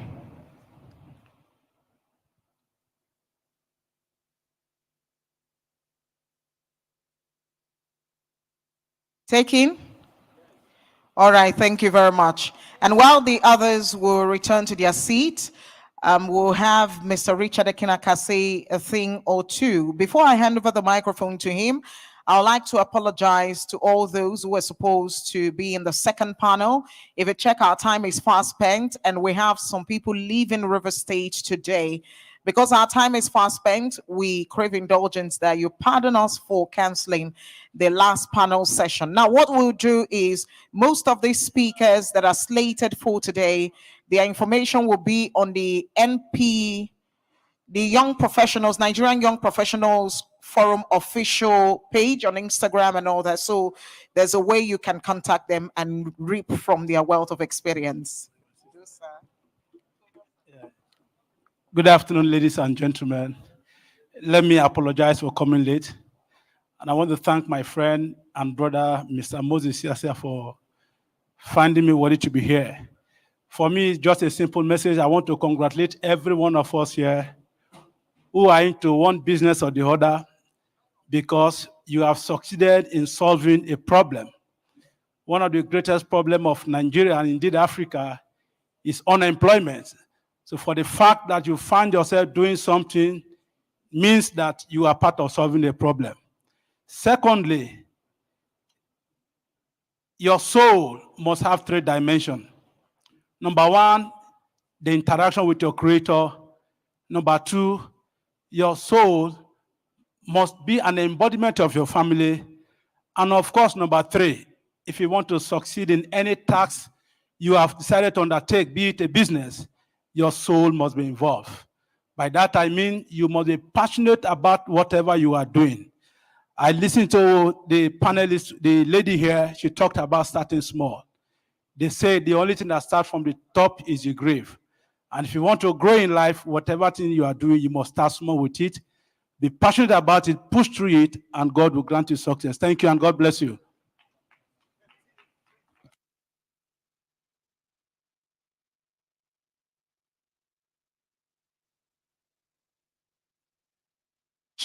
Mr. Richard Akinaka, thank you so much. And now, distinguished ladies and gentlemen, remember I said lunch will be served shortly, but before then, we'd like to take the vote of thanks, and I would like to invite Prince Johnson Akeji for the vote of thanks, please.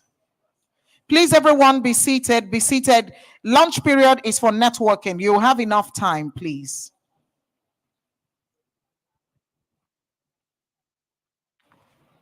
Good evening, ladies and gentlemen. As we have come to the close of the 4th edition of the MSME Summit, please permit me to stand on the already existing protocol to extend my heartfelt gratitude to all those who have made this event a success. Thank you.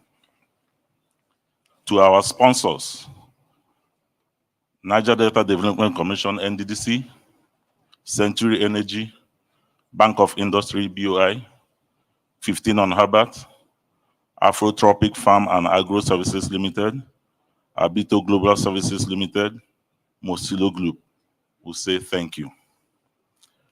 To our guest speakers, your presence and support have been invaluable. To our panelists, exhibitors, and participants, your stories of growth and innovation are truly inspiring, causing the remarkable impact of our collective efforts. Thank you all for your contributions and participations. We look forward to seeing you in the next edition. Safe travels and goodbye. Thank you very much, sir. At this point, distinguished ladies and gentlemen, media, if we have the anthem ready, please, immediately after the anthem, we'd like those on the front row to please proceed first. The ushers are here to direct us on how to proceed for lunch. If your row has not been called, please don't move yet, because they will come and take everyone row by row to the lunch area. So please, those on the front row, that's our speakers, our special guests, and sponsors will move first to have lunch, and then we'll move row by row. If we're ready for the national anthem, please, shall we rise?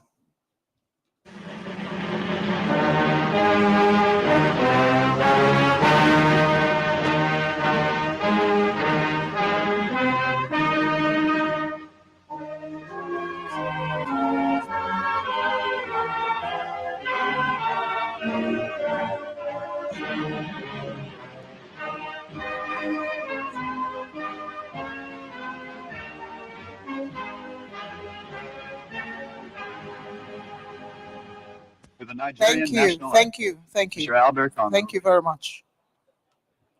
Thank you.